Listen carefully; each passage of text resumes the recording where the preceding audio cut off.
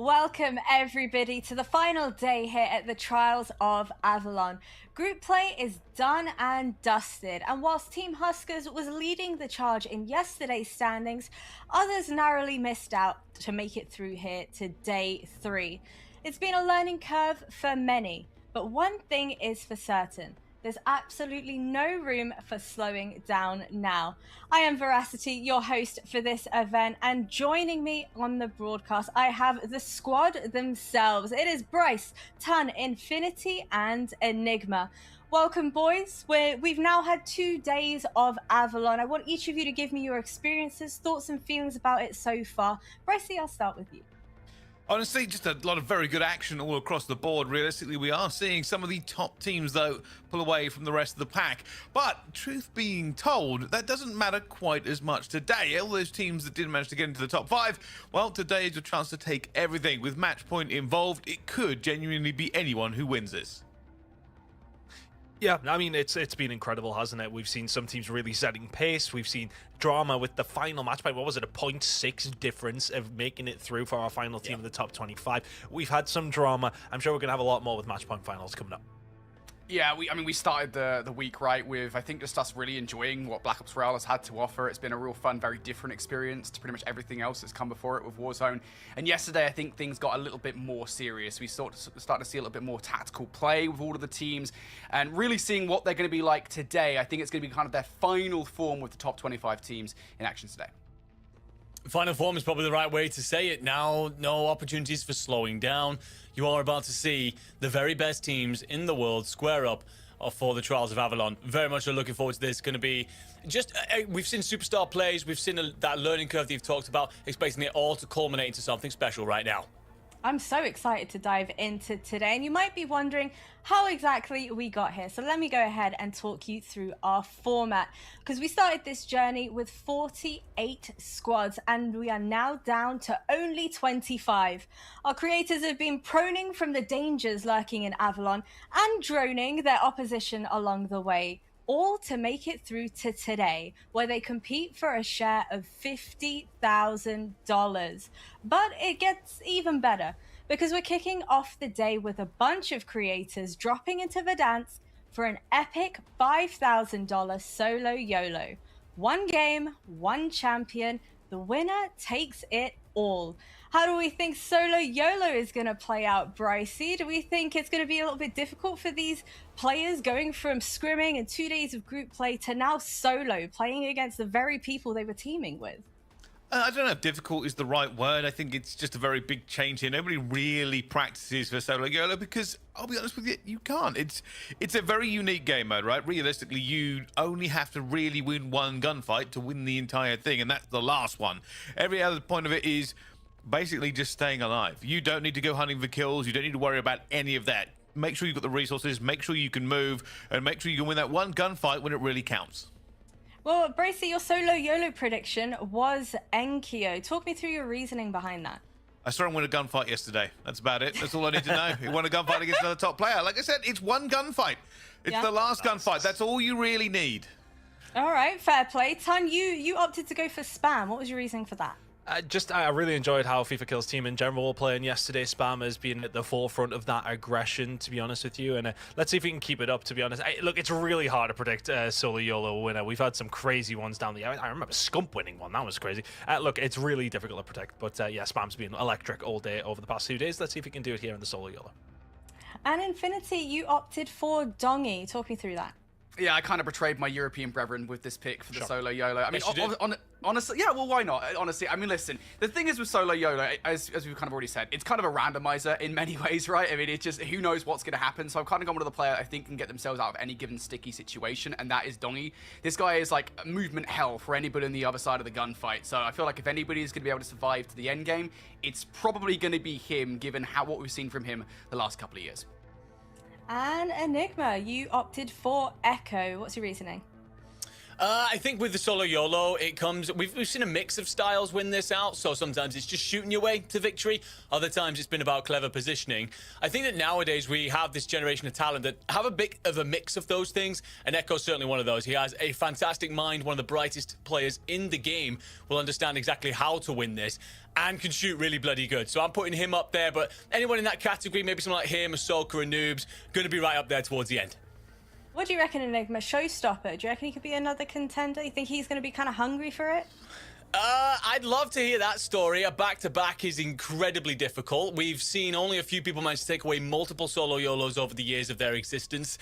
To do it here, I don't know. You've got to have better fortunes than we saw yesterday. Their team struggled and wobbled just a little bit. And the way he won it last year, Prince Rasso basically threw himself off a building for no reason. So he got a bit of fortune. And if he is going to get that today, then sure, I'm all for it. But no, I'm sticking with my prediction. I'm going with Echo. All right, fair play, fair play. Now, Infinity, Team Anaya was the team that just about made it through to the top 25 by 0.6 of a point. Could this solo YOLO have a bit of an implication for them as a team? You know, they're going to be on ropes a little bit. The team that you've just made it through to the main tournament with, you now have to compete against. Yeah, it's always a bit of an interesting one, isn't it? And I think this goes for all the teams, not just Team Anaya, but every single team competing. You're going to go up against your teammates here in solo YOLO, and there's going to be no holds barred for any of these guys whatsoever. If you're seeing a teammate, maybe there'll be a little bit of love there, or maybe they don't immediately fly. I think we've seen that in the past with solo YOLOs, but for the most part, they are going to just destroy each other. They do not care that they are teammates here. There is a massive jackpot on the line, and it doesn't matter if your teammates in the final trial, you are going to be shooting each other here in Verdansk for the solo YOLO. So yeah, teammates in the other tournament here in solo YOLO, that don't matter. Everybody's an enemy over here in solo YOLO. And speaking of enemies, Tan, I feel like Phylaxi, the team that missed out on making it through to top 25, surely they're coming into this with a vengeance. Look, it's another opportunity to get some cash underneath your belts, right? It's really, really difficult, though, when it does come down to solo YOLO. It's a completely different playstyle for a lot of these players. Of course, is it a case of maybe trying to ride it out? Or as Andy said, we've seen players really try to find their kills all the way through that and just sort of see what happens. It'll likely be somebody unexpected. So if it is a player from one of those teams in particular, that wouldn't necessarily surprise me. It's not always cut and dry who is the best player to win the solo YOLO. It's not always just about that. We all know playing solos ourselves. It's about a little bit of luck as well. Let's see who gets the most of it. I gotta say, Bracey, I've been coming across loads of clips on social media from our players' streams and what have you as well. There's an awful lot of trash talking that goes on amongst the COD community, especially Soka. I'm not sure if anybody that's joining us in the chat managed to catch any of that. But is this a common occurrence for these boys, you know, kind of dogging on each other when it comes to group play, and now they're going into solo YOLO? Is that what we should continue to expect seeing from them? No, the COD community's lovely. That's the first time I'm hearing Said of no it. one Nobody's ever said anything like this. I mean, it's a lot of the time it's just friendly banter. I mean, the truth is it's a game. People are going to try and get the win going down. And in solo YOLO, I feel like you can't really target your teammates or have any real beef here. Most of the time, you're trying to stay alive. The issue with solo YOLO will always be is that not only is it not like a normal solos game, but it's got the best players in the world, and those players will pounce on any weakness. If you get into a gunfight for too long, somebody will see you and somebody will take you out. So truth is, discretion is the better part of valor in this environment. Realistically, even things like changing your guns, right? Maybe this time you go for the covert into the recon just for the suppressor. It's actually just a very viable tactic to change up here. It's not optimal in a lot of these runs, but you want to stay off that minimap. You want to stay off, you want to get into the zone quickly, and I think even things like sensor darts will be switched out for smoke. So it is a very, very different game here, and I don't put too much kind of look into if players are having beef on the solo YOLO, because you've got to find 1 out of 150. So it is what it is. What do you reckon the best approach to this is, though? If you're dropping into solo YOLO, you know the teammates you're usually playing with are kind of nearby. You have a pretty good gauge of how they're going to look to approach this, how they usually play as well. Is your best bet to kind of eliminate them early on in the game, or give us that epic final fight that we're waiting for? What do we think? I think that you've got to. I mean, this solos has been out in Black Ops Royale for about a week now, and I think you'll have practiced a little bit of the pacing and how this is going to play out. And this, I think, is going to come. There's not extra element to this, of course, because for the first time in these solos, we've got the looting that goes on in Black Ops Royale, and I think that fortune's going to favor the bold. You manage to get yourself into a position to control a POI on that first drop and get a lot of loot. You're going to outrank so many of these opposing players. You can find a very easy path then in towards center circle, and with the redeploy token available, you can then go somewhere quieter if you lose. So I think for a lot of these players, that's kind of what it is now. It's kind of going in for that hop drop, trying to take the best that you can away from you in terms of your armory, and then starting to build up that path into the middle of the map. If you don't get that early hot drop, we might be seeing you for an early shower, because it's going to be very difficult to get back into the match from there. Tom, what do you think the strategy should be like heading into this? Going guns blazing. Please say it. Please say it. Well, yeah, I mean, for some of these players, that is going to be the play, but it's easier said than done. You are, as mentioned, in with another bunch of very, very good players. It's not like just jumping into a solo like you are normally going to do in Warzone. It is very much about jumping in a solo with another bunch of very, very good players. So, I think there's so many different ways that you can play this one. I think the quiet way is probably the more likely way to a victory, but I think what they're saying is, well, fortune may well favor the brave. Let's see if that is the case, though, when we do dive in. I'm super excited to drop on into it. Is there any other players that you think might really start to shine, especially when it comes to the solo gameplay? Oh, I'm gonna shout out FIFA Kill, because I've seen him do very well in these many times. So I think it should be a player that should go very well. I want to see if he can get a bit further. However, I did see him post a clip this morning where he landed on someone and actually got assassinated from behind accidentally. So he did rage quit the game midway through that. So hopefully you are The correct. false sense of security. He's letting the other players think that he's vulnerable. That's what he's doing. Genius. He's very You're smart. absolutely right, genius. We're on a wavelength. Are they just going to be treating this as a bit of a warm-up heading into the main event itself? Because $50,000 is on the line. What are we thinking? The main focus is going to be on that huge chunk of change, right? Yeah. I mean, it is a warm-up in a way, right? I mean, they are going to be very warm going into the final trial because of the fact they're playing the solo YOLO, but these things are so massively different that there's very little element of a practice here going into the final trial. I think these guys are just going to take it as there's money on the line, this is going to be a real fun map, and in the process, we can kind of warm up a little bit for that final trial. So yeah, solo YOLO is just so different that I don't know if there's much practice here whatsoever. Not much practice, but an awful lot of bragging rights on the line as well. Who do you think is going to be the most insufferable when it comes to winning solo YOLO? Is there anybody that's going to be rubbing it in everyone's faces, posting on social media? I mean, there'll be a couple of them. Oh wait, he's not in it. I thought you meant a ton of them. Honestly, if I'd managed to do that, then that would be actually more incredible than many other feats in my career. But honestly, for me, I'm looking forward to seeing how Len's going to do as well. That's another one to keep an eye out on. Obviously, the infamous clip. If we can have any sort of recreation of that would be wonderful. But yeah, let's see how he's going to do. I'll be interested. I'll be keeping an eye on his stream, because it's always an entertaining one when the solo YOLOs do come through. So let's see how he does. Any other takers? Insufferable Hisoka. I love that guy. 100%. I was Because waiting for he's someone the to say it. entertainer. But that guy is a motor mouth. Accidentally spat on his PC screen yesterday in celebration of a kill. Accidentally. That he had to clean off, because he's not at home. He's flown over to the UK to play in Birmingham. So this is a player that is going to get extremely excited. And if he wins, we will all know about it. Those of us in attendance at Birmingham won't stop hearing about it. Don't worry, that guy knows how to brag. Does that mean he spits on his monitor at home? I assume so. I wonder if he's got the windscreen wipers on the monitor. Hisoka's hygiene routine. I don't want to know any of that. I'm just hoping the screen wipes on hand. Yeah, I certainly hope so. Heading into Birmingham, though, do you feel like this event as a whole is a little bit of a breath of fresh air for some of our players? Maybe a little bit of a break, maybe an opportunity to have a little bit of fun before things get serious. How are they going to be looking at it? Yeah, I think practice schedules as well, maybe ever so slightly disrupted with it, but I think if some of these players, it's a really good opportunity for a different mode to get something in there, and not just that repetitiveness of Resurgence kind of coming through for some of these teams, in that sense of the imagination anyway. But yeah, it's maybe just a nice break from the grind, to be honest with you, for some of these squads. But for some of the other squads who haven't necessarily obviously got that far in the Resurgence series, it is a really, really important thing for them to go on through and try and get a chunk of what is a very, very big prize pool. So yeah, no, it's maybe a slight distraction, but a good one to say the least. Well, whilst we are ready and waiting for all of our players to join the lobby, let's have a little bit of a chit chat about the events that unfolded yesterday, boys. Any really big highlights for you? Any surprises thrown your way? I kind of want to talk about. Oh, go on. Go on. I'll let you go first. I kind of want to talk very about British. team. I know, I can't believe it. I feel so nice.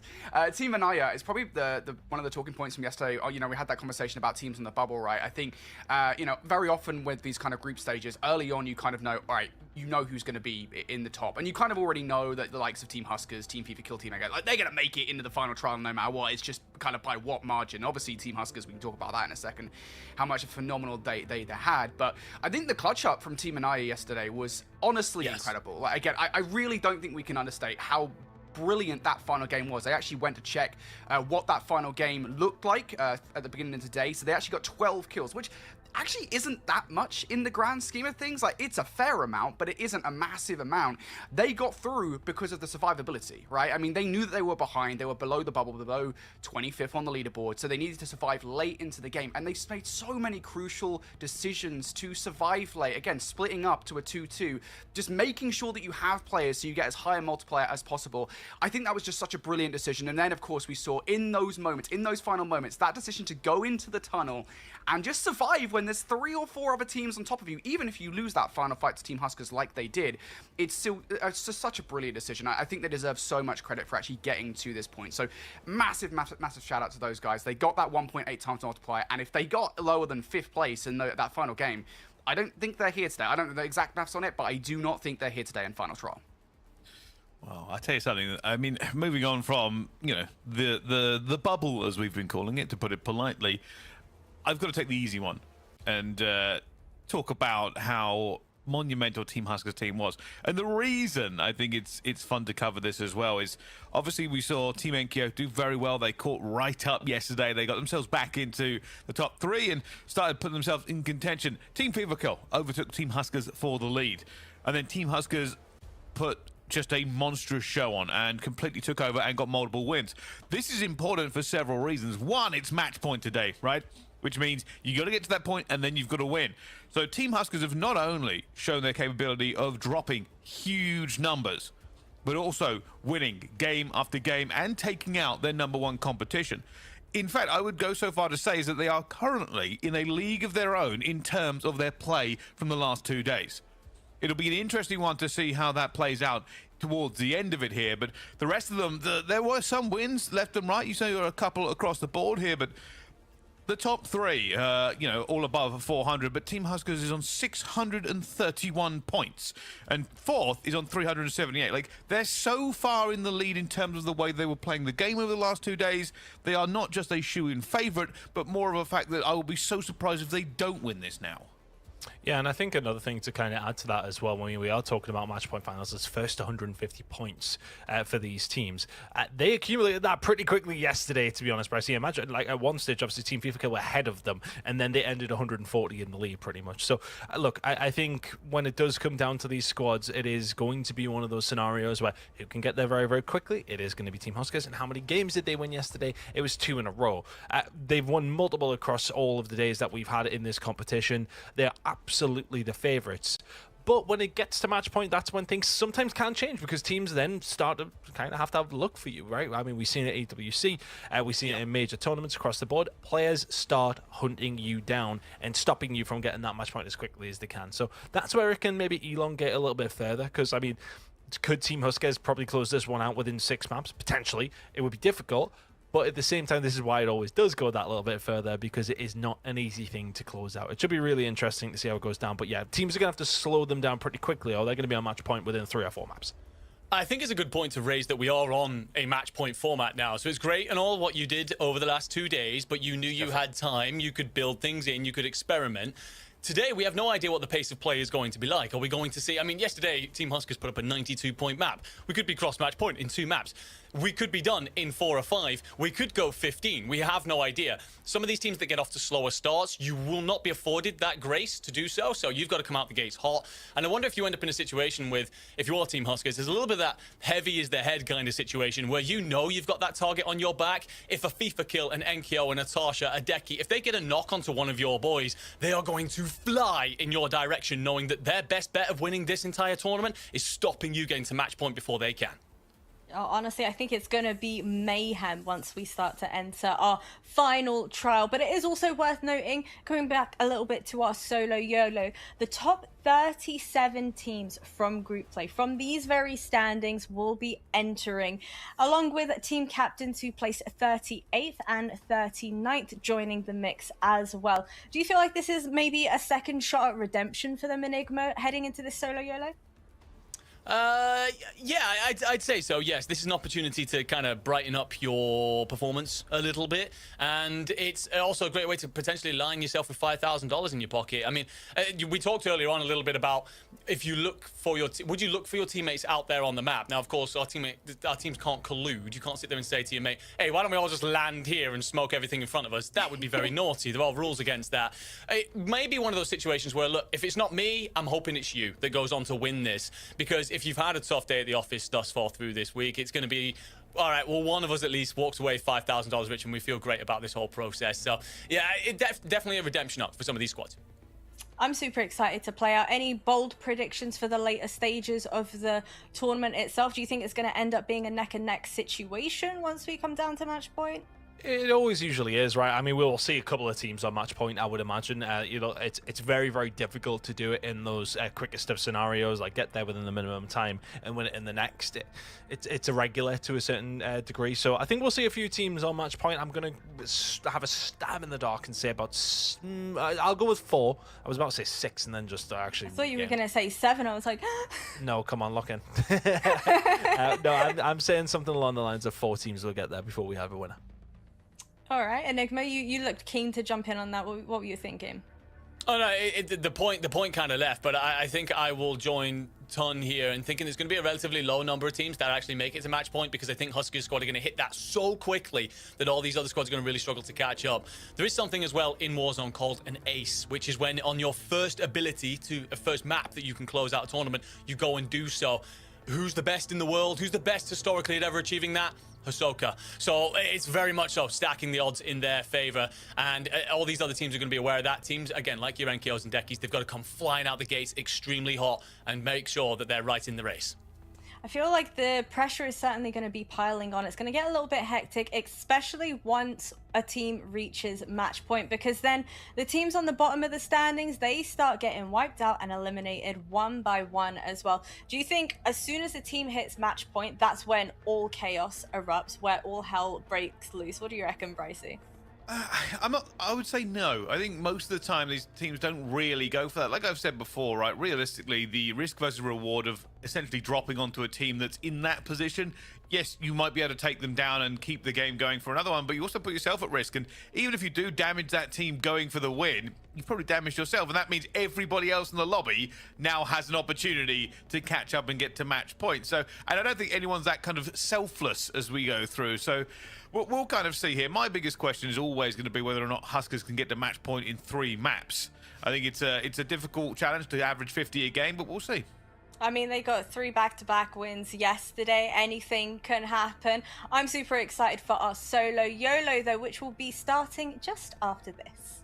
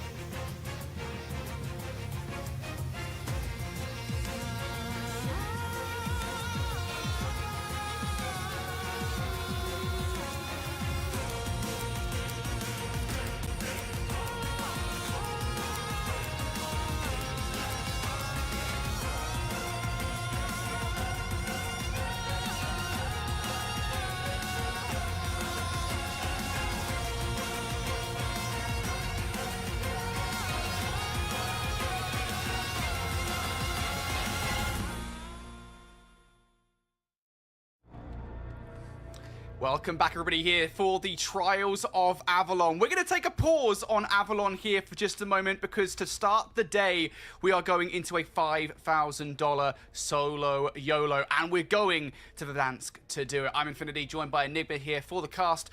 I can't wait for my first ever cast of a solo YOLO.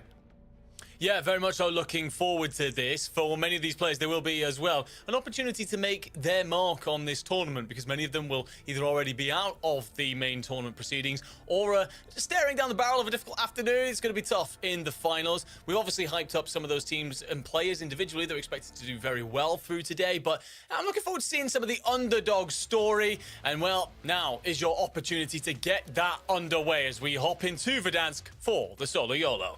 A reminder, $5,000 on the line here for just the winner of Solo YOLO. And we're going to be seeing these players play this entirely differently. If this is your first time watching Solo YOLO, folks, I mean, it's just totally different. Everything, obviously, we're over here on Verdansk. That in itself is very different. But obviously, I mean, you're just playing by yourself, right? So you don't have any teammates to worry about. You don't have to share the loot out with anybody else, Enigma. It is literally just you loot up as fast as you possibly can, and then you just either kill what you can in front of you, or you kind of just play things super passively and hide. For FIFA Kill, unsurprisingly, it looks like it's probably going to be the former of those two things.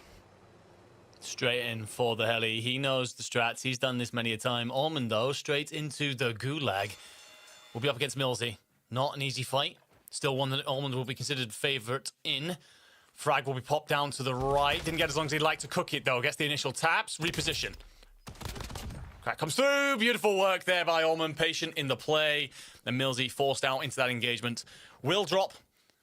And we'll now see Almond back in. So our first player eliminated. And I say that, actually, it looks like our second 127 of 129 remain. Couple of early eliminations here on Verdansk for the solo YOLO.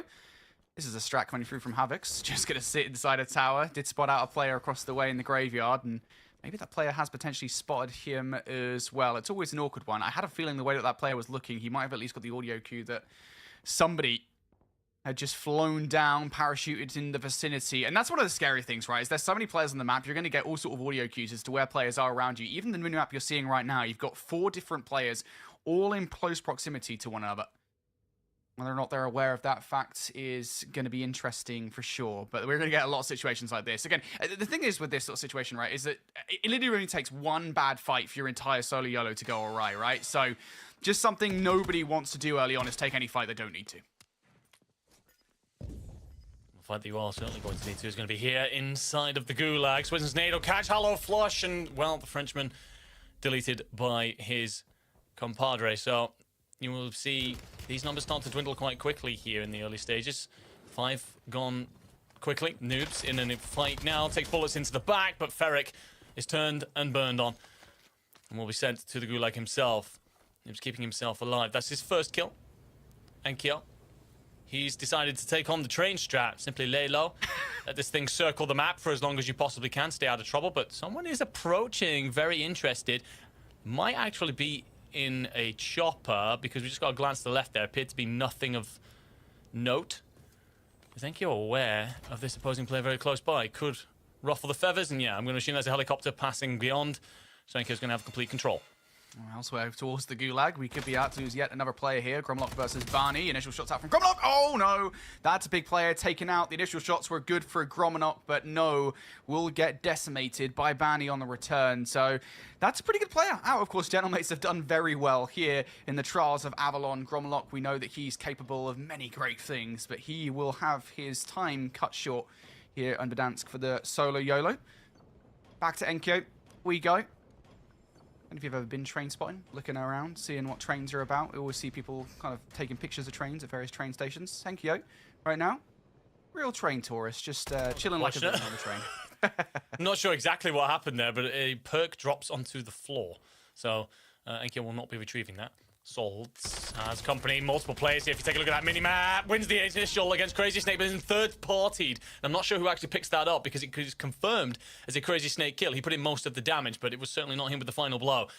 Robstar and Stukex now in the gulag themselves. Pistols out.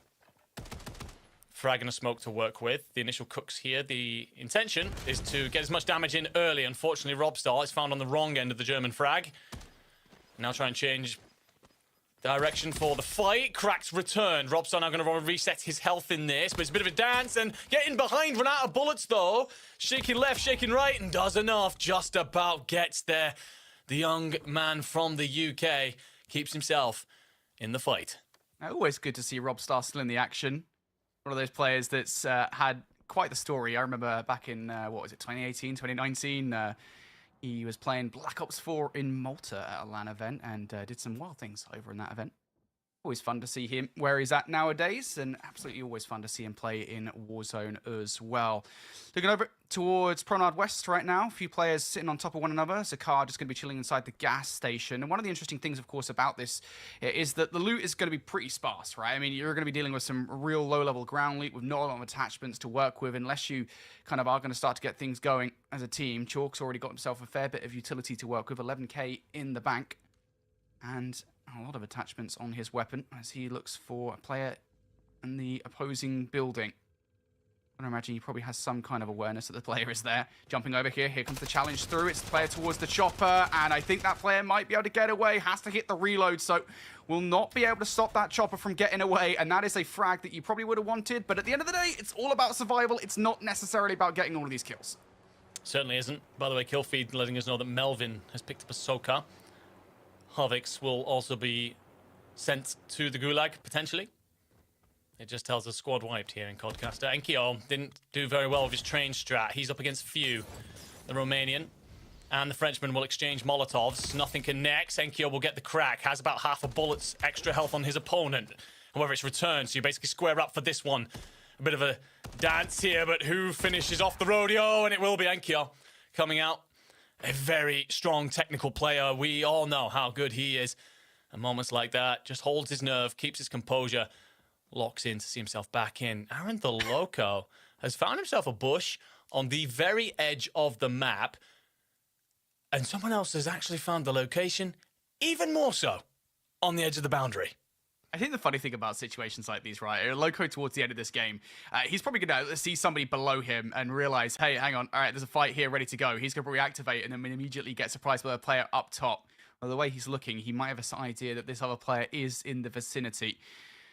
But it's not the worst strat in the world. If you want the 5k, just hide as much as possible. For control, another player coming over from multiplayer to Warzone over the last few years.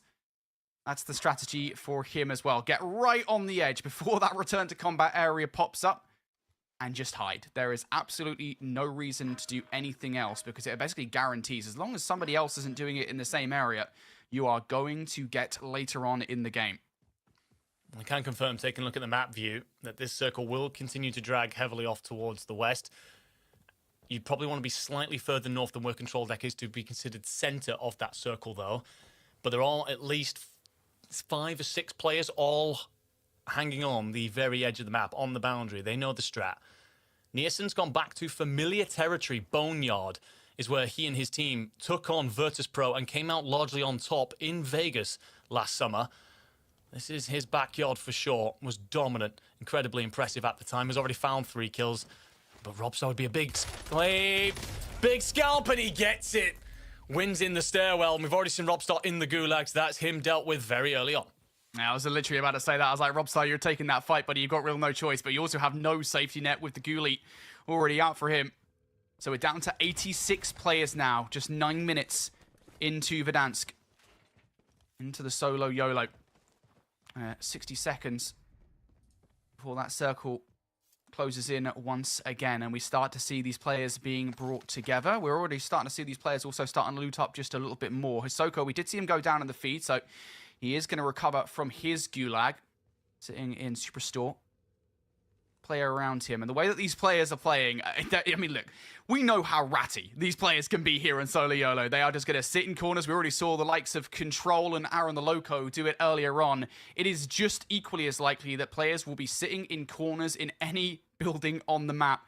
And that's exactly what the case here for player number 65. And that's what Hisoka is worried about here. Anybody can be sat around Superstore with him and he would not have a clue. Extra is just staring down this door. If Hisoka comes barreling through that thing, he is ready. Yeah, Razor 9mm in pocket as well. Couldn't find much of a better SMG right now if you are Extra, Jay. Just slow things down. Baraska, he's actually got a Voyak. Won't matter a bit. Kirikou cleans him out of dealership. Tibbs was a witness to that engagement. It's a corpse at his doorway, but who was the initial aggressor there? Doesn't spot Kirikou dropping off the other side of that rooftop. And Brandon Scholes, he's found himself into Boneyard. Now again, this is where Nearson was and already has 4 kills. So expect him to be happy to be active. But 3 in the name of Brandon. Got to assume one of them is going to be a Gulag kill because there's not a down there. It's just a straight up kill.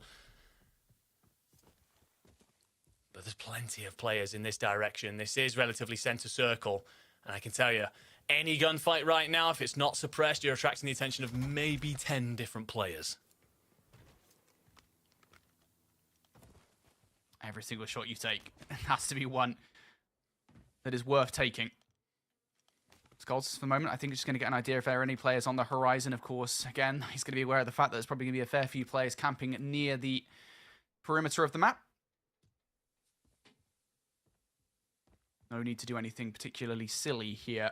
Just take some space for yourself. There's going to be a long time before anybody's going to force you into a fight here for the moment. So I think it's just going to be the strategy for a lot of these teams at the moment. Just pick a corner, camp it for the moment. There is no reason to get aggressive. Again, folks, there's no reward here for going ham. There's no reward for running around the map and hoovering up every single kill possible. It is simply who wins the solo YOLO that takes home the entire $5,000 prize. So something to bear in mind there. A lot of teams, a lot of players are going to be very passive here. Over towards the Gulag, though. FIFA kill. This is a big name that we were talking about. Bryce brought him up earlier as a potential winner for the entire solo YOLO. Puts shots in towards Pavel here.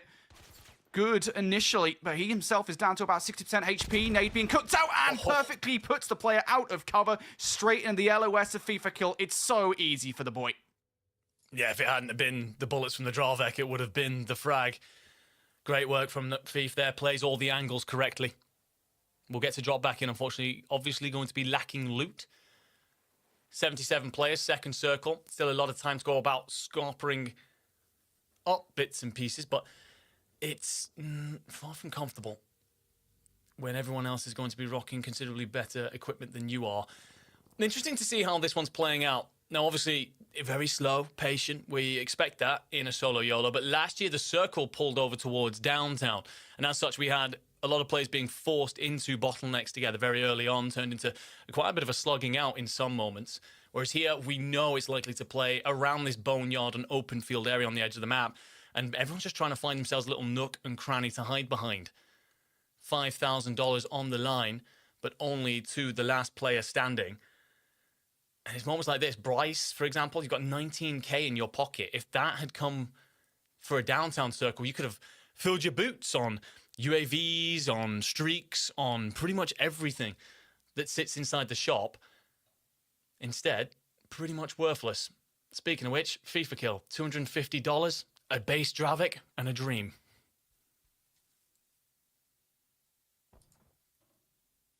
We are approaching the end of the second zone here, folks. So the circle will now close, and that will start to bring some of these players who are currently hiding on the eastern side of the map in towards the central. It's worth saying that quite a lot of Verdansk is being covered here by the zone, so not many of those players will be too stressed just yet, but it might at least lessen the bandwidth enough that we start to get some more engagements. Speaking of engagements, there's a high chance here that Disrupt is about to have one. Speeds one. Oh, and he doesn't even get a look at Runzo before he himself gets run over, beamed, and that is Disrupt down and out here. Not entirely sure if he has a Gulag, but either way, that is a big, big holding of some territory there for Runzo. FIFA kill might get shot in the back here as well. Player 76 is going to come rolling on by. Doesn't spot him. And ex-winner of Solo YOLO. Won it on Caldera, actually in North America at the time because he'd flown over to play in the main event with Joe and Breadman. So he knows what it takes to be coming out victorious in this. It's going to require from him for now to kill a player that has their loadout and essentially scooping everything from their corpse. FLS has his eyes on one. Is desperate not to attract attention, however, and he'd be smart to do so because there are 3 players slightly to his north and one just slightly inland from the player who's currently aiming at. You can just about see the light blue circle on the minimap top left corner. The second he rings out any shots here, he's going to attract a lot of attention. So it's whether you can get past this player in a more stealthy manner and just avoid the conflict altogether. just no need to take the shots. That player in his sights has actually taken the shots against one. That's Hivok down for the count. So that will give him a little bit more room to breathe as that zone starts to encroach in here. Oh, control deck just got run over in the feed. That's a very unfortunate way for your solo YOLO to end. Given where he was as well, Louis CM must just be roaming the map with that truck, with that Jeep.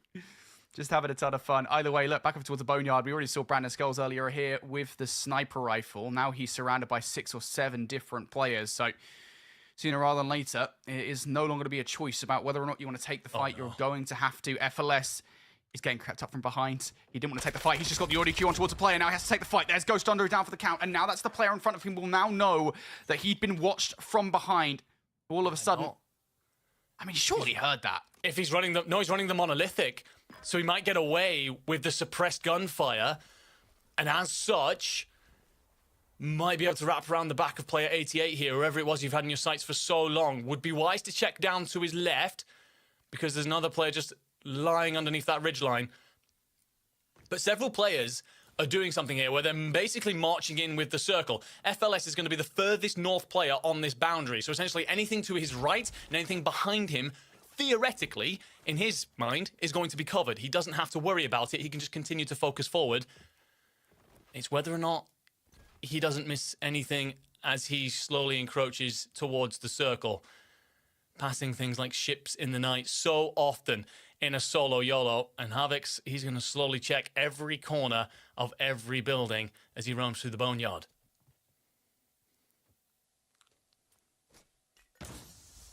Smokes out.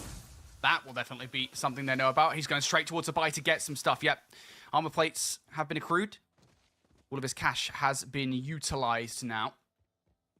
And that's some good utilization of the smoke grenade. Echo unit down on the stairwell. That might at least throw one player off on the entry in towards the stairs as he claims himself a building here on the Boneyard. And all of a sudden, I say all of a sudden, it's kind of crept up on us, hasn't it? How many players have stacked up on top of one another inside the Boneyard? That's now, what, by my count, 9 players basically in close proximity to one another.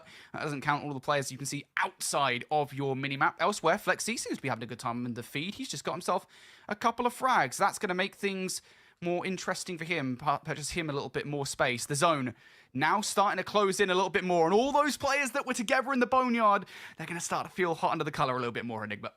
I'm pretty sure that number 9, by the way, is FLS, and that was the player that we were speaking about a moment ago. He was the furthest north. However, he's actually sent himself beyond 3 players, and there's 2 more pushing towards him, so he might be in a spot to bother in a moment. That slowly approach, potentially not paying off. Brandon Skull sat center of the map.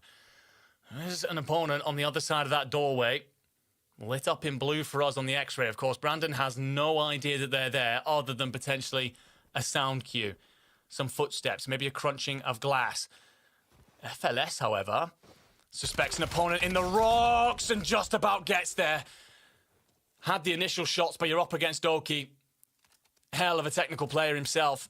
Nearly does enough.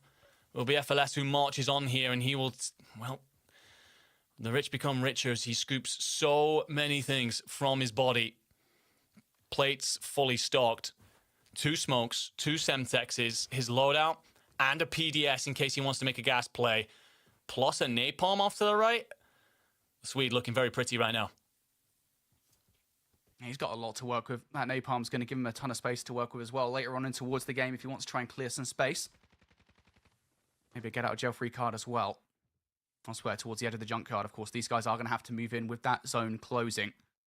That's a long way to go for the player that's got the 87 tag to go. Runzo doesn't really have much cover here, just stuck between the 2 train cars.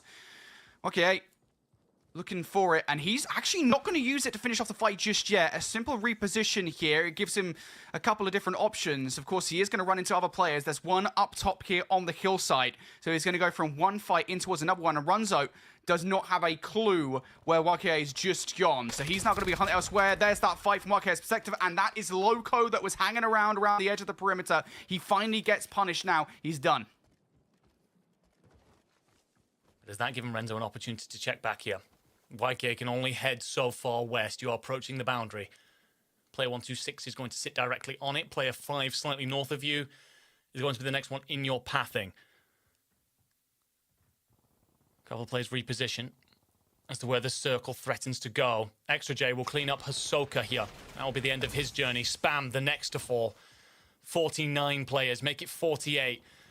Circle gets smaller, everyone squeezed together. Watch that number trickle very quickly down. But everyone now just kind of weighing up, where's this next circle pulling us off to?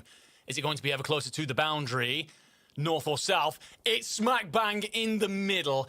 It's player 116 sat right in the middle right now, but honestly, player 128, that kind of maroony pinky color off towards the west, they're in what is arguably the best location. They'll be able to look out over everything in front of them, and someone who will not is Master 5K, the Italian of Orland, delivering the final blow. Again, this Voyak, so good over range, came in this season and instantly made meta. Able to light up players at any range as long as you know how to shoot with it. And trust me, there are so many players here that certainly can. I will say, by the way, commiserations to Ton. Spam, who we just saw be eliminated, that was his prediction. Over already. Not surprising. My prediction's still in, by the way. We just saw Dongi get a kill in the feed, so he's still in this one. I'm going to go ahead and assume that yours is still in as well, Enigma. You picked Enkyo, right? Was your prediction for this one? I went with Echo. I went with Echo. Bryce went with Enkyo, I think, actually. So I don't know if those players are still in or not. We haven't caught up with them in just a hot minute. Either way, we did see Enkyo in the Gulag earlier, so we know that he was up against it. BR, this is a strategy and a half. Using a vehicle to try and get around. That thing's going to be set on fire, and that's going to leave him in a really awkward spot here. There's not really a lot of cover. His only hope is to try and dip and dive. Using the movement, it's not going to happen. He gets shut down. Banny has a vehicle for himself for cover right on the top side of this hill. And all the verges in front of him here, all the topography, that's going to make it awkward for other players to take him down. Elsewhere, that's a big name out. Hisoka, we will not see him screaming at the camera post-victory here in the solo YOLO. Certainly will not. Vapulir, by the way, on 12. FLS, who's marched in from the north. Over some time now, has another fight on his hands. They've both cracked one another and just about gets there through the smoke. No aim assist, having to just guide that stick as much as possible onto your target. It'll be Viero to be cleaned up. Versadir, 1v1, one bullet left. Great snap out of Volcom. The man from the LATAM region is known for some incredible highlight reel moments. And needed to bring out every bit of technical prowess to stay alive there. FLS will continue this slow roll down with the gas at his back. At least 2 choppers in the sky. Yuar is going to be one of them.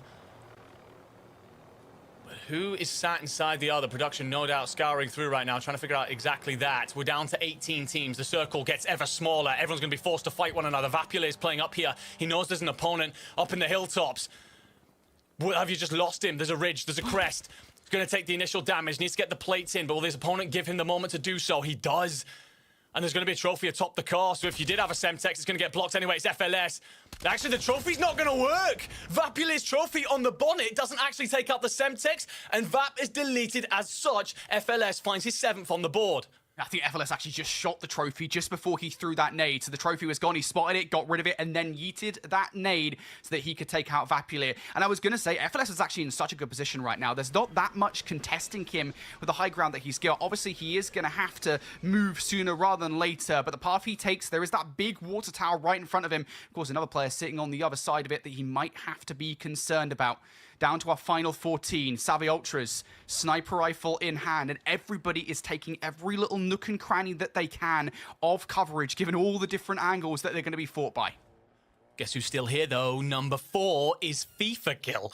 The guy who's basically been running a base Dravik since the start of the game will be tucked inside center zone. Extra J will find Chronica. Savvy Ultras just trying to snipe the chopper out of the sky. Honestly, don't know if it's worth your time investment. Player 73 also hovering above. Look at those players fighting on the ridgeline. Number 101 is going to reduce 128 to Ash. Almost inside our top 10. Everyone jostling for position here, trying to calculate their angles.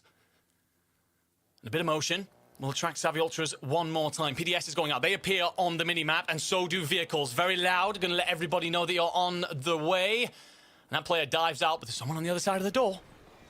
The bunker positioning would be nice to get, or at least from the player. Oh, never mind. Wakia tries it, but Chalk will take him down. But Chalk, far from safe. Player on the hillside waiting to take him out. That's going to be Woodsy. So, sequence of events now. A couple more players down to our final 9. Woodsy is going to have to slowly crawl his way up through here using what coverage the trees might provide.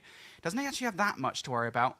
just yet in this situation. One player on towards the hillside, player number 101. If you could take him out, that would be huge. FIFA kill down, though. That's a big player, and it's King AJ that gets it. Woodsy decides, yep, it's time to pop off now. Big 1 versus 1 against that 101. Now just with the reposition here. Tries to get away with the smoke. It's not happening. And that is yet another player down to our final 6. It's Shifty. 101 is Shifty. Won the trials last year. Came over and spoiled the European party. Can you do it again? This year's the claim for him of becoming the greatest of all time. What a way to kickstart your week this would be. Spots one up in the hills. That's pure flesh. Circle's actually going to pull in his direction so he can watch everything unfold in front of him. They've got to move in his way. They've got to cross in front of the open arms and the end of a barrel of one of the best players to ever touch Warzone. I think Savvy Ultra is down right below him as well, but he gets tagged up from the left now. We'll be able to hit the plate here. Really the ideal situation for the other 3 players is that they kind of attack him all at the same time. I don't know if that's going to happen. To concert like that would be a difficult ask for anybody. There is still a player, by the way. It's Prince Razzo up top. Shifty takes down Extra Day. And now that just leaves the 3, the 1 in a helicopter, and really Savvy Ultra is in such an awkward spot. There he goes. No way. And now all of a sudden it becomes a helicopter versus ground fight. Razzo, no choice but to come down, and Shifty beams him for the solo YOLO dub. $5,000 for Shifty. Does he really need it? Doesn't matter. He is beaming his way through the solo YOLO.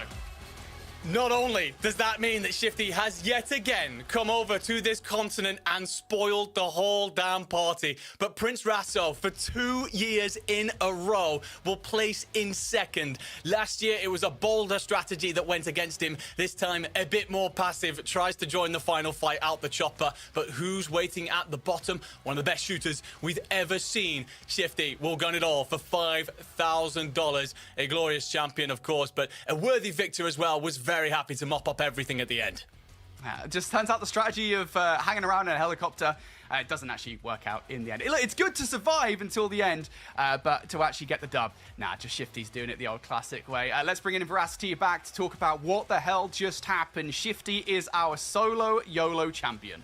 I'll tell you exactly what just happened. Shifty walked away with $5,000. But boys, I have never seen so many players just proning. The entire time, every time we kept swapping over to FIFA kill, what on earth was he doing down there on the floor? By mid-game, he still only had 1 kill to his name. I don't know what on earth the solo mentality is, but if that was me, I definitely would have died within the first five seconds or so. Let's just put it that way. Infinity, how are you feeling about Shifty's positioning in particular? He absolutely owned it at the later stages of game. Yeah, I mean, it's some kind of, I guess, just like the choice you make, right, in that final positioning. Obviously, you kind of default to having the high ground, and that's more or less what Shifty did, but you never know where that final zone is going to pull to. It is worth saying, he got very fortunate that the final pull was in his direction. I have no doubt in my mind that Shifty is kind of the player that would overcome the adversity. If the zone was to pull away from him, he might well have still pulled out the dub there. I probably would have known that Savvy Ultras was positioned below him, but still, he was extremely fortunate in that positioning that he did manage to have the zone pull towards him. All 3 players had to walk uphill to try and take him down, and that's just so difficult to do in any given situation, especially when you're going up against one of the best players in the world. One of the things with Shifty there is seeing a classic strategy that has won him so many tournaments over the year, and that is essentially to march in with the gas. Some players try to put themselves center circle early. The problem with that is, even if you've got the boundary on one side of you, you're trying to pay attention to this all arc around you. Instead, what he is kind of doing is going, look, over the years, what I've done is I've marched in, let the gas kind of protect my back, and just picked off players in front of me because I believe in my ability to shut those things down. He does it again here. Just kind of plays in through the southern side, slowly moves his way forward, and every single obstacle, well, it didn't exist for very long. It does a great job. You are right about the fact that he gets a bit of luck with the circle pulling in his direction, but luck is where preparation meets opportunity, and he certainly prepared himself by ensuring that he'd slaughtered everything on the path to get there. When that opportunity presents, Shifty ain't gonna give that up, not for $5,000 in the W.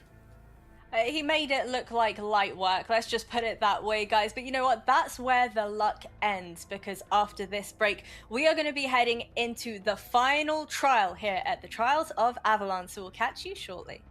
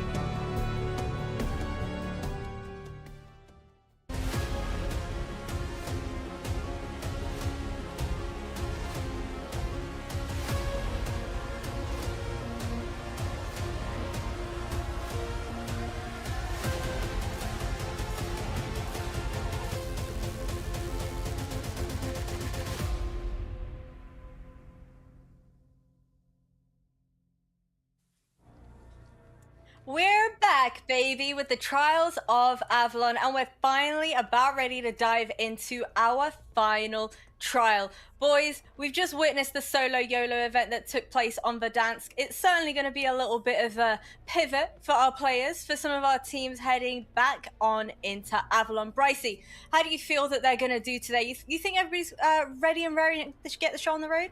Oh, I think they're more than ready. We had a slight technical delay, so everybody's been waiting to get into this one. Of course, with the solo YOLO, puts a bit of a pause on proceedings, but it does get the old heart pumping for several of these players. So yeah, I think everybody's now ready back in the lobby to go to work. So we should be on for a very good game. The question is, how many?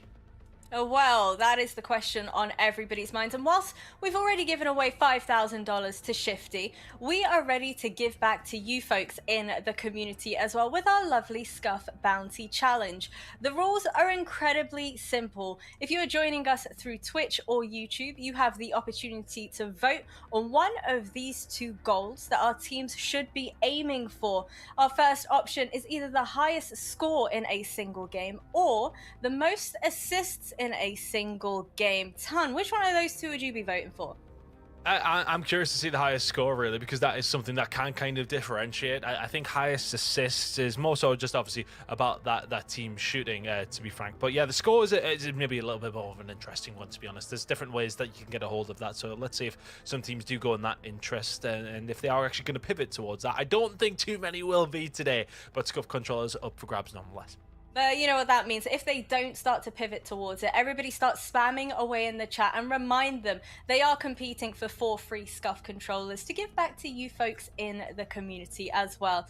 But now, boys, it comes down to the final trial. Of course, it is going to come down to match point. The threshold our teams have to hit is 150 points, after which the team that hits 150 points then has to secure themselves a victory as well. But the difficulty doesn't stop there for them, Infinity, because once a team reaches the threshold, the team at the very bottom of the leaderboard then gets eliminated one by one by one. So talk to me about how you think this is going to impact the overall gameplay. Yeah, I mean, I'll be honest in saying I don't think it's going to impact it that greatly. I think, like Bryce was saying earlier, I think if you're one of those teams that are sitting right at the kind of lower end of the leaderboard, kind of doing anything silly in any way, like throwing a Hail Mary, is really dangerous. Like, the risk versus reward of doing something out of the norm for your normal game plan is not going to be worth it, in my opinion. I think if you're down there and you're at risk of getting knocked out by the survival phase, I think the best thing you can do is just try and have a good game. Like, don't do anything silly. Don't go and land in another spot, because it's just not going to work out for you unless you've done the preparation for it. I think the only thing I can say is try as much as possible to avoid those big teams, because you might think, oh, we could get brave and we could take down Team Huskers and stop them from winning here on match point, but I don't think anybody in their right mind is actually going to do that. I think the best thing you can do is, if you're one of those teams that is at risk of getting knocked out here in survival phase, just play your game like normal, try and get as many kills as possible, and just try to survive in a normal way. I don't think throwing a curveball is not going to help you.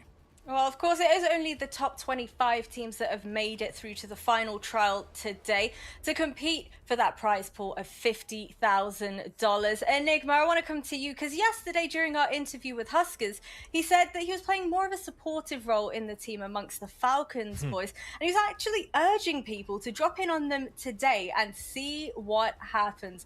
What do you reckon? You think there's going to be some early contention against Team Huskers, or everybody's going to be wanting to stay well clear? If you're out of your mind, drop on them. Feel free. And we know this because Soka himself was part of that dynasty team for a very long time. They won 95% of tournaments over an entire calendar year. And that is a ridiculous stat. Even more so supported by the fact that they, at one point themselves, begged people to land on them. They had so much free space, they asked people to come and try and fight them over at Pop-Off Power on Urzikstan. People did, and were very quickly shown why they shouldn't. So they will have no problem mopping people up here. If they do land on them, they'll have a spot, they'll call it home territory, and they'll protect it like it is their castle. Anyone who maybe considers it when it comes to match point, I understand that approach a little bit, but early on, I think it's just for all of these teams trying to get as close to that match point as quickly as possible. Well, for Team Huskers during the group play stage, they got themselves a total of 7 wins, 3 of which were yesterday, by the way, and they had a total of 118 kills yesterday alone. This team has only been getting better and better. So, Tan, my question for you is, how quickly do you think Team Huskers have the capability to hit that 150 points? I mean, they could realistically do it in 3 or 4, but today is going to be harder. Look, I think a lot of us have to consider the fact that we have lost, 23 other teams, some of them who were really struggling and were pretty much just fodder to the points of what Huskers and Co were kind of making. So, look, those players and teams are now gone. The lowest ranked team, as you can see on your screen, is the number 25 team in Asia, but the ones that really did give Huskers and Co an actual run for their money at that very last circle, albeit they caught them off guard. This is not going to be as easy to get up those points. There are very much going to be shooters very much looking back at you. It's not going to be a case of just being able to run through some of these weaker teams. They don't exist anymore. I think, honestly, we may well see it within 4, but I'm going to say more likely within 5, if they can keep up that pace. But that's another question if they can actually do that.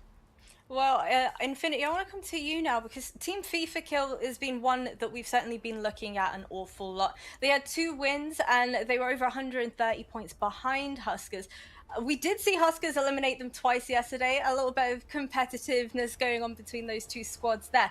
But if you are Team FIFA Kill, heading into this, seeing how dominant Team Huskers have been throughout group play, how do you kind of combat that now heading into this lobby? Just kill them. Yeah, just get towards the end game and and just kill them. Just kill them. Yeah, well, I don't think it's so much targeting Huskers, but just get into the late game. I think winning those fights is going to be so integral, right? Because I think that's the interesting thing about for Team FIFA Kill. Actually, you mentioned it there. Team FIFA Kill only had 2 match wins throughout the entirety of the group stage. Comparatively, I think it was the 7 of Huskers. I think Team Natasha had 5, something like that. Like they had a pretty low amount of actual map wins, and the vast majority of that was because they kept on getting wiped out by some of the higher level teams. I think it was back-to-back games where they lost to Team Huskers. And so I think it's undoubtable that Team Huskers is probably going to be one of the biggest issues that they're going to face in this entire lobby, because the amount of times that they would go up against Team Huskers on their path towards the final zone and actually lose that fight, it happened a fair amount. I think it was like a 3-for-1 record or something in favor of Team Huskers at the end of the day. So it's something they need to get over for sure. And it's worth saying, if they do manage to get over that hurdle, if they do manage to win that fight versus Team Huskers, Team FIFA Kill might well be favorites to win the entire thing, because if they can consistently overcome that barrier, that hurdle, which is not easy by any stretch of the imagination, they will be sitting pretty for a really good spot in the final zone. So honestly, I think that's something that we need to kind of bear in mind throughout the day, is that Team Huskers versus Team FIFA Kill fight, every single time that it happens, might well determine how the entire map goes. I'm keen to see whether or not they can do it. I've been loving the little bit of rivalry that's going on between the 2 of them.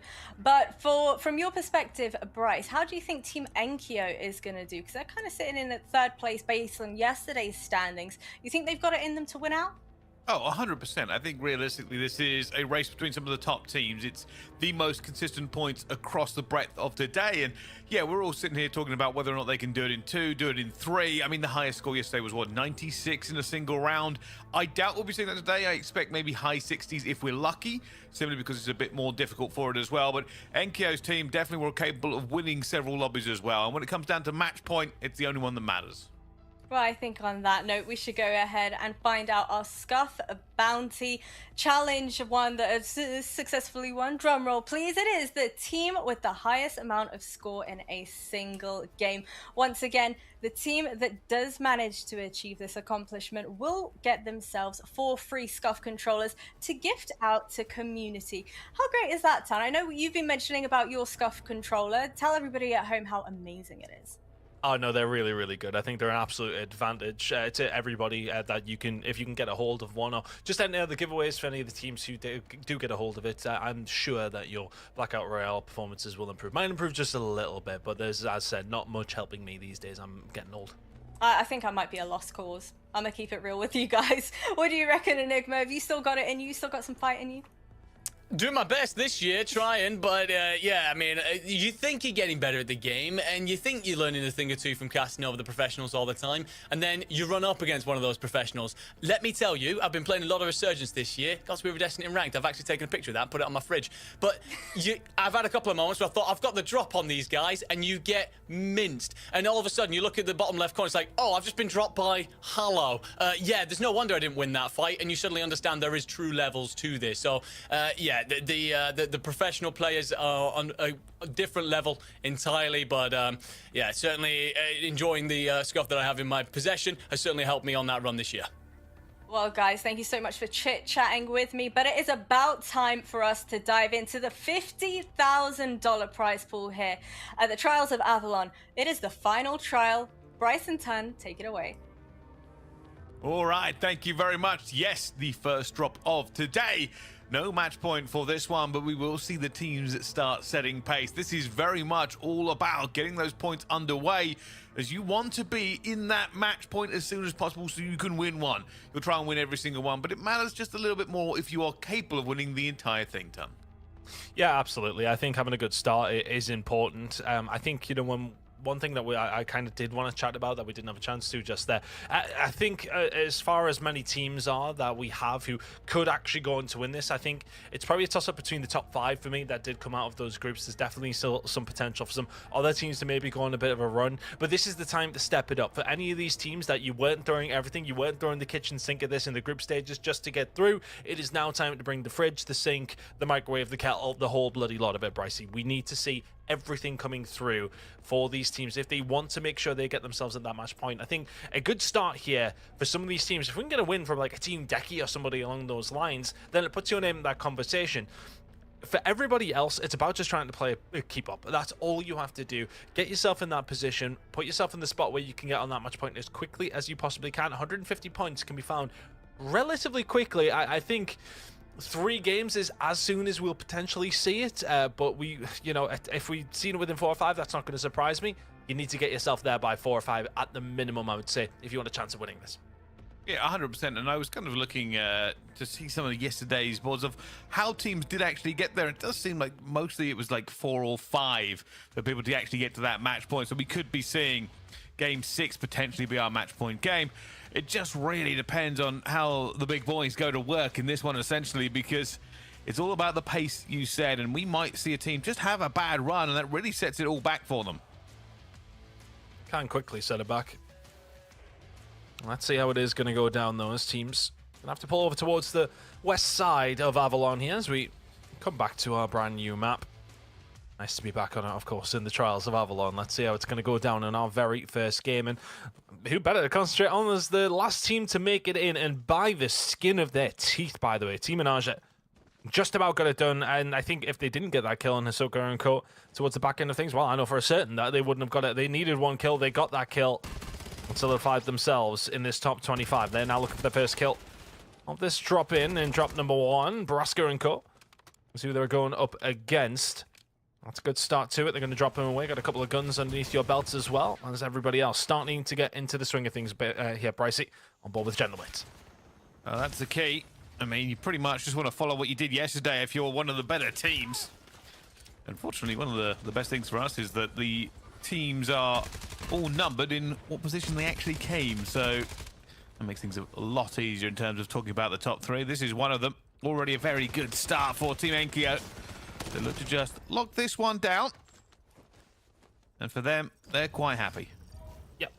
Well, that's a good opportunity now for them to start looting up. Having a look over towards the minimap, there's a lot of room realistically here for the side of Huskers and Co. They have, well, pretty much just completely taken over Car Factory, Old Arsenal, and Chop Shop. There is nobody around them. They are currently looting up for free.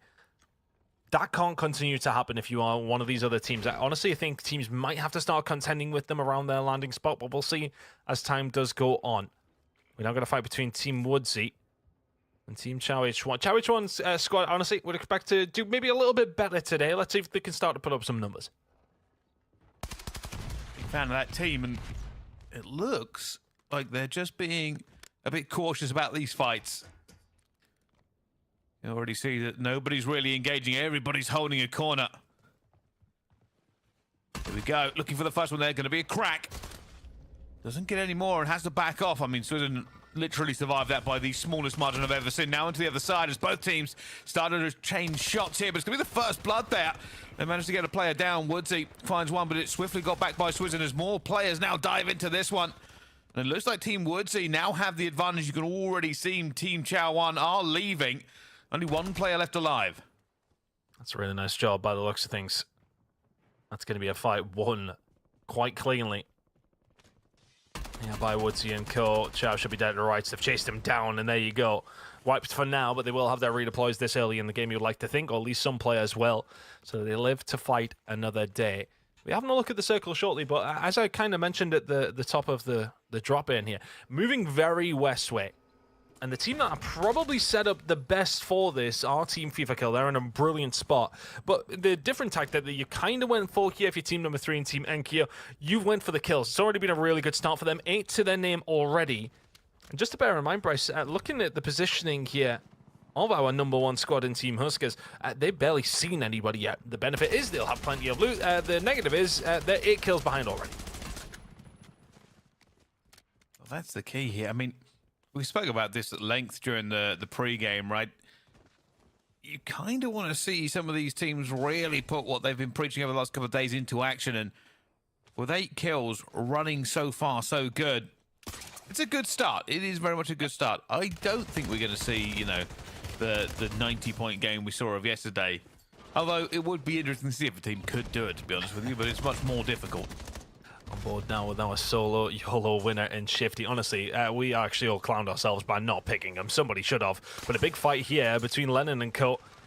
And Shifty, Natasha, Almond, and Z Smith. This is unfortunate for Almond and Co. It seems as if they're being caught out. King AJ will get taken down. Zyro, the team captain, the only one alive and kicking. He has, well, turned heel and he's made his move away.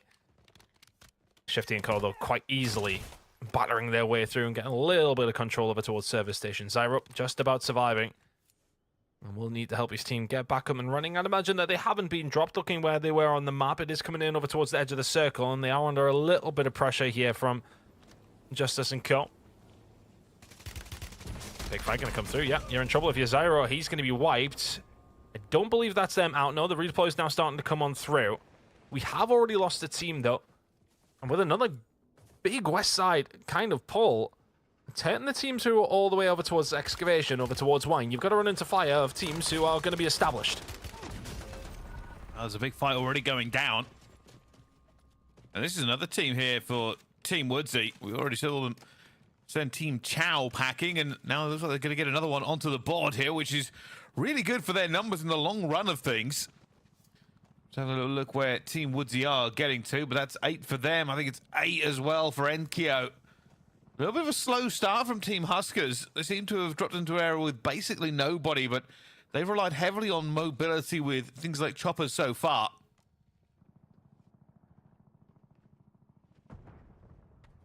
Now they're finally making a move. They're actually moving in, but on the map we can see Huskers and Team Enkyo might come under fire here as another fight kicks off for Team Woodsy. Resolve. Waiting for this push to come through here from Team Decky, who had a good day yesterday, had a better day in day number 1. Seems as if a drop has been found, though. Stukex Decky doing well. And they found the initiation into this fight. They found the engagement. Decky running around SMG in hand and just causing all sorts of problems. That is as clean as you are likely to see. May not be a full squad wipe, but if you are Team Woodsy, good start. And, well, you very much have met your match here, though, in Team Decky. Nice start for them as well. Everybody now just exchanging fire all over the place. And, well, that's going to be Hisoka taking down AB Wiz. It's a big scalp to take. And, well, they find another one. Finally, this team is starting to really move here. A little bit of a slow start for them. And that might just be a bit more cautiousness, trying to find the weapons and armor that they need to make a bit of a difference, considering that this is a more competitive field than the groups that we've seen in the previous 2 days.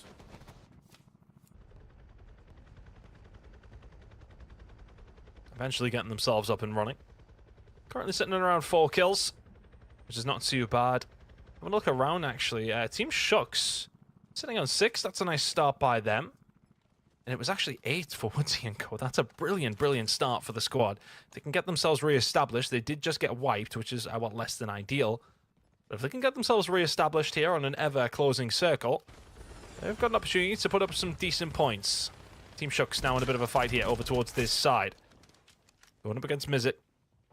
They seem to be in a little bit of a sticky situation now as the fight will continue. It's actually Punkill going up against Mizzet & Co. And Mizzet & Co. very much coming out on top of that one. Oki and Bubble doing phenomenally, but here comes the third party. Decky & Co. starting to get involved in this fight, and which could be a good one for a pretty solid placement. They've moved themselves out of the zone, though, so they've got to make sure they win this and get moving quickly. They're in a little bit of trouble now, though, as will be Lace to get dropped initially. That circle's starting to close in. Lipton, what can you do from here? He can find another as well, and the third party is going to work out beautifully for team number 5 and Team Decky. They nearly entirely wipe Team Mizzet. They forced them away, but there's 3 kills to their name, and a good job to add to their tally. A little bit of it here. Mizzet just... Oh! Run! Yep. Run! Do not stay in the zone. Going to be trying to look for some way to get the teammates back in, and hopefully it's unoccupied, but still a little bit of looting going on here. Here's another big fight going down. This is going to be Team Huskers against Team FIFA Kill. Wow. Now, Team Huskers have won this the last 2 times we've seen them fight. Yeah, They're Disruptor's already already backing been off, dropped. having lost a player ton, then the second player down. They are worrying. Oh, a little bit of a tap. Every single one of them is in a bit of a problem. FIFA Kill doesn't have any plates in, neither does Spam. Disruptor's going to go down. Echo has his plates ripped away as well. Huskers team, they know that they're weak. Oh, they're my already word. running at them again. This is time told once more. But Spam managed to get one back. They're fighting back this time. It's just gone down to an absolute bloodbath from both teams. But it will be Team FIFA Kill that has to get out of it. They come away a little bit worse for wear. But FIFA Kill's still alive. Just about alive. Got scary for a second. Dog actually coming in as well, which can disrupt, if anything, the squad of Team Hisoka. But other than that, yeah, okay, they lose noobs, so not as clean as they possibly would have liked. We've lost a couple of squads, actually, as that exchange was ongoing. Oh, FIFA Kill's actually been going to be dropped. Is that them out? I'm going to keep an eye. It may well be. Our number 2 seed heading in the first game could be out entirely. And that will be a disastrous game for them if that is the case. They once again get ran upon by Huskers & Co. And that is a massive bounty for them to take away out of this game. I'm keeping an eye on the map. Actually, Yeah, in FIFA Kill. Yeah, one. no, he's back in. Yeah, he is back in. Keep an eye, though. Huskers and Enkyo are right next to each other. That's 1 and 3. Huskers have finally got their teammates back in, but they are going to face Enkyo. This is dangerous. We need to get to that fight. That is already kicking off. Our top 2 seeds, or top 3 seeds, are all fighting very, very soon. The rest of FIFA Kill are coming back in. Trying to find out. There it is. Teammates both sides. It does look like teammates are getting the worst for wear of it. It'll be another case of Team Huskers losing 1 player, but to wipe out another team that will be fighting them all the way through. That's huge. That's scary, is what it is, Brycey. Because they'd be going up against teams who've been well looted, who've been able to find kills onto teams, and now that loot gets transferred into the hands of the teams who've just killed you. That is incredible work by Huskers & Co. And this is the big worry for teams now. I mean, in game number 1, in drop number 1, we're getting a good example of what could be a massive, massive problem. So team number 1 in Huskers have ran into FIFA Kill and Enkyo, ranked 2 and 3 in this lobby, and dealt with both of those squads. Speaking of dealing with squads, that's going to be Decky & Co. Finding a wipe on the team Becky Ju. And I believe that is a full wipe, and I believe that team will be out. So an opportunity now for them to get themselves looted up again. They're just on the edge of the circle, but over towards the north side of Golf Club. Seems as if we are trending over towards the stadium for a bit of a showdown to finish things off. A lot of these teams starting to position themselves well. FIFA Kill & Co. have managed to find a way back into this game. They are over towards stadium, but will be struggling to loot up, I would imagine. Some of the rest of the teams, though, it is just about trying to get yourself in a bit of a better spot, and this might be why they were able to get themselves back up and running. Cryo over towards stadium, where the game is likely to finish. This could be well fought over. Oh, there's so many teams in the vicinity. We've seen, obviously, Team FIFA Kill regaining here, but there are players flying above. That's going to be Shucks Norris. We've also got Team Punkill entering the arena, the stadium for this fight. And on the other side of it, another team, Team MZ, also here. Team FIFA Kill is actually really spread out, as I'm guessing they've done so to try and regain. They've been looking for weapons and armor as it goes through. We've also got a cradle bomb in the area as well, so this is why so many teams are attracted here. That just makes it more dangerous. Tasha getting involved as well. Shifty and Co trying to get themselves in amongst this mix. And it's an awkward one, Stadium, because, I mean, you've got the roof, of course, with the grapples. Very easy to get onto, but there's a few different levels. So if we do end here, expect, well, utter chaos for a start. Just keeping an eye on the minimap in our bottom left corner. We can see it very much so, Bryce. If FIFA Kill and Co have went for that regain, not necessarily the best amount of attachments on some of their guns by the looks of things, but not in a terrible spot any longer. I think armor's going to become a bit of an issue as the game does go on, though. That's where things start to get a little bit scary. Circle number 4 is closing, and it is about to close in its entirety. Let's see where this zone goes, because it's going to be really influential how this game does eventually pan out. Stadium still involved. Team's going to be fighting over the middle of that circle. We've got number team 2 and 3, FIFA Kill and Enkyo, right at the middle of it. And they may well be fighting for some position right now, because right at the second, you got to say, I don't think they've got a great deal of loot, so it could be a case of finding a good position and just trying to play for a win. Well, Echo, I mean, they're not that confident. He's just pumping a war machine down the corridor until it's gone. This team, Shucks Norris, is not particularly happy either. They don't have all their players. He might be leaving here, but leaving alone, the teammate is still not going to be with him. Got to be careful with vehicles. I think Ahsoka and Co on the way over in a helicopter, yep. You can see them over the top side. They're going to drop down on top around Stadium, actually. Not quite inside of it. Police station is something they maybe want to acquire, and that is what FIFA Kill and Co have a hold of. If you want to get a hold of some card points, Xbox players on your right-hand side of the screen, get that code in nice and quick. There's actually a 3-minute delay on the stream. I might just take it before any of you even know it existed. It's a terrible thing to say. I am not doing that, obviously. Oh, well, from one winner, which might be 10, to and some others, we can see FIFA Kill and Huskers also now in this area. We've got one member of Shucks Norris down below. But we do have C. Bendigon as well. There is a player flying in. Who is that? That's going to be Savvy's Ultras team that is just basically going to go down instantly. They've dropped straight into a team. There they go. They're out already. But this is... You can tell that this feels a little bit of a different flavor for some of these teams. I mean, realistically, that's probably the most immobile we've seen Team Huskers throughout the last 2 days. Thing is, though, they've done their dirty work to a certain degree. They've prevented some kills going over towards some of the other teams. They're currently sitting at 11. They're actually not at the highest amount here, but they want to be playing for this win. Get that multiplier in. Makes all the difference.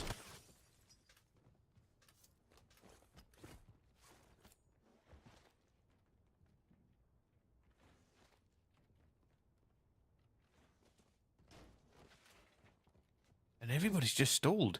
Looking at the map here, obviously it's dead center of the circle. It is the quietest we have seen Avalon. Everybody tense in the shoulders. Worried about what comes next. The pull has been made. These teams will still be more or less good. Those stadium teams are going to have to run in. They are the furthest ones away. They will run the gauntlet now.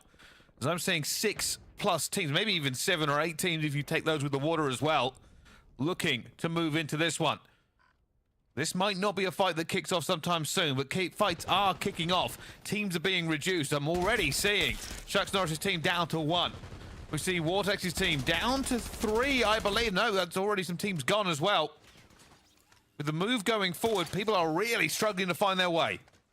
There's a couple of teams that have just been, well, surviving at this stage, starting to get themselves involved. Honestly, the multipliers start to really increase around that top 10 placement. We are 5 teams away from that now. Neeson finding the kill on the Vortex, though, as everybody else starting to get involved in this fight. Team Mizzet here up against Team Vortex, trying to find what they can. And Team Wizard, once again, have just been doing so well. Currently sitting on 14. They might be increasing that. Team Decky been having a wonderful time over towards Stadium as well. They're on their way in. I believe team number 3 and Enkyo are gone and out of this game. So it'll be a drop 1 for the Frenchman as we kick off day number 3 here in the Trials of Avalon, but everybody on the beach feasting right now. Some good shots coming in from Bubble, but it's not necessarily the best of positions. MZ and co going to start getting involved. The water's going to have to be used for cover. Hisoka starting the hunt, and here come team number 1 again. And FIFA Kill and Co just must be wondering why they're after them time and time again, because every time they're wiping you, that's why. That's going to be frustrating. They just keep getting the underhand now. 4 fights, 4 wins to Huskers. On the other side of it, though, Sharks in the water. But are they in the good place? Because this is dangerous. Just a pistol and a dream. Bubble's going to go down. Jeanette is got the gun out, but automatically deleted. That is fish food. The rest of these teams starting to compress. As you can see, this is getting ever so small here. Nobody actually in the central position. Everybody round the outside. Oof. And almost nobody from the high-scoring teams left in this apart from, you guessed it, Team Huskers. Honestly, I think if I am one of these teams over towards the north side, I'm feeling happy about my chances here. The height is definitely further up in that direction. And some of these teams could start positioning themselves there just to give themselves a little bit of an advantage. If you're on Team Huskers, you're not necessarily in the best of spots, but they are picking up a couple of kills. Be making their move, and they picked up a kill on another squad who are doing very well. Team Decky, dead to rights. And for all they're not in a good position, they've got the gunny Bricey, so it doesn't seem to matter. They can find a way out. Grapples are going to be so crucial here. Smokes potentially as well. Robstar and Jukis had survived until this moment and will continue to do so. Team number 5 and Team Menage are doing well to survive as well, but we're starting to see them drop like flies into the top 5 we got. There we go. Only a few teams have all their bodies left. Team Rocket have 4. We're also in 11 and 12 going against each other as well. Pentagon and Jukies are fighting it hard, trying to stay alive. Team Huskers has said, hey, is there a fight going on here? Can we get involved? More kills for us.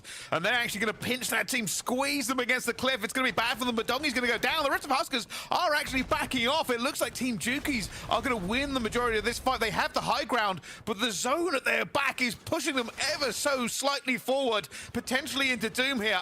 Revives kicking off at the same time as we go down to 4 teams. You can see 3 on a minimap in the bottom left corner, but team number 17 and Team Rocket still alive and kicking. Oh, so many shots ringing through. You can see where Huskers and Co are looking. It's right towards Jukies and Co. Pentagon's going to be the one that finds the kills, though, and all of a sudden they start to engage, and Vision lights them all up. Pentagon and FLS make their push, and they get dealt with. And now if you're Robstar, you need to start getting your team up and running. Team Rocket starting to get themselves involved, but Team Huskers going to start to make an engagement as well.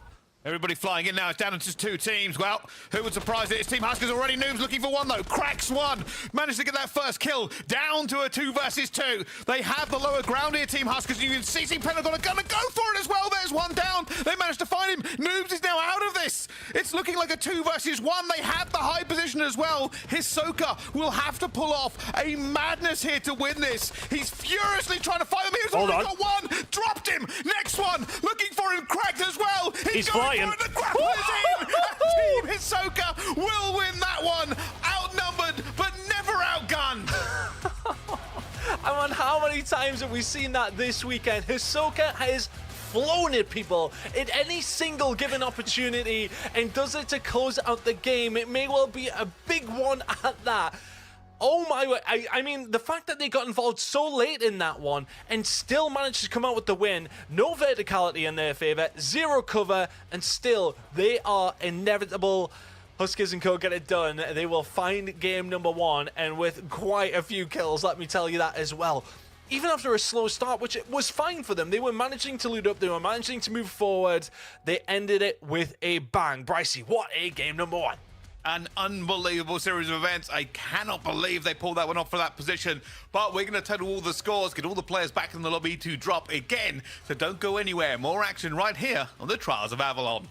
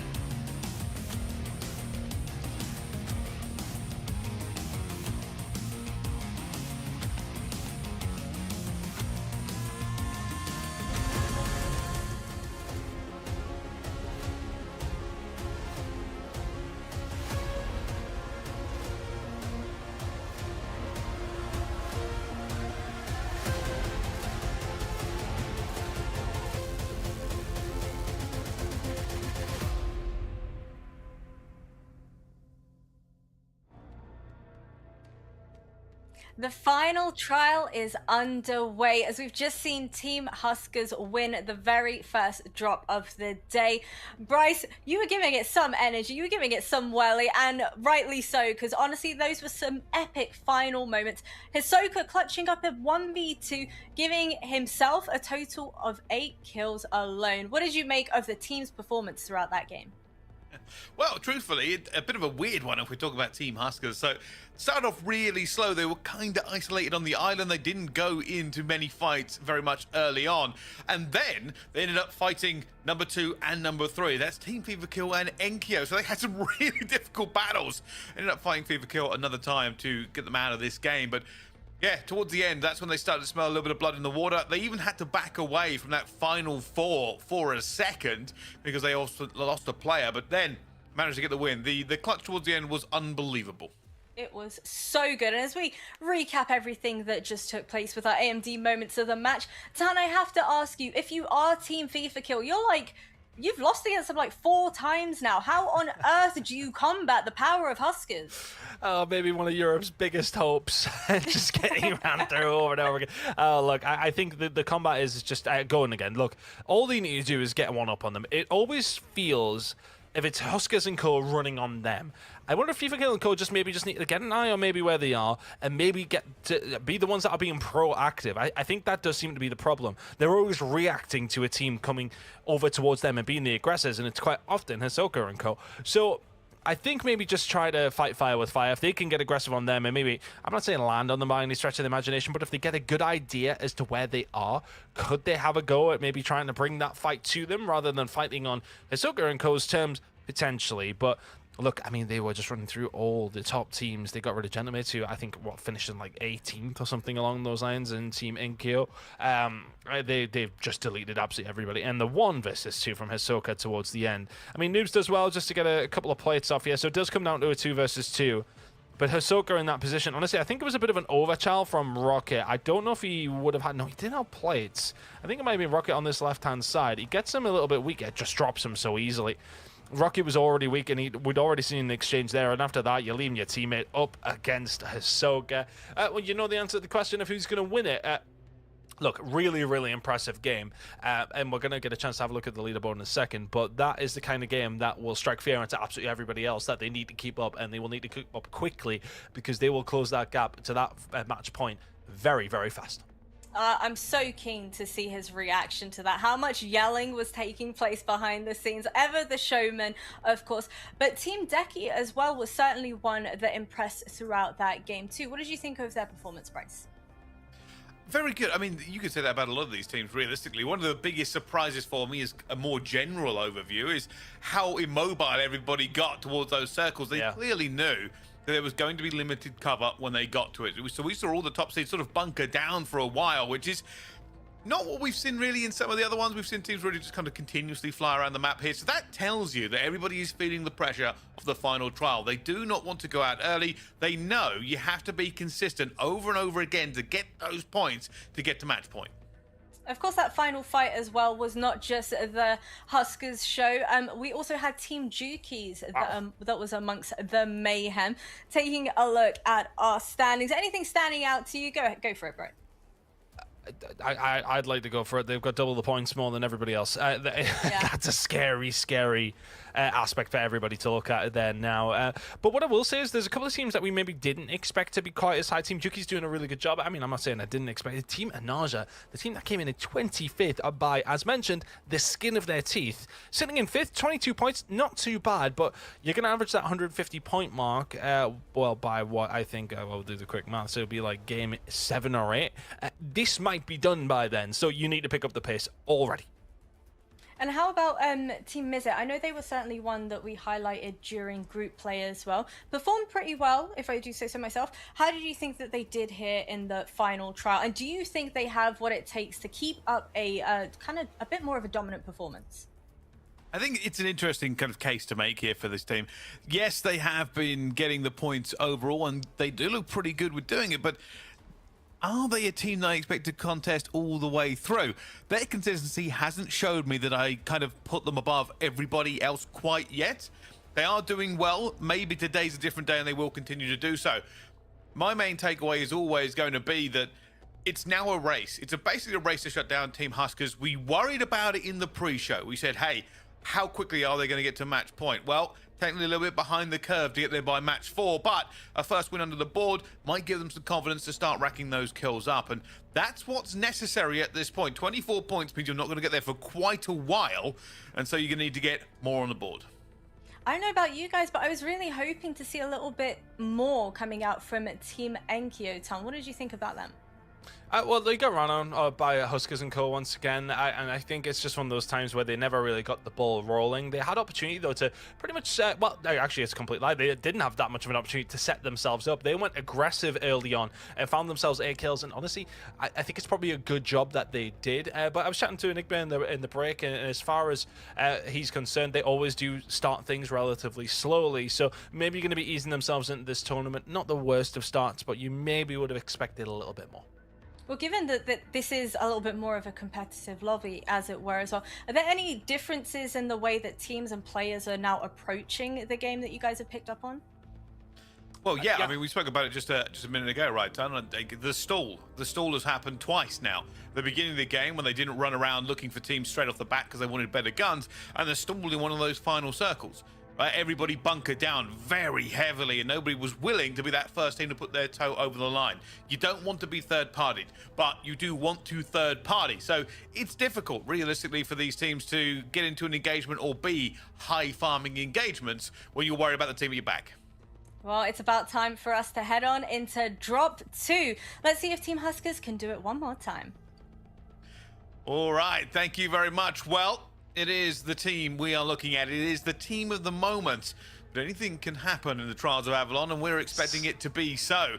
One of the main things for me will be adjustments from some of these teams. Slow starts and low scores could be a bit of a different game, including Ton, and this is probably the biggest surprise here, is that some of the big names that we've seen so far put up the kills maybe didn't get as many and then struggled to get the multiplier as high as they would like. Well, we said that could potentially happen realistically. You're going into a lobby from, well, going in with some teams who were quite weak in the grand scheme of things. They're all gone now. There's nobody in this game that didn't reach, well, at least I think it was 160 points over their games. So players who were typically averaging, what, like 15, 20 points per game are in this game, and that is like the lowest end of things. Team Menage, who were the last ones to make it over the line, finished like 5th in that game. So look, it's never going to be as easy when it gets down to this point, but that is the point. For Team Huskers and Co, though, that's not a bad start, right? I think that's the kind of game. I'm not sure if it will be an outlier, well, bearing in mind that they're obviously still in it, but like for some of these other teams, that's going to be really difficult to try and do. All I will say as well is maybe a caveat for that result that they were able to pull off there. The zone could not have pulled further away from where they were setting themselves up. Typically, if you are going to your preferred landing zones and it is as far away as possible from where the zone is, that does technically make your life a little bit more difficult because you're going to be running into teams who are established in that area. You're not necessarily going to be running through loot, a lot of water. You got to cross, of course, in Avalon as well. Doesn't make their job very easy. The fact that they went in to win that game from the position they were in, it's a scary, scary thought for everybody else in this lobby as we head into drop number 2. Can they go back-to-back and really stamp their authority on this lobby? We'll find out. On board with the big bad of Avalon right now, this is Team Huskers, and this team has been setting records and breaking dreams for the past 2 days. They'll be looking to put that final one down today, but so far in the lead by double the points of anybody else. They'll be looking to extend that lead and get to match point ASAP. I'm going to look over towards some of the drops that are being coming through. FIFA Kill and Kill going for their standard drop over towards Stadium. And for Team Huskers, they went over towards Old Arsenal, Car Factory, and Exit Route once again. I think for the gentlemen, there might be a little bit of a switch up here. I'm struggling to actually see them on my map. Maybe there's 25 teams. I only have so many eyes, and I can only look in so many places at the same time. But they must be mixy with somebody, because I can't see them in the lobby right now in the position that you would expect them to be in. Oh, we'll see how that one plays out, Ton. The other side of it, 3 players have just backed off from 1. I don't think they knew that he was here alone, or is he getting that first kill was caused the other players to back off. Looking for a couple of upgrades here, Oki. Still, this is not a safe area. Team's definitely starting to spread out a little bit more, but typical draw spot for everybody kind of coming through. Kills already on the board, though, for team number 3. So, I can see where they are. They're over towards the port. So they're not too far away from Huskers and Co. Maybe a slight switch up from them, but not too heavy. But a fight going on here, though. Team number 6 in Mizit. Not the worst of game number 1's by any stretch of the imagination. Coming through with a 24-pointer, so sitting in a good position. Raska and Co, though, down a man already, and that is not necessarily ideal by any stretch. They're only one in this lobby without 4 players to their name. Sometimes these things happen, though, and their fight ongoing here at the beginning of the game.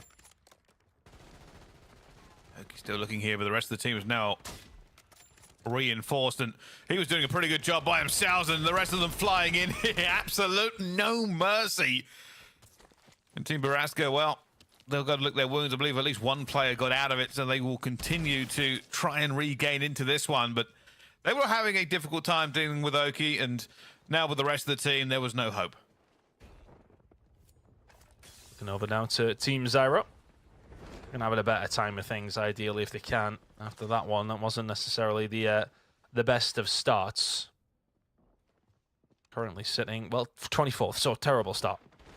Let's see if they can get things back up and running. Well, already potentially doing better. They're going to kill the name, but AB Wiz is there to pick up the pieces. Louis CM will get taken down.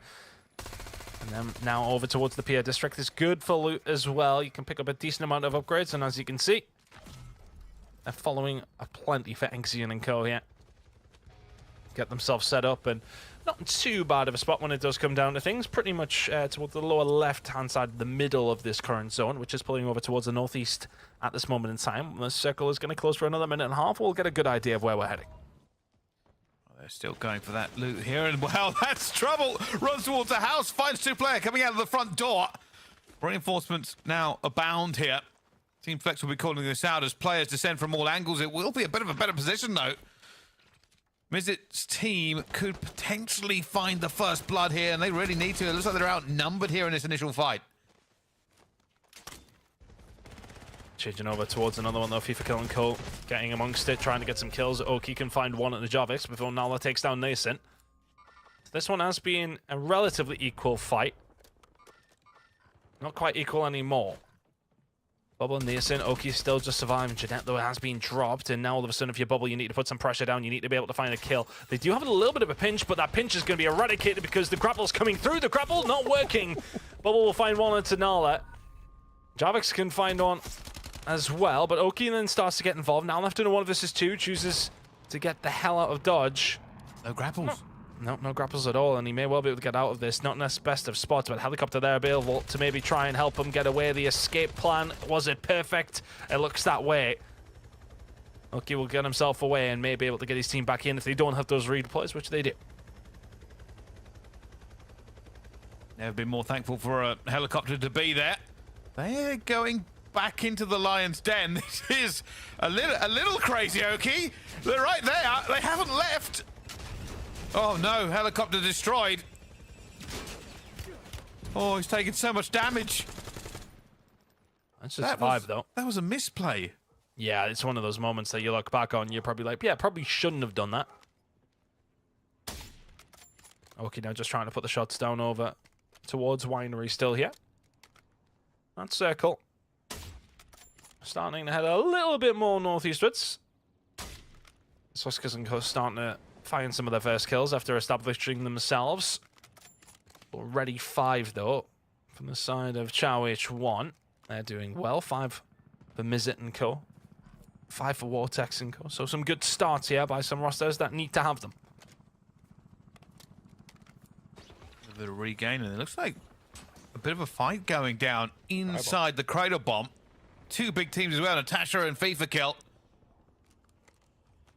The zombies can make it very difficult, though, to spot the enemy team. I'm sure if you've played this at all, you'll know exactly what I'm talking about here. However, Shifty, not worried. Finding Disrupt into the water, chasing, grapples, guns, done. And that's just going to be such a massive frustration for FIFA Kill and Co. So many times they're making a play to try and get something done and maybe try and loot themselves up, and they are just constantly running into all of the demons in this lobby. FIFA Kill's still alive and kicking, but it's if you're not running into Huskers, Hisoka, Noobs, and Dongy, you're running into Shifty, Almond, Smith, and Natasha. I mean, not ideal by any stretch of the imagination. FIFA can keep things up and running. As far as I'm aware, they hadn't dropped in any stage, so they should be back into this game relatively quickly. Let's see what they can do with it, but again, not a good start from FIFA Kill and Co. And is that going to come to bite them in the behind when things do get a little more intense, if they can make it to the late game? At the moment, we're on team Becky, and this is dangerous. Good shots. Find one at the end as well, because there are more players right above you. Going to go down for it as well. A little bit of a trade in the end. Not bad there from Team Justice. Everybody's slowly trying to get this one down. If anything, I feel like this is a little bit more mixy in terms of nobody's getting away clean. Yeah, looking over towards the left-hand side of the map, that's an area I'm really looking to see if we can have a look at over towards Hightown, Lowtown. A lot of teams setting up in this kind of area. And it's going to be about the high-end point of the map, around the Lowtown Mountains, if you like. That main island in the middle is potentially a spot we could be ending in. Fights now ongoing over towards Lowtown. You can see the transition now coming through here for Team Jukies. Not a bad finish for them in map number 1.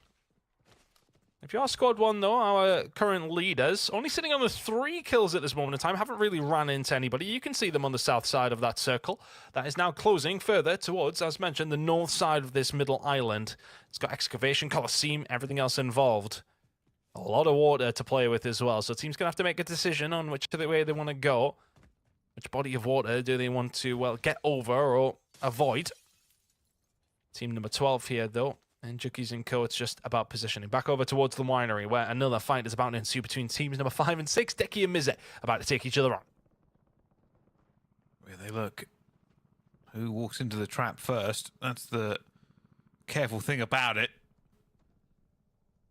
Stacking here. They know that there's players across from them, but they're a little bit compressed. 3 players now sitting on the roof. Oh, they're going to see the cross. They're going to see the cross. Oh, they didn't know. They weren't able to get into a better position for it as well. As bullets hammer around them. Team now split up. Deki trying to get into a better position off onto the flank here so they don't get flanked themselves. On Overwatch up top as everybody runs through the fields. Bit of a back off. Nobody able to get that decisive down. Speaking about somewhere else on the map, Team FIFA Kill, I believe, have been wiped. Had a bit of a bad fight up against Shifty and Co. And then after that, I think it was Fifi was alive and kicking, and he ain't alive any longer. I can't see them on the map. They are done. Deki and Co, though, trying to get something going here. This is a big opportunity for some of the other teams in the chasing pack to put a bit of a gap between themselves and another potential competitor for that number 1 spot.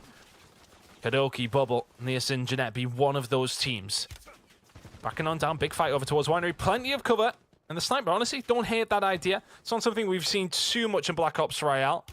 It's obviously relatively solid for mid-game. A little bit less armor to play with, but they are running out of plates and, well, getting hunted down. Deki has found Niasin, looking to try and find a second hero as well. He can. Really good shots, and he's going to clean those up. And there's his first 2 kills of the game. There's about to be a couple more added for the squad. The grapples, the movement, the gunny. Just going to be far too much here for Team Mizet. So over towards Winery. Well, going to want to forget about that one. That is a nice wipe coming in for Team Deki. That squad has been wiped completely. As we start to move into this one, you can see ever so slightly these zones compressed and more fights going down, including this one. Nailed him. Good timing with that one, but he's going to be outnumbered. You can already see down the hill, Team Flex looking for Cooker up here, but this is a good shot if he can get it. Not able to drop that player. Plenty of room to move. Team number 10 and Vortex and Co. Already putting up 13 kills. Just having a look at where they are towards the map. They're over towards Colosseum. They're in a really nice spot here. So they've had a very, very good start. Our current team leading with only 5 kills, and Team Huskers hasn't necessarily worked for them so far. They're about to run into a fight, though. They're over towards water treatment, which is not quite in this new circle, which we'll be heading towards in 35 seconds' time.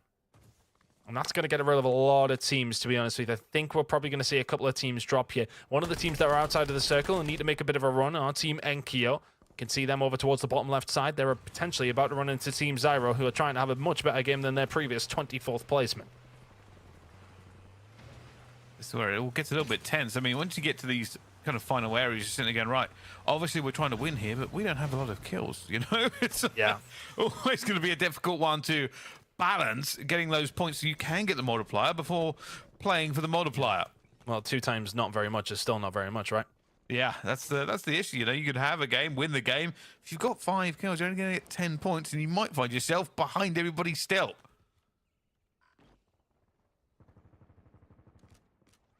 Right, over towards Clifftown here, which could be influential looking at where the zone is starting to pull. A couple of teams here, though. One of those teams, Teams MZ and Team Pentagon, looking to try and jostle for a little bit of position, and it's a heavily fortified town. And, well, a couple of different senses, a lot of buildings, a lot of cover. And it's a big cliff town on the top of a hill. Or a cliff, specifically. Here we go. Team Pentagon. You're right, this cliff down on top of a hill. It's funny that, isn't it? Yeah, I do like kind of talk for a living and stuff, but here we are. Either way, fight starting to ensue. 3 versus 3 in this area now. A couple of players have been dropped, including Melvin. Will actually be caught out from the other side. Nice flank came through from Team MZ. If you are Team Shucks, you're going to start getting involved in this as well. Just looking for a little bit of positioning. Team Husker still on their way slowly but surely. Haven't managed to pick up too many kills, but now sitting on 7. But some of these teams on 14, 13. Some big numbers being put up already. And one of the teams doing that is the Gentlemates, Enkyo and Co. About to run into Huskers and Co as well, though. So that could be a massive fight. And who goes up to potentially win this game? We'll be keeping an eye on that. And teams 1 and 3 about to fight each other on the edge of the zone. There are some difficulties for some of these teams here. You can see fights are erupting, and you are right about Team Enkyo. They are moving fast into the web that Team Huskers have almost weaved, as they have many players spread out. There's nobody else here. We can move elsewhere. Yeah, they are on their own. This is very, very true. This is looting simulator. Well, we'll see how these next fights kick off. You can already see a little bit of a fights going down for some of these teams. Squad 23, that's Stylers. We'll have a couple of teams nearby. They might third party this as Woodsy and MZ go to work, but Team Woodsy coming worse off of that one. They already lost players. Oh no, flying into it. They did catch him. Resolve will go down, but Team MZ will now know they're here. What can they do about it? This is a big fight, though. Oh, look at the positioning that Hisoka and Co have got. And just looking to try and get rid of the Gentlemen, and that is why armor is very, very important. Moves Hisoka, Dongi, and Huskers looking to try and finish off the Frenchman and Kiyonko just below them on the bridge, and they're looking to get aggressive here as well, and rightfully so. Plenty of plates were smashed, but armor not quite broken. Strict now being called in. Not too sure which way that was actually going to go from either one of these two teams, but you can see the Gentlemen starting to back on down. Nobody has dropped just yet. The fight still continue to go on. Gravelak will be the first to fall. Noobs can find it, and that's now a 4 versus 3 for our current leaders. Cord will fall, Hisoka will find it, Hello can find one back. This fight is still going, Bryce. 2 versus 2. No blow unanswered. Dongi's looking for it as well. It's long-range gunfights, this armor. Good God. Orange armor for the team is really coming in clutch for that bullet reduction. Well, a little bit of a quick loot from my teammate's corpse, but they're going to have to fly. And you know what? Both teams choosing to disengage here. They know it's a big fight for both sides, but they can live to fight another day. More points, more kills. All this is bad, actually, for Team Huskers. I don't know if they got spotted there. Team Justice is on the roof, and they are looking, but the velocity letting them down just a little bit. Yeah, it's still a hard fight to take, but the thing is that Team Huskers actually chose to try and fight up against Team Enkyo on the edge of the circle, but it's not a team you can easily wipe, right? Must have had some redeploys. There was only 2 of them. Yep, they had 2 to redeploys, and they'll be back up and running. So hopefully can get some loot back in. They are now inside of the circle. We're able to converge on that pretty quickly. Now need to try and find themselves probably closer towards the center. Try and find a team they can wipe and get a hold of their loot. But this is not a great place for them to be right now. If they can go on to win the game from here, that would be something quite special. Grapples are definitely going to help, though. As will the sensor darts. Starting to make their move over towards the top of the hill. Hisoka not enjoying that gunfight whatsoever, but they are somehow, somewhere, it always seems to be the case, they find the middle of the zone, but they are still not in a good position. Now, they are a little bit underlooted as well. If they could find Team MZ, they would have a chance, but Team MZ are holding all the cards. Full team, well, not a full team, 3 team, but a full kit. Now, we're a little bit worried about this other team that they've spotted off in the distance here. That's Chow. And Chao's team are certainly not a team to be ignored. They've not had the results so far in the Trials of Avalon, but certainly have the gunny to back it up if it does come to it. So you need to reposition very, very quickly if you're Hisoka and Co, and here it comes. Hisoka finding a way through on Team MZ might be in a lot of trouble here. There's the first drop. They've already got a couple of them weak and a couple of them down, starting to converge onto a spot which potentially could win them the game. There's another team wipe, combining so well, but other teams looking to try and get themselves involved. Just about surviving does every single player. Huskers is down, but they may well be able to get them back up, but the core trio is still surviving. Yeah, that was a big fight for Team Huskers, not just for the fight and positioning, but also to get the loot in the hands of the team members that had to fight back. You can see already the rest of the teams are now starting to move in this area. Theoretically, Team Huskers has one of the better positions. Problem is that you're now in the middle of the circle, so everybody is going to see you. Not a lot of cover either, is there? They're good verticality-wise. There is, of course, players over towards that top cliff that they're having a look towards, and well, just shooting all of their bullets. FLS dropped in the blink of an eye. If we were doing assists, I think a couple of the players would have notched up a couple there for the Scuff bounty, but score is going to be ever so important. Almond will find Stukex. That's a big fight for these two teams, Natasha and Co. Finding plenty here, and they're not in a bad position in this map either. Not too far away from former teammates, foes, and friends. Probably going to engage on each other. And again, look, this is what you kind of have to get the grasp with. Any cover is good cover right now. Sweet little campfire. That'd be quite nice in the evening. However, right now they're feeling stressed. They know that this is compressing here as well. Team Tamaki are already going to have a fight at the other side. Team They're taken already down. getting into it with Team Wardex, who are just below the cliff. So everybody being pushed down. It does actually make Team Huskers' position just a little bit better as well. You can see this is really being stretched, but the pull is what is now going to matter. Whoa. Where does it go? Oh, it's just outside the fingertips of Team Huskers. It will be Team Chao sitting pretty right in the middle there. They have the cover, but it doesn't mean everyone's going to move towards them.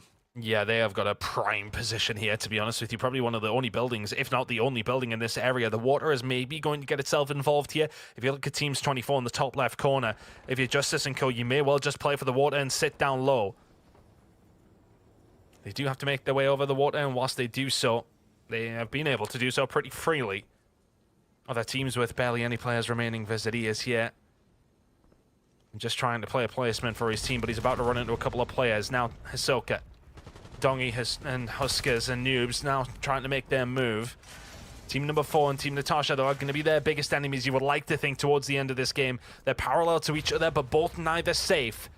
Verticality is going to play such a huge issue for these teams. Towards the back end of this, Shifty has taken down Huskers, so that fight's going to start to ensue as well. Justice trying to get something going here over towards the bottom side.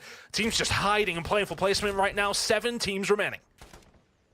Oh, this is perfect positioning for them. This They're is running on a them. bit of trouble, but speaking of trouble, they're running up on them. Team Natasha are going for Team Huskers. Hisoka's on the outside here, going to be looking for the flank. Sees one, gunning, but down he goes to the storm. Now they don't really have a chance to win this one back to back. Team Huskers are going to try and stay alive. It'll be Noobs, the last one playing for placement.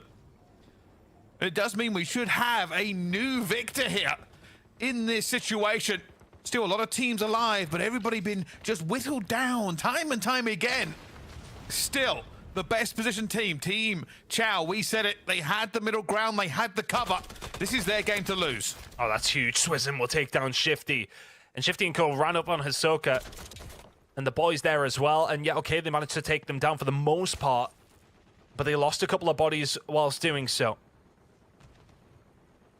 As mentioned, Noobs is still alive in this game. He'll do very well to win it from this position, but still 6 teams in a very small circle, and the ones still in that phenomenal position that they've been in for quite some time is Team Chao H1. They've got 3 bodies left on the map. They know where he is. They know that it's they not can just looking hold good. this.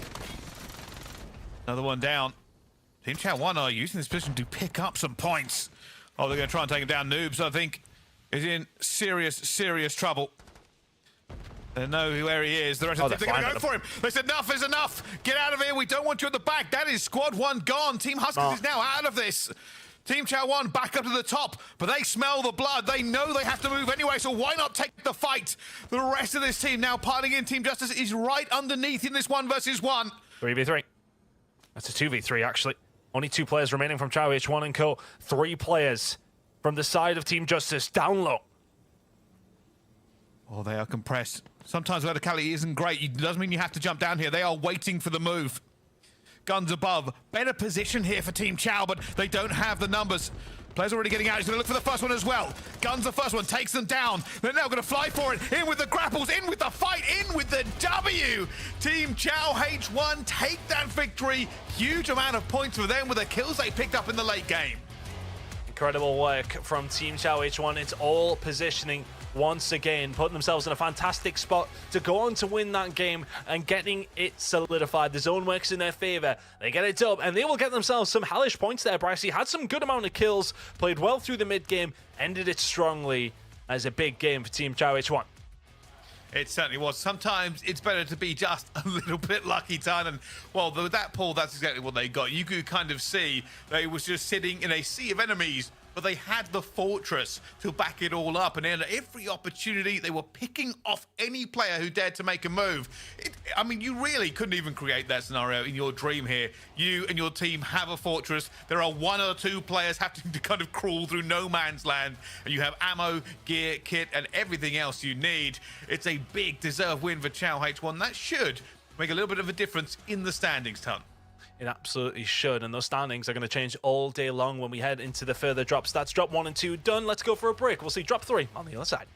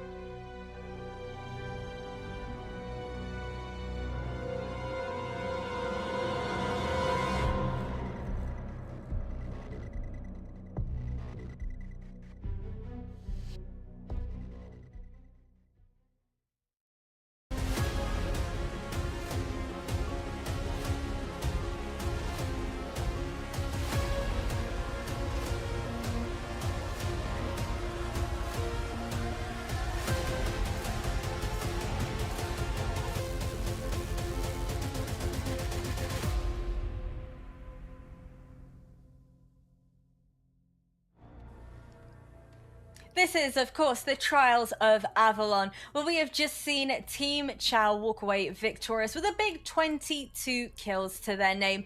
Infinity, talk me through those final moments of the drop that we've just seen there. The positioning of Team Chow was absolutely exceptional. Yeah, I think it goes to show just how important this positioning is, ultimately, right? You know, we've talked about it so much with the way that this map kind of works here. There is a lot more open space than you would otherwise see on most other Warzone maps. And so whatever positioning you can possibly get is paramount. And I think there, if you've got a giant kind of area of the map, like a kind of giant tower to work from with so much coverage, that's going to benefit you just incredibly well in a final zone like that, where nobody really has that same kind of level of coverage. And that's exactly what Chow did, right? I mean, they got that battlement early on and then just kind of wiped teams from up high. Nobody could really touch them. I think the only team that probably could have touched them in that situation, if anybody was going to, was probably Team Huskers, the way that they've been flying at people. But obviously by that point they'd already been reduced down to just noobs. So yeah, just again, it is so important to get kind of coverage like that in the late game, and they showed us exactly why. Yeah, and the way they execute on the final fight as well, very heads up. They're a 2-man against a 3. They recognize that, yes, you have the height, but all it takes is for that opposing team to correctly swing, knock one of you down, and suddenly that fight is very difficult to control. So what they do instead is they send a player in either direction. That forces that opposing team to kind of pivot a little bit, and they decide to shoot out the opponent's sensor dart, which then removes all the information that they would have had, pop down their own, and then start to engage. And as such, they just control all the informational game then, as well as that positioning from above. So some heads-up plays coming in from some incredible competitors allows them to take the victory and get themselves going in the final Trials of Avalon. Well, as Infinity mentioned, the only team that could have potentially taken them down a peg or two would have been Huskers. This team just seems to be completely uncontested, especially when it comes to their drop spot. This is the second drop in a row now we're seeing this be the case. Infinity, is this typical of what we would see when Team Huskers are landing? It's kind of weird, right? Because yesterday, obviously, you know, group stages, teams have very different drop spots. But, you know, they were being challenged by a number of lower level teams. And so they were able to get some early level kills. At the very least, they were being challenged for some of that loot. The problem is at the moment is that there's not just one, but like 2 or 3 POIs that Team Huskers have almost entirely to themselves, where nobody is challenging them for the first zone of the game. And so they're accruing so much loot. You got to remember, they are basically getting their weapons up to like level 5. They're finding several weapon kits because nobody else is taking them from them early on. They're facing so much less adversity, and I think the scariest part about it is ultimately with the loot that they're going into their first fight with, and when they inevitably get there, they can just kind of snowball throughout the rest of the game. Like, they're not suffering for the fact they're not taking a fight for the first zone. It really is kind of scary, and I'll be honest, I would be very surprised if I saw anybody change their drop to go anywhere near Team Huskers early on. I feel like this has very much been it's well and truly anybody's game at this point. We saw Team Vortex Enigma. They had a pop-off performance. They were at the bottom of the standings before we even headed into it. What did you think? What did you make of them? I mean, it's a very strong squad for starters. This is Blade, Zanks, and Freddy alongside him. And this is a set of players, a set of battalions that have been around for a very long time, understand the play very much so, have competed in Esports World Cup, World Series, and so on. So they know what it is required to win. And having come off the back of a very slow map 1, they had to come out swinging in map 2. They have the firepower. Sometimes we question their consistency, and that's what we're going to be looking for here. You've got to remove your floor games. You can't have 1 point in a match and expect to hit match point, let alone win the tournament. So hopefully they can step out and do a bit more, but a team that doesn't need to do much more right now is going to be Huskers, because of course they are leading the Bounty Challenge. Won it in day 1, won it in day 2, and my god, running away with it in day 3. Give someone else a chance, boys, okay? Right now, you got yourself 8 Scuff controllers. You do not need to add any more to that tally. But you know what? Fair play to them. They've certainly been showing up today.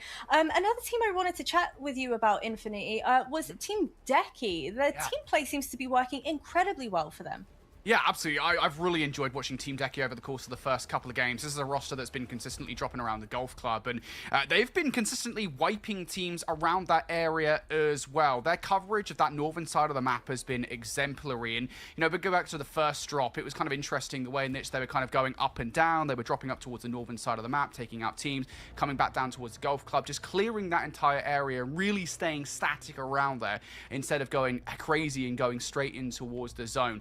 And just that kind of first and second zone action that they managed to get accrued them so many kills. Even wilder, perhaps, is the fact that we get to the second drop and they do more or less the same thing. They go in a different direction. This time they head east and they wipe so many different teams, including Team Mizzy on their path in towards the zone. So Team Decky are doing a really good job at the moment of claiming their territory. They certainly are, but you know what? One team that I was really hoping to see a little bit more coming out of was Team FIFA Kill. Enigma, these guys just can't seem to catch a break. If it's not Team Huskers on their tail, it's going to be Team Natasha on their tail. And it always seems like they're a little bit on the back foot. They're always being picked off one by one. Yeah, that feeling of being on the back foot, it certainly strikes a chord, because the moment that they seem to engage in these fights, they're always losing that first blood, puts you instantly on that back foot, and so you end up with these teams then hunting them down, and we haven't really seen that moment where they kind of stand, turn, and try and return fire. It's always, we need to reposition, we need to play in a different way. That's not a position that this FIFA Kill and T1 lineup will be used to. T1 are usually the people on the hunt, mopping up the rest of the lobby, and FIFA Kill has won many a championship by being the aggressor. So right now, in uncomfortable territory, they are in 17th. That feels a long way away, but in terms of getting themselves up towards that top 3 conversation, it needs just one big map. So as long as they can find that sooner rather than later, that suddenly makes it a much better day at the office for them. But they've got to find that from somewhere.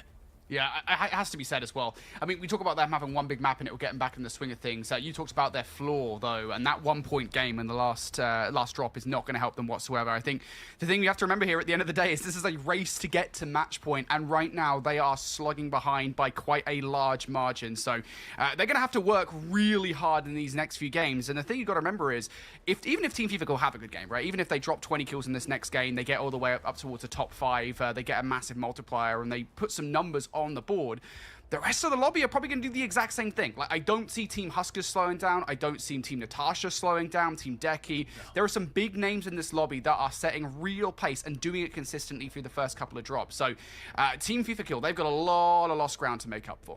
How about Team Enkyo? Because I know they had a big kill game in the one that we've just seen as well. But from them, what can they change up? What do you need to see more out of them? I think right now, honestly, considering their history, I'm actually pretty impressed. They tend to start very slow, and we saw that in map 1, but it usually tends to, it's a couple of maps. It seems to be like, you know, halfway through the tournament, they finally kickstart and get going. Came second at the Esports World Cup last year via a very similar method. It was a case of, all right, they're kind of out the picture, and suddenly, barn burner kind of maps, over and over again, started to string it together and ended up putting themselves right up there. That's what I'm expecting them to do right now, and the fact that they've finally got it going in map 2 bodes better than those previous examples. So can they finally end that Silver Surfer curse? Who knows? Maybe they can do it for drop 3. Boys, go ahead and take us from here. Thank you so much. All right, drop number 3 is just a moment away, folks. Obviously, we've still got a really long way to go, Enigma, right? Match point, we're very far off these teams reaching 150 points. If you guys at home aren't familiar with the way this format works, effectively, we have a team, once they reach 150 points, they just need to win a match after that, and the championship, Trials of Avalon, will be theirs. But it isn't easy whatsoever, not with how competitive these lobbies are. Team Huskers, they feel like favorites at the moment, Enigma, but you know, we've been going into these final circles. I've been really impressed with the way Team Huskers have kind of identified POIs to try and get control of, like these kind of little bits of coverage on the map. We saw it do it actually back in map number 1 versus Team FIFA Kill, where they got control of the police station. Obviously, unfortunately, the zone didn't pull towards the police station, but just the mindset of Team Huskers, it really does look like it's making them favorites to win the entire thing at the moment. Definitely. It's a situation for them of always thinking a step ahead, but also in some ways it's never chalked. It's that moment of, you see it in map 2 there, they kind of recognize, all right, we're in a very difficult position here. We've been fighting against the NKO roster on this bridge. We've lacking in loot, and we kind of need to kind of get ourselves into a better position for endgame. So what do? They isolate one team inside one of those Roman ruins and decide we're going to run over this as a 4, take all the loot and put ourselves in the best position possible. And it's just playing on strategies like that. There's a classic from Hisoka back in the day, where he would just smoke his way into the center of the circle very directly, very aggressively, because he knows without that win condition, without that incredible position, all other plans are worthless. So they go big or they go home. So far through this entire week, it has been the former. And can we see more of that here in drop 3? We'll get a quick look here at the circle. Heavy towards the northwest. Spells ourselves a circle somewhere around between stadium and casino. But we've got a long ways to find that out just yet. And taking a look at the drops, well, going to return off to Old Arsenal if you are that Huskers lineup, and you will have so much space that one of your players actually goes to Chop Shop because they know it is free. Yeah, that's something they've actually been doing over the last couple of days. I've noticed it at the start of these games, right? They'll send a couple of players towards the Old Arsenal, and then the rest of the players, the other half of the squad, will kind of go out and kind of explore some of the other buildings a little bit in and around. They're pretty confident that they can win those opening gunfights if they do have to challenge anybody. That's just how good that Team Huskers roster is. For the moment, though, dripping on board with this Chow roster, of course, the winners of game number 2. Very good at identifying where they need to be towards the end of the game. And they've gone for a relatively similar strategy here. Unfortunately, probably not by their own choice. They're going to lose the vast majority of their players to another squad. Chow, though, being separated away from the team means that all will be well. And there's still a fair amount of loot in this area for them to grab, so they'll be perfectly happy. Looking over towards the minimap, I was looking over towards what FIFA Kill are doing at the moment. I was wondering whether they were going to change their drop at all, Enigma. It doesn't look like that's the case. They are sticking towards that stadium drop that's benefited them so far through this tournament. They just have to get better fortune on the pathing towards the zone. Well, this circle itself will help them considerably. They're able to defend that waterfront. Teams are going to have to push up past them, try and fight them for that stadium territory. The one thing they're going to have to be worried of is any teams coming in from Golf Club. That's going to give them the height advantage against that squad. But otherwise, should be able to pick up quite a few players. They will have all of that stadium for themselves. That's a lot of loot to set themselves up with early. So potentially a ways to kickstart your afternoon and a run towards the top of the leaderboard. But we've got action here at the casino. Team 24, that is just SDX and Co. Alongside Team 8, Zyro, Lucien, AJ, and Lennon. I'll just take a moment, assess the fight, weigh it up, move the pieces around, and try and weigh up a hit here. This will be a big fight early on, of course. Just SDX did manage to get second in the last game, so for them to have a good go of things here early would be huge. Of course, Team Zyro equally isn't an easy roster whatsoever. Actually, SDX, the namesake for the roster, in a bit of bother. And takes some fights, also has help from the teammate towards it. Swings out towards the left of the gunfight and gets down by Millsy. And Zyro comes for the finish. King AJ and Zyro in the feed, picking up a dub. And now there's a couple more players left to contend with. One more down. And that last remaining player, I highly doubt that they are going to want any more of that smoke. They are going to get the hell out of dodge here for Team Just XCX. I don't know if they're going to be able to get away, though. They are going to, at least initially, grapple away. That audio cue is going to go in favor of Team Zyro. Going straight for the crack is going to be Zyro now. And even if Zyro goes down in this situation, the trade should be good. And that's an immediate wipe early on for Team Just SDX. From second place into the last game, we go in towards this one. And fortune will favor against them. They will have the redeployment tokens, Enigma, but still, you don't want to lose them that early on. No, certainly not. But for Team Zyro, you'll be sitting pretty. Now this Woodsy roster going to be re-engaged by Chow and Co. Authentic's going to bang away with the LMG. However, for Chow's roster, you're going to be lacking high-quality loot. I'm seeing just grey and green weapons, common and commons. And you're going to want more than that. But can you pilfer it from these bodies? Chow's trying to set up a hit from the front, but look at those green hours. Just trying to set up a bit of a pinch situation here. Can we swarm around this, send in all our lethals and tacticals, and then flood it with our guns? That's the question. They are down low right now. This is going to be difficult to try and fly up on them. There we go. They're going to give it a go. Flying up right above them. Chow's going to put some purple shot in, but not enough to actually do any real damage. Stun now going to connect on towards at least one, but you're running up the stairwell, and there's a couple of lines of sight that are watching you. So that's Chow down for the count. Repositioning now are the other players, trying to find their way through using all of the utility. Another player trying to cut the lift. That's Sariel down for the count. Repositioning from behind. That's not going to work for Authentics either. And it all just comes down to the one player here from Chow. This has not gone well for them whatsoever. At the very least, Swizen hasn't engaged with the fight, so he has the option to press the eject button, and that's exactly what he's going to do. But yeah, that was just all rough and tumble for Team Chow, wasn't it? The option to actually get in that position, not great. Now, however, we're looking over towards Stylers. They want a bit of the action. Certainly do, and this opposing team will be softened up, at least in economy. They'll be lacking plates, so if you draw this one out, it will benefit you. Chronica's going to slide, and well, 4 bodies find resolve tucked away in a corner. Surprise, surprise, brother. Sit back down. Habini's going to play the stairwell here. Now we're just going to figure out where the rest of these players are going to be. Volcom will be the first. Finds Chronica. Makes it a 3v3 situation. Passing each other on the zip line. Habini's looking back. Worried for his teammates, and might he well be, as Extra J finds Stylers amongst the madness to turn it into a 3v2 very quickly, but there's yet more company. The Gentlemates have arrived in force. The Frenchmen are here to pick off every single kill they can. Gentlemates, they want to try and get things going here. Right now, just 1 kill to their name early on, so this would be a brilliant start if they could try and take them down. Helicopter also in the mix, potential exit strategy. Now another team. What is going on? It's like a party. What are these guys handing out over here? This is crazy. Another team into the woods of the mix. Now it's going to be Team Decky, another roster that really, ideally, you do not want to be fighting. And what looked like a really favorable position here for Team Enkyo, while of course Team Enkyo, it still would be. They now have a couple of different squads to fight. Team Decky going to be pushed away here for the moment, and Gromlock's going to get down in the process. That's going to enable Team Enkyo to focus in on the roster below them. This now becomes a 4 versus 4 once again. Of course, there will be another squad in the back of their minds, but still. Woodsy and Co. sitting right below. They are well aware of the fact that there is a team right on top of them. How much utility do they have off the back of the last couple of fights that they've had to take? Well, they've got some point turrets down.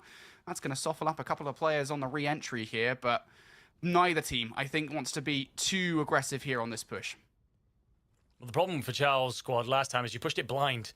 Now, for the Gentlemates here, you need to find some intel before you activate. Ideally, a pick. Banging a door open, trying to check all your angles is one way of going about it.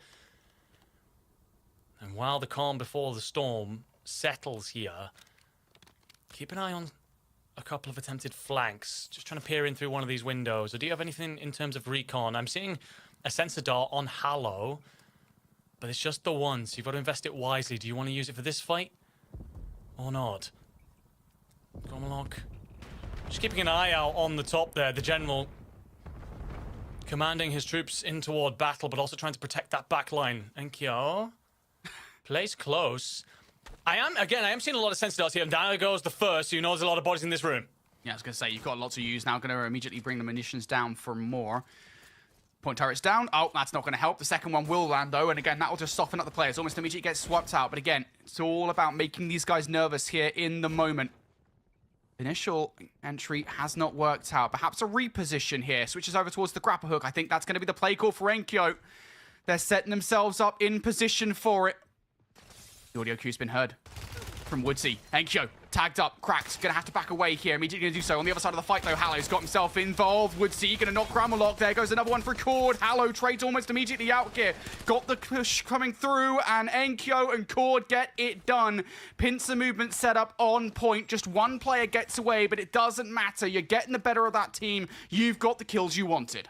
Yeah, Hallow does incredibly well there. He follows in, and the fight's actually flipped against the Frenchman. It's now a 2v1 essentially inside that room. Hallow's by himself, hoping that Enkyo can get involved. So after Hallow gets the trade, he backs off, baits that final player in, knowing that he's weakened up and that his prince will be over his shoulder in a moment. Makes it nice and easy. I say that, it's at a cost of a hell of a lot of blood, and here come Team 2. That's FIFA Kill looking to kickstart their afternoon, rolling up on a golf club.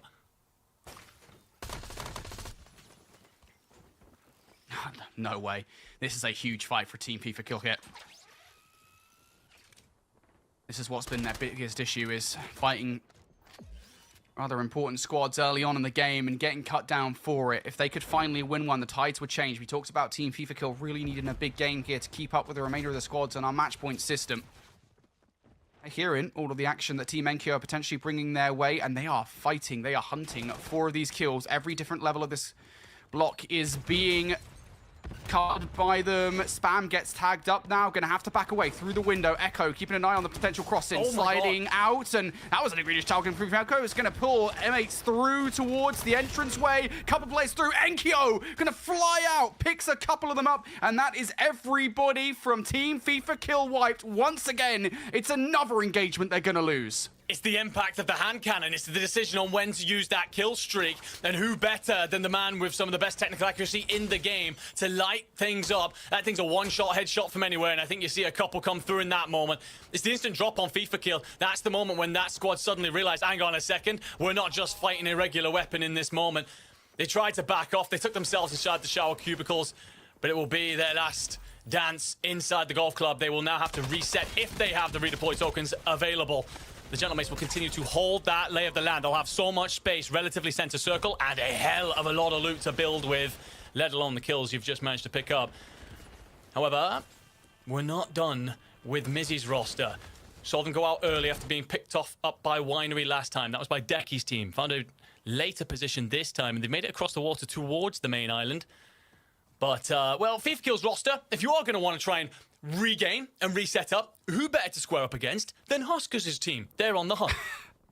Oh, this just couldn't get any worse, could it, for Team FIFA Kill? They fight Team Enkyo, they lose, and now they're having to fight Team Huskers. On the bright side, if they do manage to win this fight, this would be pretty good for the overall implications of the tournament. Disrupt's going to take the first shots, first blood, maybe second as well. No, runs out of bullets. Immediate trade coming out from his Soaker. It's a pinstripe kill feed through here, and now all just down to one player. It's FIFA Kill. Spam has been down.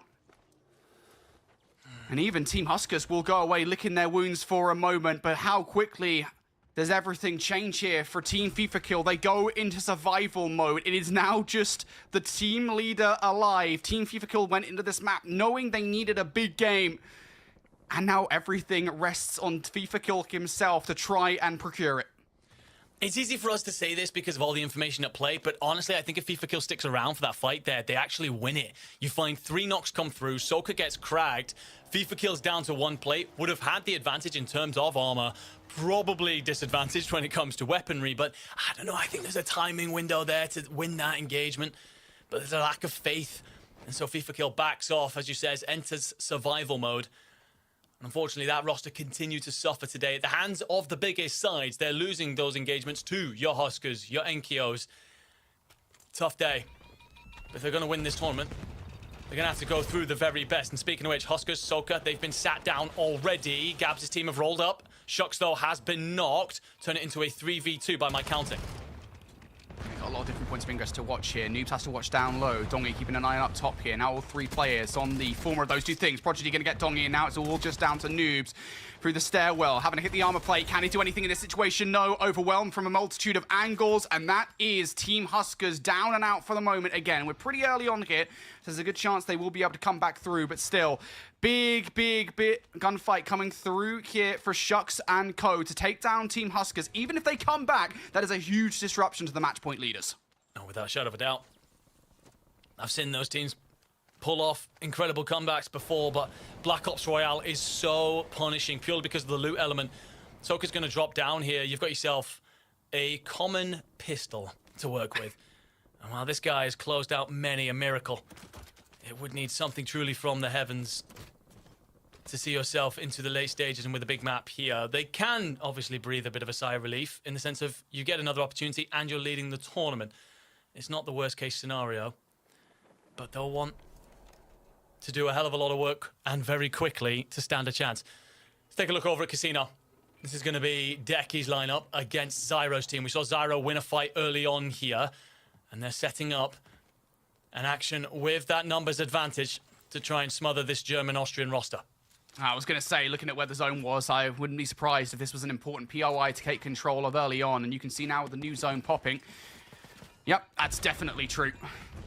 Would be good for either of these teams to win it, and they are bracing themselves for Team Zyro, who come from behind here. Lays, some of the initial foot shots, not that great. Oh, it's all going wrong. Decky, Lipton, Lays, all down and out, and that's the full wipe coming through. A huge gunfight there for Team Zyro. They'd already won 1 here earlier on in the game, and they do it again for the second. Immediately switching our attention back over towards Team FIFA Kill. It feels like FIFA has managed to bring his roster back in, but how much loot do they realistically have here? I can't imagine that much in the grand scheme of things, considering we are quite late in towards this drop. Still, feels like it's enough at the very least to hold Team 16 at bay. That's YKA and Co. There was a Deadeye drone in the mix there, and that's going to remove FIFA Kill from the play. So, recovery mode for Team FIFA Kill. It's going okay. They've got themselves towards the top 16, but the thing I mentioned there, Enigma, the fact of the matter is there's a bit of an issue with loot. There's not a lot of it.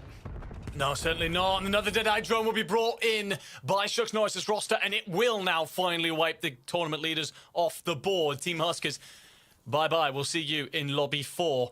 And what a win that is for Shucks Norris's team. Coming into this map, they're sitting in 19th place with just 18 points, and how they look to better that after some big scalps along the way. They'll also hold the western side of the circle here, potentially pressure coming in from Decky's team, who will still hold Golf Club, but other than that, should have a lot of land to start to rotate towards the center of the circle if they wish. However, what I will say about this end circle, realistically, it's out in the middle of nowhere, and you're going to look at the exact kind of fights we're going to see all the way to endgame. Here we go. Not great. Just a little bit of coverage here for Freddy to work with. Teammates relatively separated out in this situation. He's going to get overwhelmed as well. Yep, you're going to hear the grapple hooks coming your way, and you know a nightmare is about to rain down upon you. And that's going to be Oki and co. This is Team Mizzy, who have had a pretty good tournament thus far, pretty good match point finals, especially back in game number 1. They might want to finish ninth, but they got a wealth of points off the back of that play. Oki trying to take some pot shots with the sniper rifle here. He's whiffing a lot of them. Yeah, not a single shot is going to connect. So they might have to do this the old-fashioned way. Fly at them. Not a lot of coverage to work with here. Oki still trying to take some kind of snipes off. He'll hit one eventually. Oki, please, for the love of God, you're on stream. I think there's about 15 misses in a row for Oki. Might want to slip this one in the back pocket for now and engage a very different fight. However, they do grapple their way towards Team 15. That's Woodsy. I don't think that they're a 4-man. That might just be a straggler playing for multiplier. Top 10 for your 1.6.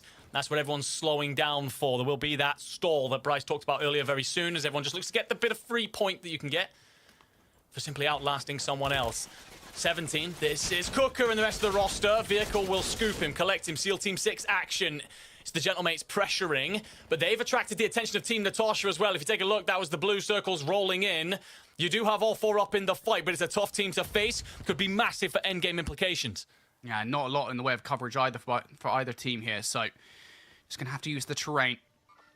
Try and work things out a little bit. One player separated from the mix in this situation. Deadeye drone now going to be in the air. Enkyo going to get the knock on towards Shifty. I believe that Deadeye drone has just been shot out of the air as well. So going to focus on the player on the left. That's going to be Armored, and now you can just focus on the players in the front. Gromlock going to use that push forward here. Again, not expecting the little wraparound. All just down to one who's trying to get away. I think he might just have done, but he is far from over. Smith, with just a smidgen of health, is going to run right into another team.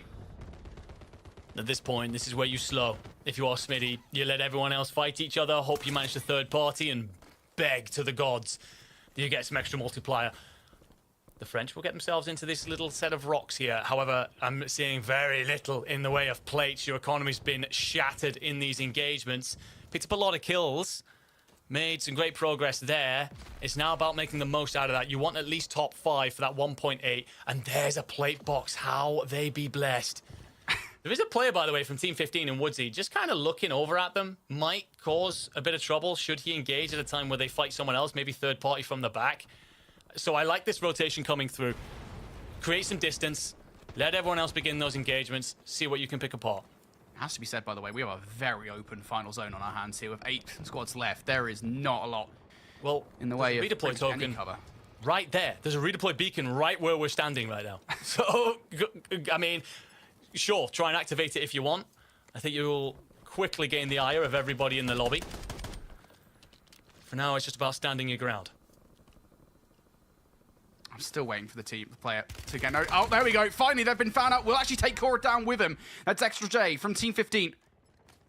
I can't imagine long for this world, and you can see, I think, the skull on the money up. Yep, Extra J is down. So, Gentlemates will take that kill all day long. But again, they're out and towards the open here, so just going to have to use all the plates they just got to attempt to get away. One player down. Reduces Gentlemates down to just a couple.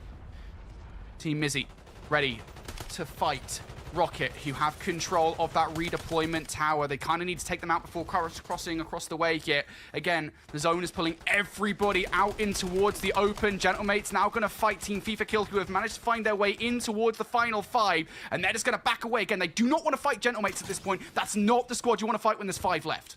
No, and they certainly weren't in the position to hang out for long. So, yes, correct to reposition. Gentlemate's now going to turn their attention more towards center circle. Looks like we've lost yet another set of players in this. There will be Team STX just hanging out for a moment, but their bodies are quickly falling. You're pinched between a rock and a hard place, and some of the best shooters in the world. Spam going to bang bullets over the top with the AK-47. Reposition coming through if you are this T1 roster. Considered checking their backside, worried about the Gentlemates, but actually no, focus forward now, not just SDX, but do you fly forward? It would put you in a hellish position. Might be worth it for the points. Yeah, I think you just want it just for the coverage, if anything. Go for the kills, then you can use these kind of areas just to try and keep yourself covered from the rest of the team. They're going to do exactly that. Kills coming through here for Team FIFA Kill. Now it's going to be FIFA Kill on one side, Gentlemates on the other, and one remaining player from Team Rocket sandwiched between them. There goes Team Rocket, and all of a sudden it goes down to Team FIFA Kill versus Gentlemates. A 3 versus 2, or 3 versus 3, excuse me, in this fight. They're all sandwiched on top of one another, and they're just going to back away here for the moment. Ready yourselves, stead yourselves, take as much coverage as you possibly can. Sniper rifle in the hands of Echo across the way as well. Enkyo with the first down. It's the hand cannon once again. Enkyo has already done a madness once in this game. He's taken the longest range shots with it. And Gromolok there for the follow-up. Oh, the hand cannon gets it done. It is Team Enkyo coming out with a dub here in drop number 3. Yeah, great stuff there by the team. They do lose that player. We talked about it. Was Extra J going to get involved at any point? Yes, he does. He shoots Cord in the back. With all due respect to Cord, fine player by himself, but it meant that the core of that Gentlemates roster was still intact. As a 3, you can see them kind of weighing up their options. How do we reposition this? How do we want to play this? They're just trying to clear the edge of the circle here. So then they know, basically, we've got half of this controlled. All the other teams are on the opposite side. We can kind of walk in off the back of this third party as much as possible. And when we so wish, we will activate our kill streaks and go very big yet again with the hand cannon, showing everyone why it's one of the best kill streaks in the damn game. We were asking for it. We were asking for the hand cannon. We wanted to see it in action. We get it not once, but twice here in drop number 3. FIFA Kill might have made it to the final 2, but the dub will go to Team Enkyo. Huge implications for drop 3 as Team Huskers might be getting caught up to here in our match point finals. We're going to go to a break. On the other side, we got another match here from the Trials of Avalon. We'll see you in a mo.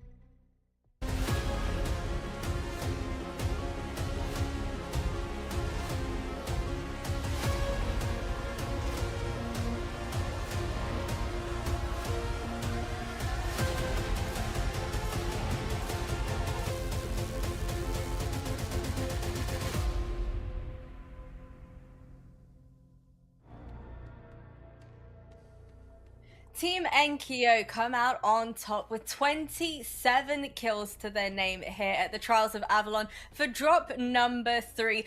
Enigma, I see you beaming from ear to ear. It's a feel-good feeling. I'm sure the vibes amongst the team are good as well. What did you make of that epic performance?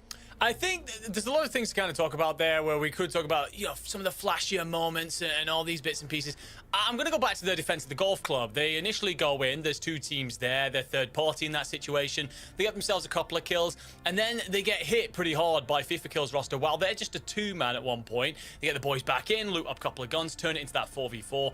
And it's their way in which they kind of... Hallow, again, he goes in while his 2 teammates have fallen in front of him. He gets an instant trade, backs off, knowing that Enkyo's arriving in a heartbeat to save his ass, and just that internal chemistry that they have going on that just puts them a level above, lets them stay in the fight for so long. From there, they build their way into the rest of the game. It's good seeing them come online this early. Again, typically slow starters who adapt through the day. If they've got extra layers to this, then they're going to level up all the way through this afternoon and look a real threat for the tournament. You certainly weren't kidding when you said they would start to find their groove and put up some really, really great numbers throughout. And speaking a little bit more about that FIFA Kill fight, I feel like FIFA Kill as a team throughout this entire game, Infinity, they're almost like the cat with 9 lives. They bump into Enkyo, take a fight there, then they come up against Huskers again, straight after having to loot again. So I think for Team FIFA Kill, they did incredibly well to make it through to the final 5 at least. Yeah, I think the thing you can't understate, right, is just how difficult it is to actually make a recovery late game in Black Ops Royale. Obviously, these guys are, the creme de la creme of Warzone players, so if anybody's going to do it, it's going to be them. But so, I mean, you saw how much util they had after that fight versus Huskers, right? The fact that FIFA Kill managed to get the entire roster back in, assumedly using the redeployment towers, is a miracle unto itself. For them to make some kind of comeback the way that they did with the level of loot that they are likely going to have, they either must have found some kind of level of loot that nobody for some reason had touched, or they managed to wipe a roster with low-level loot and take theirs. Either way, it's incredibly impressive for TV Field to actually get second in the way that they did. So shout out to those guys. They managed to hold on towards the end of the game. I'll be honest, when they fell once and then they fell again to Team Huskers, I honestly thought it was going to be back-to-back horrific games for Team FIFA Kill. So shout out to those guys for bringing it back. If that was me, I had the exact same feeling, bro. I was like, there's no way in hell FIFA Kill manages to bring back his teammates. But you know what? I'm just going to eat my words. Who knows? Maybe this could be the turning point for the entire team. I was also pretty impressed, though, with Team Shucks. They had an incredibly high kill game there as well, and went on to eliminate Huskers, too. Enigma, what did you think of their performance? Well, that Shucks Norris roster has themselves greatness in their capabilities. They're a very strong team when it comes to just being able to slay out. And you will see that that performance has lifted them up to 8th on the leaderboard. So great stuff for sure. And beating off Team Huskers there, managing to take over that giant team, it's going to instill confidence in the squad. We can fight the very best in this lobby. But let's be very clear here. The real conversation is about Team Enkyo taking the lead. Absolutely. I mean, honestly, I didn't think we were going to see a team jump over anybody else in one game, right? I mean, the lead that Team Huskers have built up, it felt kind of unencroachable after that first game, and then almost immediately for Team Enkyo to do it. I think it's worth saying as well, we can talk about the actual scoreline that they got. So they get 27 kills in that game. They get 54 points in total, obviously with the 2x multiplier in effect. That leapfrogs them over Team Huskers, who I should be saying on the other end of the stick, right, didn't have that great of a game in the grand scheme of things. They finished 16th place. They got 8 kills and overall finished with 9.6 points. It's that kind of push and pull that we were talking about, right? With one roster having an incredible game and the other one having a relatively slow one.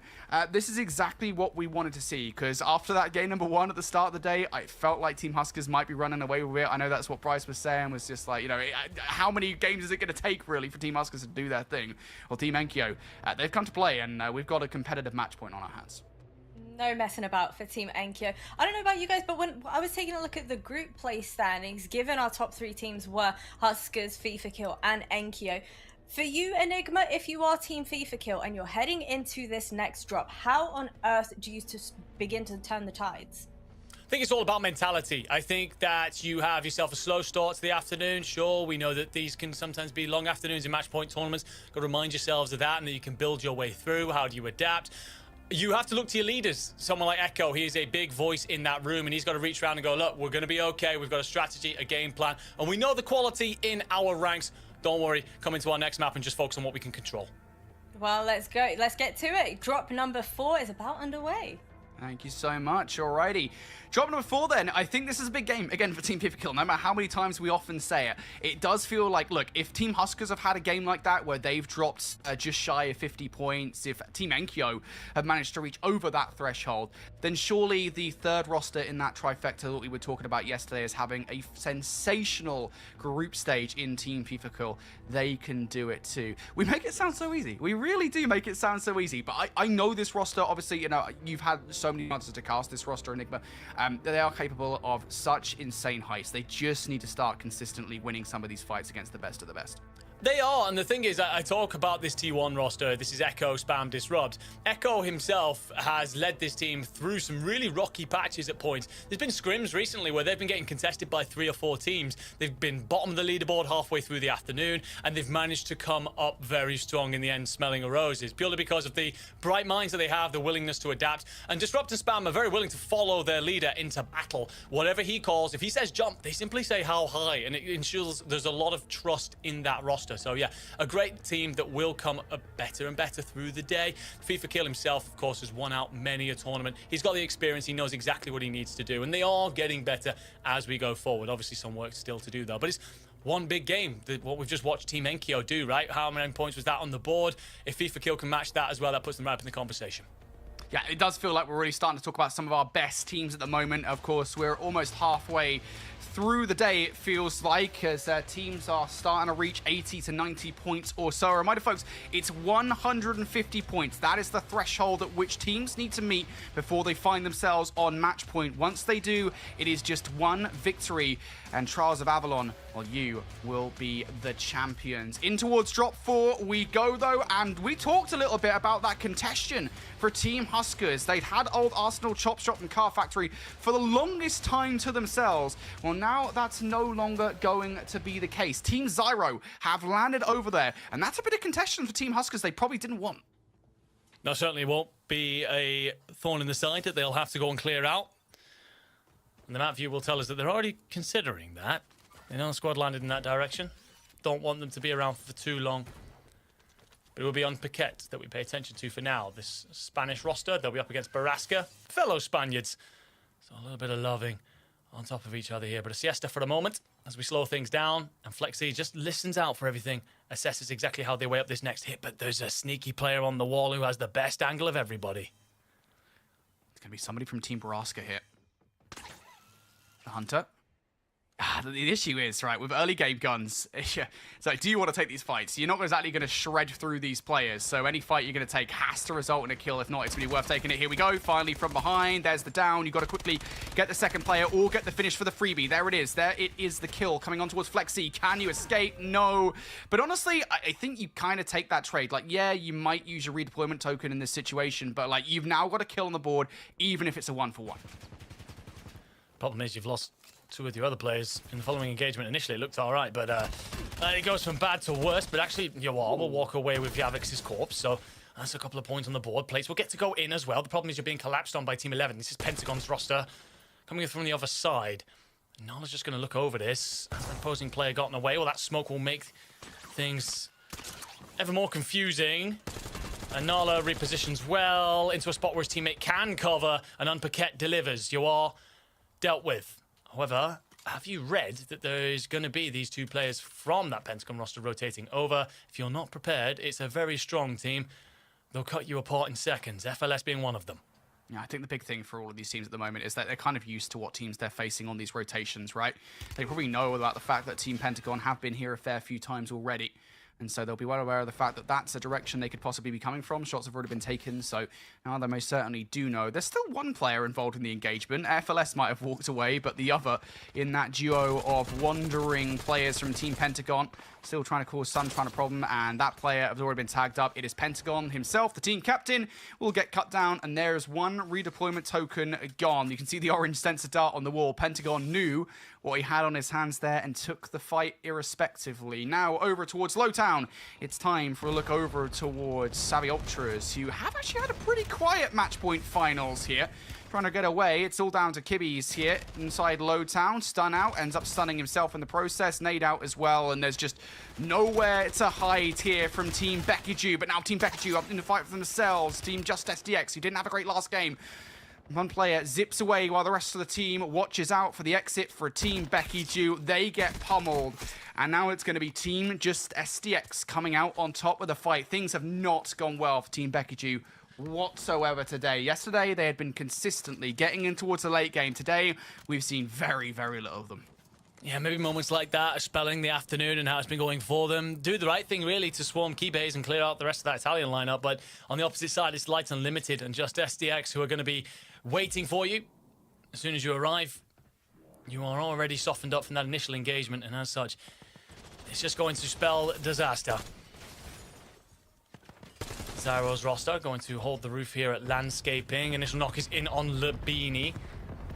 The problem is there's a dog down there. Now, these things don't put a hell of a lot of firepower, but it can be basically an early scout. She'll start shooting at you. You know that your position's been given up, but Zyro up and over, and the rest of the team get the job done elsewhere. As clean as you like. All 4 dead, and plenty of resources to boot.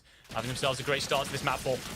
Yeah, it really does have to be said how much that one gunfight gives Team Zyro in terms of just pure resources as Team FIFA Kill takes down Gabs. We look at the side of the map that they've got control of right now, and they've got such free reign. It's what Team Huskers have been working off so well so far here in this game. Team Zyro are now going to benefit somewhat from all those spoils as well. One more player from that roster that we were just talking about here. Team FIFA Kill on the hunt for him. Running into the wall. Disrupt knows he doesn't necessarily need to take that fight fully just yet. Will get knocked regardless, but it's okay because he's got more than enough trade ability with the rest of T1 over here. Spam trades things out. Prodigy down for the count, and they almost immediately get themselves another target via the bounty. So things going well for Team FIFA Kill early on in this game. They have themselves a move in towards the zone. It's what they've really struggled with, and it doesn't really look like they've got that much in the way of those top teams that have ailed them in the past few games. So things could go well for Team FIFA Kill.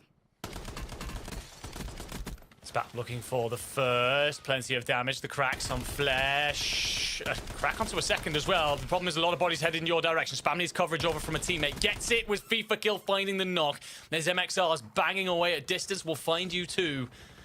However, these opposing players have parted ways and headed off in different directions. Nala will be clean, but just one sailing off into the distance. Circle's going to push him back in though, so if you get ahead of this, couple of grapples, you'll find your pathing to cut this opposing player off, and sure enough, sure or not, can we? FIFA Kill, make it interesting, but Unpaquette tries he might, eventually sent back and dealt with. Still 25 rosters up in this, apparently. Must be a couple of stragglers still knocking about, because for all the wipes, that must mean redeploy tokens are still active.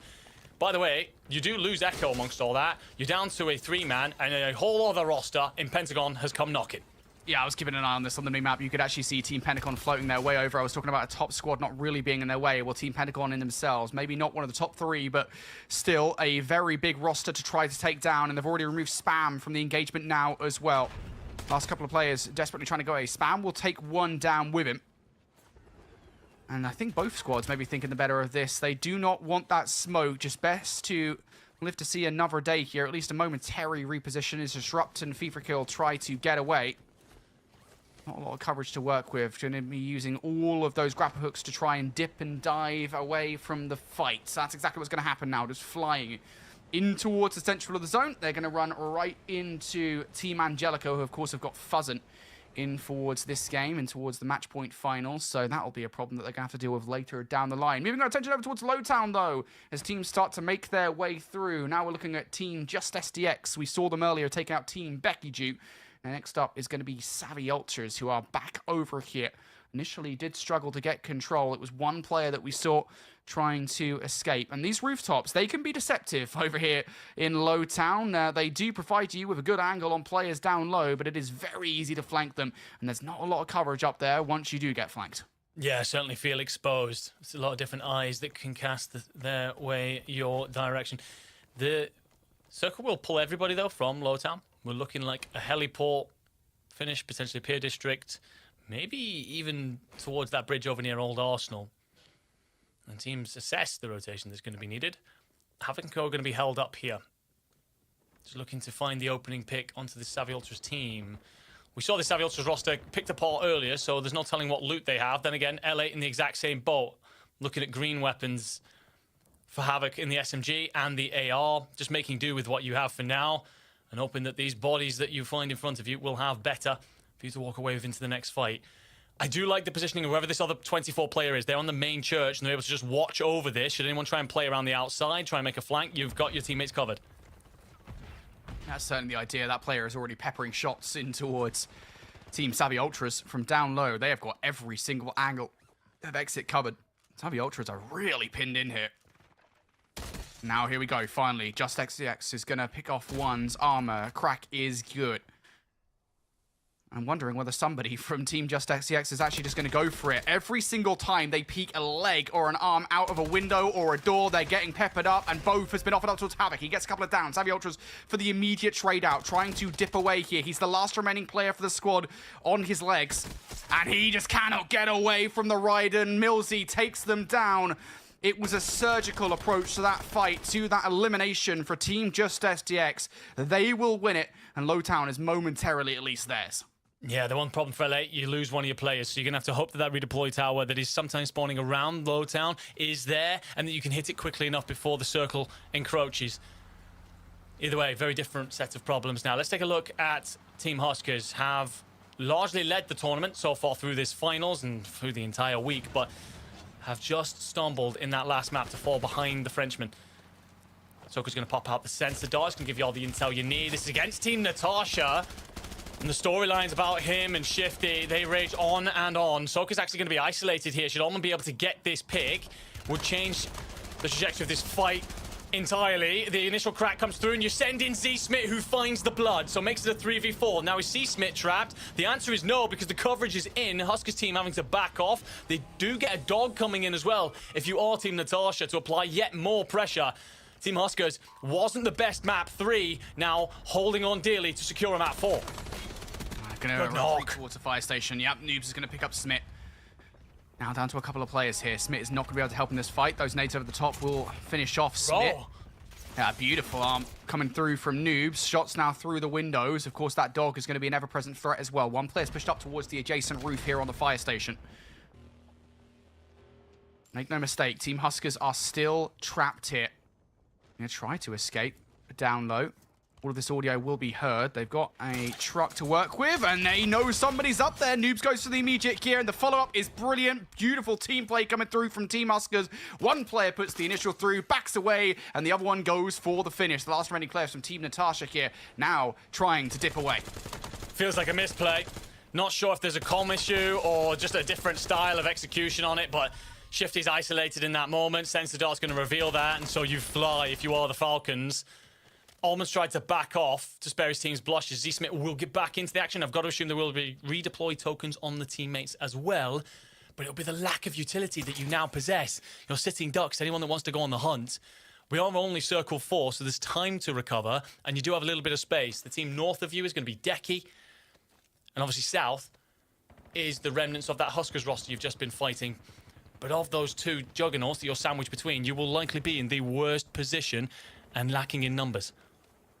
Has to be said how compact we are right now, by the way. I know you said we're kind of relatively early in this game. We're down to Circle 4, but there's still 21 squads left alive. It feels like there's still a couple of less left in this game at this point over the last few drops. So I think teams are being significantly more cautious than they otherwise would be. One player who is being cautious over here is the player from Team Shucks. Recognizes that Zyro is right in front of them and is trying to sneakily make their way through. God, it's like I'm watching Modern Warfare 2019 at the moment. This is the slowest paced thing I've ever seen. Okay. For Team Zyro. And I think at this point he's just trying to crawl his way through. If he can get a knock or a kill, that would be perfectly fine. But just getting through with the gas towards his back towards him, surviving this open space push towards Team Zyro, I think is probably the way, especially with Team Zyro. They could potentially be distracted here. They've got somebody from Team Huskers right in front of them, so there's potential for a knock potentially to go their way. Certainly is. It'll all be about timing for Prodigy. He's a very trigger-happy player, though, so it's whether he has the patience. Lennon's going to rotate across the front, and you can see he's just kind of assessing this. When do I fire my gun? If I am going to go down, I want to take one of you with me. Snake in the grass. Hold your breath. Hope for the best. One player is actually isolated off to his right here. If he turns and takes a look, and... well, I think, unfortunately, he's about to be spotted. No, what? Come on, guys. The hell's going on here? We're in a Kagan skin. We're not even in a bush Wookiee. Gets the knock onto AJ. Instantly traded. Will be picked back up. So let's see another day. But look at Huskers Swarm. They heard that gunfire. And actually, I think you lose one of the players in the engagement. Did you manage to get back to your feet? I think you do just about. But look at those red arrows. Well, they decided to turn and face. Actually, the fight doesn't go on as long as they hoped for. So they recognize the timing's probably against them. But for now, you'll call it a draw and see yourselves off in different directions. The remainder of Team Natasha, that'll be Almond. And that roster has been suffering ever since the end of that fight with Huskers.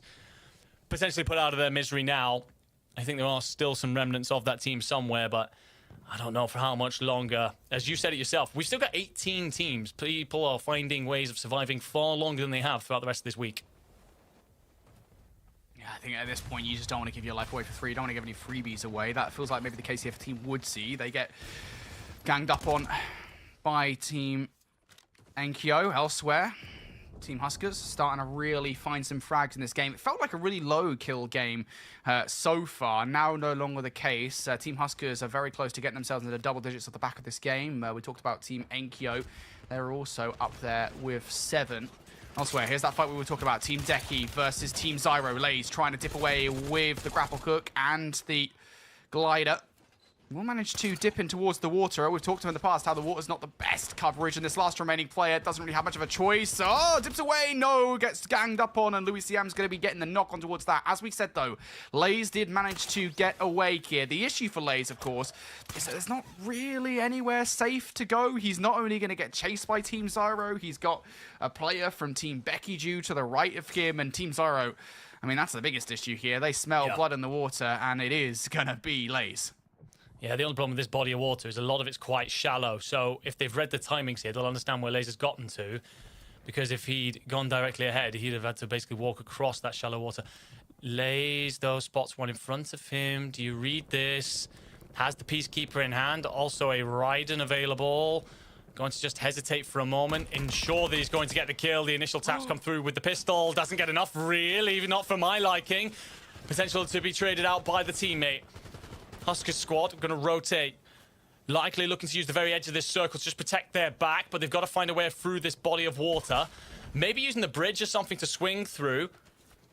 As we see Lennon's squad finish off Becky Jew and put an end to what has been a torrid time for them. That number 18 that I talked about moments ago, the amount of teams left in, we're down to 11 in a heartbeat. Rapidly seeing these teams compress together now, and as such, quickly eliminating many more.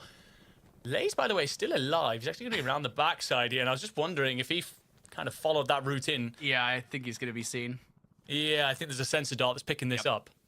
Yeah, I was about to say, if he goes in a little bit further, that sensor dart's going to find him, and now he's in trouble. He should still be able to get away here, just to be clear. I don't think Team Zyro are going to invest so heavily that they put themselves in a bad spot themselves just to get the one frag.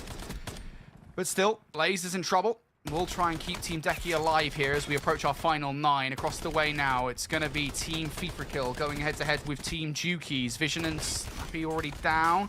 Disrupt now trying to get away. Should be able to do so. Getting shot from below. There's one more player over in that vicinity, and that's going to be all she wrote here for Robstar. Jukies, efforts to try and dip away. Not a lot of coverage to speak of here, and the gas towards the left of him. There's not really much of a choice. He's just have to try and fly. Long-range shots from Disrupt. Oh, a little bit of coverage, I think, in terms of the ground is going to keep them invested. Elsewhere, we talked about Team Zyro. They're about to go head-to-head with Team Enkyo. Certainly are. Halo's going to pop the sensor dart, give the intel out towards the teammates. Up top with the Raiden. Also has the M15 to boot, so both very effective in close quarter engagement. Zyro's going to have to take shelter for a second. No plates to fill in. Louis CM is knocked. Lennon is knocked. The Frenchman will fly, collapse this. It's just doing it cleanly. There goes Zyro. AJ, what do you have? Once one of the hottest commodities in the European space, and he's wiped without problem. The Frenchmen continue as well. There goes Ahsoka. That's a knock, and that's a call that'll be coming through. Do we send it in that direction? And however, it will be A streak going out over the top. Can the grenades cover that distance? The one thing about them, the fall off is quick. They arc down into the ground incredibly early, far quicker than you'd have expected. And so you're just not making up that distance, but you're trapped between a rock and a hard place if you are Huskers. And worth saying, by the way, last we talked about Team Enkyo. They had 7 kills to their name. They're now up to 14 here, down to our final 6. So they are having yet another hell of a game. Team Huskers, though, when they're still in, I don't doubt that it's going to be an interesting final zone. On the other side of this fight will be Team Mizzy.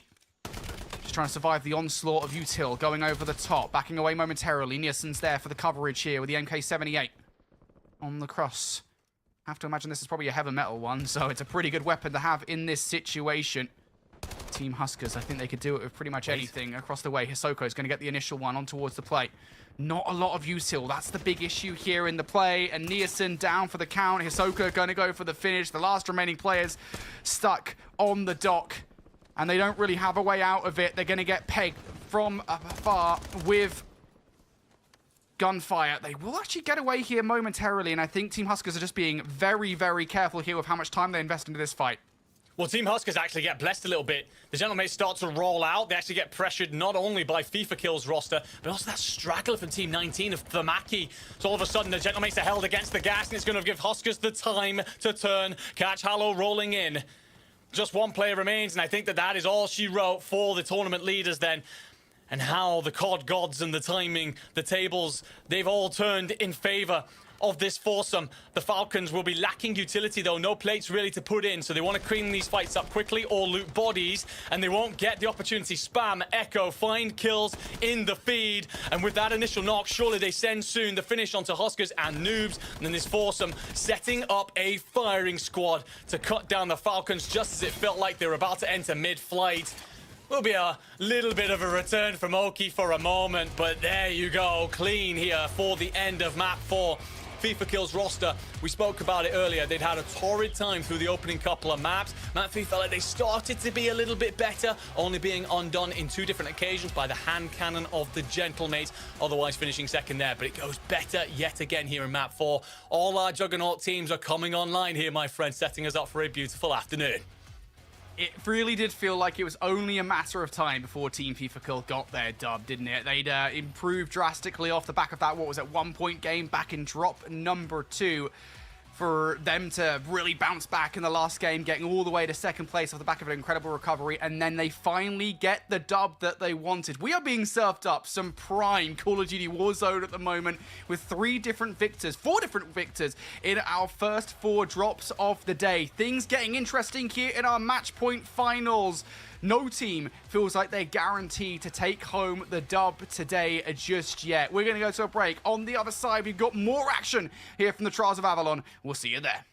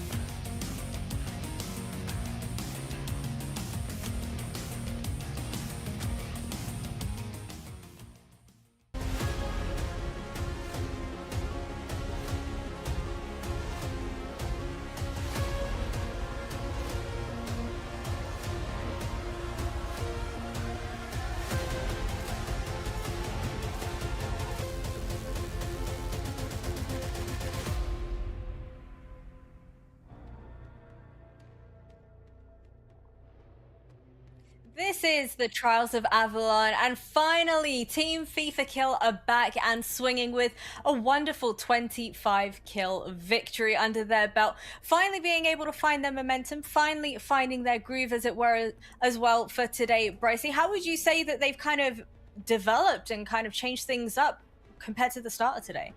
Hey, sometimes it takes a couple of games to get going. It can be difficult, you know, if you're unsure about how everybody else is playing, but strength and adaptation is key, right? You want consistency over time, but if you can improve over time, that's actually even better. So yeah, running into this game here, the end goal is now somewhat in sight, so it looks like it could be a good run.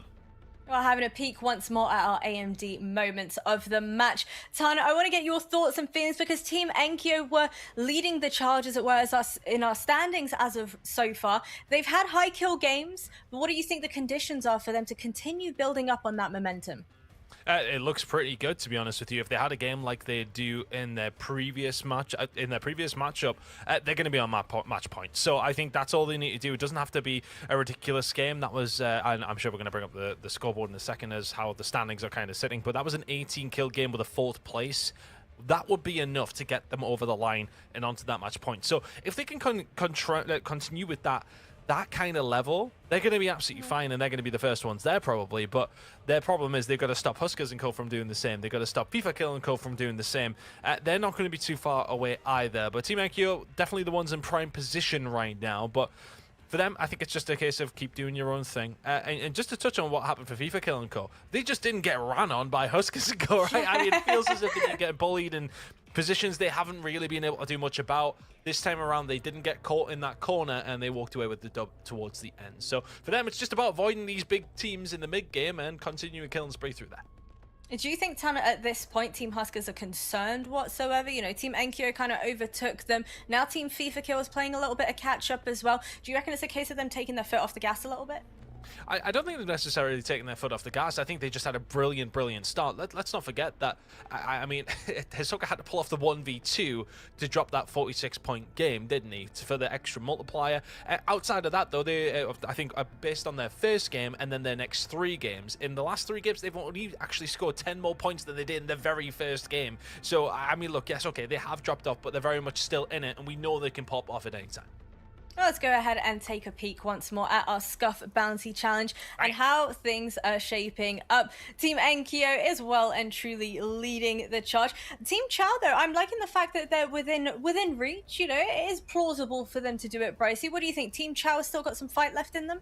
Oh, 100%. It just takes one good game, right? Realistically, the highest amount of score, it can be done at any point. We saw yesterday in the Scuff Bounty that Huskers overtook with their very last game of the day when we were talking about kills. So for me, this is really about just continuing the grind out towards the end. Well, we've said it before, right? Team Huskers have already won themselves 8 Scuff controllers to give away. It is time for somebody else to have a chance. I'm rooting for Team Enkyo. I think they could do it. I think I'm pretty impressed with their performance thus far. But we also have a couple other teams that we've not necessarily spoken the most about. Team Zyro, for example, they were fragging out a lot more in their previous games as well. So if you are some of those teams that are towards the lower end of the leaderboard, how do you look to approach this while aware of the fact that there are teams that might be nearing the 150-point mark? I think realistically they have to start playing for these kills rather than placement. That's kind of where you need to be. A lot of these teams are finding big kills and finding big placement. You need to get yourself in those top echelons if you want a chance to go on to win this tournament. It's easier said than done, though. At this moment in time, it does look like a 3-horse race. Yeah, absolutely. I think taking a peek at the standings as well, Team Mizzet prior to this game were 4th in the standing, and heading into that game they were focusing an awful lot more on keeping 4 alive and getting those placement points that are absolutely crucial for them. What do you reckon, Bryce? Who do you think is going to be the dark horse heading into the next drop? Truthfully, I don't know so much of a dark horse here. I mean, maybe Team FIFA Kill if they can get a monstrous game under their belt here. The real kind of storyline of this drop, though, is about getting over the line. Get to match point. For Team Enkyo and Team Huskers, that is doable. For Team Enkyo, they should really get to it after this one. For Huskers, they would need a big game like they had in their first one. For FIFA Kill, a monstrous game, which we haven't seen out of anybody so far on this final day. We had it in the previous days where there were teams to farm, but not so much. So, yeah. This is all about getting there. Those top 3 teams want to. Team Enkyo should. Team Huskers might. And Team Fever Kill will need a miracle. And how about, Tan, those teams that are towards the lower end of the leaderboard, having the awareness that, you know what, maybe, just maybe, the teams are going to reach that threshold, is now going to be the moment in which they're trying to farm some more points, trying to secure some more kills, just to have like a little bit of a buffer? Kind of what they should have been doing anyway, to be honest with Yeah. you. Look, I think it's one of those moments where you do need to step your game up if you are towards that lower side, but it's easier said than done, right? It's all these theorizing moments where we're like, okay, well, what about this and what about that? Maybe it's a change up a strategy for some of them. I mean, Team Angelic has really been struggling. Some of the other squads in and amongst it. There's loads of teams on around 50 points. You're kind of playing for placement at this stage if you are some of those squads. So one big game gets you in a good position. Well, let's find out whether or not they can do it. 150 points is the mark to reach, boys. I'm excited for this one. All right. Well, this should be an interesting one, realistically. Some of these teams now stretching themselves to get into that zone. And the key thing about it, of course, is once you are there, your strategy does change a little bit, but it also puts all the pressure on everybody else. So you have more opportunities to win if you can get there, and that's what they're looking for. It's not going to be the easiest for anybody once they get over into that match point line, but at least you have the opportunity. And that's what they're going to be looking for. So it's not so much pressure off, it's more, you know, game ready. So we'll see how these teams develop, and we know that we might have somebody go for it. I mean, we've got to watch Team Enkyo for when they get over that line this game. Yeah, I'll be keeping an eye on how things are going. I'll do the maths for us, don't you worry, Bryce. You know I'm very prevalent in that category. Not quite a Nostradamus, but we'll figure it out with a calculator. Either way, zone very much towards the northeast side. Half of the map is pretty much going to be cut off within the first 10 minutes or so. So a lot of these teams may well alter their drop. For some of them down towards the southwest, that could be a little bit risky. And some ground to traverse, absolutely no doubt. Looking over towards where the drops are actually coming through, Heliport is being popular for the side of Janomites, and that's exactly where they're going to go once more. But if Huskers and Co, once again, it's down towards the southeast side. Not too bad for this drop number 5 for them. But for them, that squad in particular, they absolutely have the potential to reach that goal of 150 points. Team Huskers, just to reiterate here, need 44 points. If you are Team Enkyo, you need 31.5. So what they did last game would be more than enough. Of course, that's easier said than done. But a very, very, well, not quite middle of the road, but a decent game from Team Enkyo should get you over the line. For Team Huskers, a very good game like game number 1 would also get you there. Well, only time will tell us. And it does feel a little bit different this game. The atmosphere. Feel even weirder next game if we do have a team on match point, but for now, these teams know what's at stake here. Teams being in reaching distance does start to put the pressure on. You know you need a big game to at least start contesting. For some of these teams outside the top 5, their average means that they won't even make it in another 6 games. Yeah, that's a tough thing, and I think you know, Jasmine asked the question rightly, but in the sense of some of these teams, you are kind of just playing for their placement now, really, aren't you? It's one of those cases of if you haven't been able to keep up through the first 4, it's going to be really tough to get yourself in that situation. I mean, it's definitely not over for teams like Team Deki, Team Chow, Team Izzet. Like, potentially, if you have yourself like a 40 or 50 point game here, you're back in that conversation. But that has been very difficult for a lot of these teams to be able to do so when Team Enkyo, Huskers, FIFA Kill are all kicking about. They have shown themselves to be leagues ahead pretty much of everybody else. And are they going to be able to do a great deal with it? Keeping an eye on how the game has kicked off here, though. Some of these squads just doing what they have been doing. Typical drop coming in for Team Enkyo. Typical drop for Team Huskers. Looking over towards Team FIFA Kill are doing. Yep, same old for them as well. So if it ain't broke, do not fix it. Team Huskers drop, by the way, is egregious. Like, I mean, they've done honestly, this every time. They send one player to, like, each POI. Like, they are spread out across, like, 2 kilometers of this map, and they've never been punished for it. And that's the thing, right? I mean, if some of these teams, I think the onus is more so on teams like Team FIFA Kill and Team Deki. Obviously, Team FIFA Kill are about 20 points in front of them. But if they can stop Team Enkyo and Team Huskers from getting towards that match point, that should be an objective that you kind of chase. It's always a difficult thing to really call. I mean, so many times we see it when it does get to that match point scenario, you definitely do have to start playing around some of these teams potentially. When they're close to it, it's a risky situation. Because if they're close to it, they ain't a bad team. We know that. And it becomes a bit of a risk to run on them if they do potentially have a bit of a setup. It can be a bit of a coin flip. But say, for instance, that Team Huskers dropped on Gentlemates now and had a bit of a 50-50 fight there. All of a sudden, if one of those teams comes off badly, if Huskers who are behind come off badly, you're then further behind, and you may not have the opportunity to close that gap as much as you would have liked to. It's a difficult conversation to have, and it's kind of what makes the difference for some of these very top teams. These risky moments and the risk-reward situation. That's how it's going to go down, though, as teams still just trying to develop in and around low town. Seeing how things are going to work out here for Team Savvy Ultras. Looking to try and get something rolling. Haven't necessarily had the best of times today. No, certainly not, and that's kind of the key here is with having a couple of bad games, the last couple of days wasn't too bad. You could always recover. Now, as we get into, I would say, firmly the mid-game of today's tournaments, starts to become a bit of a worry. Is technically, this could end next game. I'd be really interested to see if we do get to match point after this one. For what it's worth, I actually believe we might. If we do get there, what do teams start to do then? That's what I want to wonder. Are you going to start thinking about landing on them? Especially if you're close to that match point scenario yourself. Or do you concentrate for them on the mid game? I'm not too sure. Anyway, fight going on here for Team Decky. Try and get a bit of a chase down here on Woodsy and Co. Kind of got them cornered as well, and this is just the hallmark of a great team, though. Look at how they position themselves around them. It's not a one-pronged attack, it's a three-pronged attack. They've got somebody else who may well want to get involved here, though, in Team FIFA Kill. They're on their way over as Lipton will take down Woodsy, and they're trying to collapse and find these kills as quickly as they can, but as mentioned, Team FIFA Kill want to get involved. Have a little look. Third party is always a good way to go. You can see some teams automatically taking them down here. They've chosen not to engage straight away. That fight has not really panned out the way they go. You can still hear bullets ripping.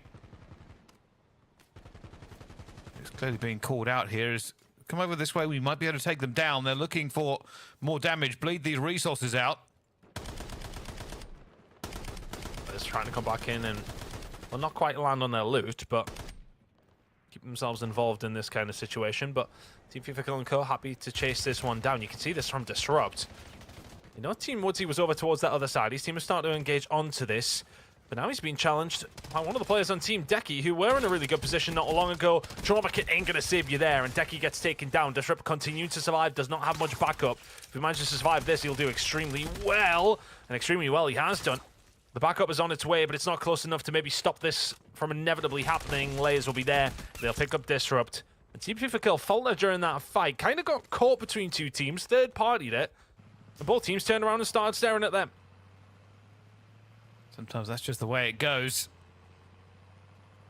I'm just trying to keep an eye here on who's really starting to put up the numbers already, Tanner, as well. Doesn't seem like our top squads are having the most amount of fun that they could do. Oscar still with 0, but that is a tactic that they've been doing almost continuously. They just don't get into a fight until, I'd say, 5 to 10 minutes into the actual drop. Looking towards where they've actually made their way of Team NQ, our current leaders. They're over towards Clifftown now. With Team Huskers making their way from Factory Old Arsenal and Chop Shop, where they have had free reign and likely will be looted to the teeth, Pricey. A worry for some of the other teams who are towards the south side of that map. I think, unfortunately for Huskers and Co, when they have been having that free reign to loot and that ability to do it uncontested, the problem is that nobody's there to kill, which isn't necessarily ideal. On board now with Squad 8, Zyro's squad, who, as Jasmine kind of mentioned, haven't necessarily been doing a whole lot. Currently find themselves sitting 11th, so not too bad, but there's a big bunch of teams in and around 40 points. I think the separation from 7th all the way down to 18th is like 15 points, so really not a great deal. We'll see how they get on. As that second circle comes to a close, we'll find out where we get our first big pull of the game. Already we can see Team Huskers' team is finally getting involved. And now Zyro looking for this last little fight here. I don't know if they know that a member of Woodsy is here. Doesn't seem so, otherwise they probably would have gone for it. Team Nebraska in and around Clifftown as well, with their Gentlemate squads who are starting to try and get some kills on the board, as are Hisoka and Co. They managed to potentially find a wipe over towards water treatment. As this fight over towards the casino. Bit of a gamble for a few teams, actually. There's a lot of squads about to get involved. Not this one in particular. Huskers and Co. still looting up. Nobody around them. Huge fight about to go down over towards casino, though. I'd like to keep on that if we can. I think Team Enkyo as well is about to get into a fight with Baraska. They're all over each other on the minimap here. Well, they do know they're in the area. You can see they're looking for the player in the water. Team Enkyo, I mean, they've only got one to their name at the moment. This will be a second one. Should be easy pickings in the end. They're trying to get this engine running. For them, they do need a fairly substantial game. They'll be looking for about 20 kills and then the best multiplier they can. And well, there's the start of it. Not sure if that was a full wipe, but either way, Clifftown is now very much theirs. And with where the circle is heading at this moment in time, it's probably not a bad place to be in. Soka, Huskers and Co. trying to catch on to Anaja and Co, who are actually managing to hit a bit of a redeploy there, so could be chasing a couple of ghosts, so to speak. But a big fight going on here, though. The Team Natasha, Shifty, finding some good shots over towards the top side. Can't continue his life, though. Big gunfight and a huge fight, actually, between themselves and Pentagon. If they can manage to find this one, that would be beneficial. Another really good team. Almond there to pick up the pieces on the Goy, and now it's a 3 versus 2. Waiting for it. Difficult engagement over a ridge. Don't know exactly where they're going to be here as both teams just keep trying to get positioning for it as well. There they go in, looking for it as well. Gets a big drop onto Pentagon. And that does mean the last member of that team will be backing off very quickly. They don't want any more from it. And they'll be like, all right, a little bit of looting, a couple of kills. Could be worse. We need to get Shifty back. Echo. Getting plenty done here up against Fuzzin and Co. Managing to find plenty, so good job from them. Over towards the winery, nice and safe, and find themselves in a good position. 3 squads have been dropped, and I think for them it's crucial that they get themselves a decent game here, to be honest with you. They are faltering behind ever so slightly. I'm not talking like a 50-pointer, but somewhere between 30 and 40 would be a really good job at closing that gap. They'll hope for a 50-pointer. Hey, if realistically, they'll be hoping for a 70-odd point and get themselves straight in a match point, but that is not that likely, especially with teams picking them off here. Natasha has the better position. Well, they're being ruthless. Difficult to get at this range. A little bit of bullet velocity could be an issue, but fully upgraded MX-17 will help.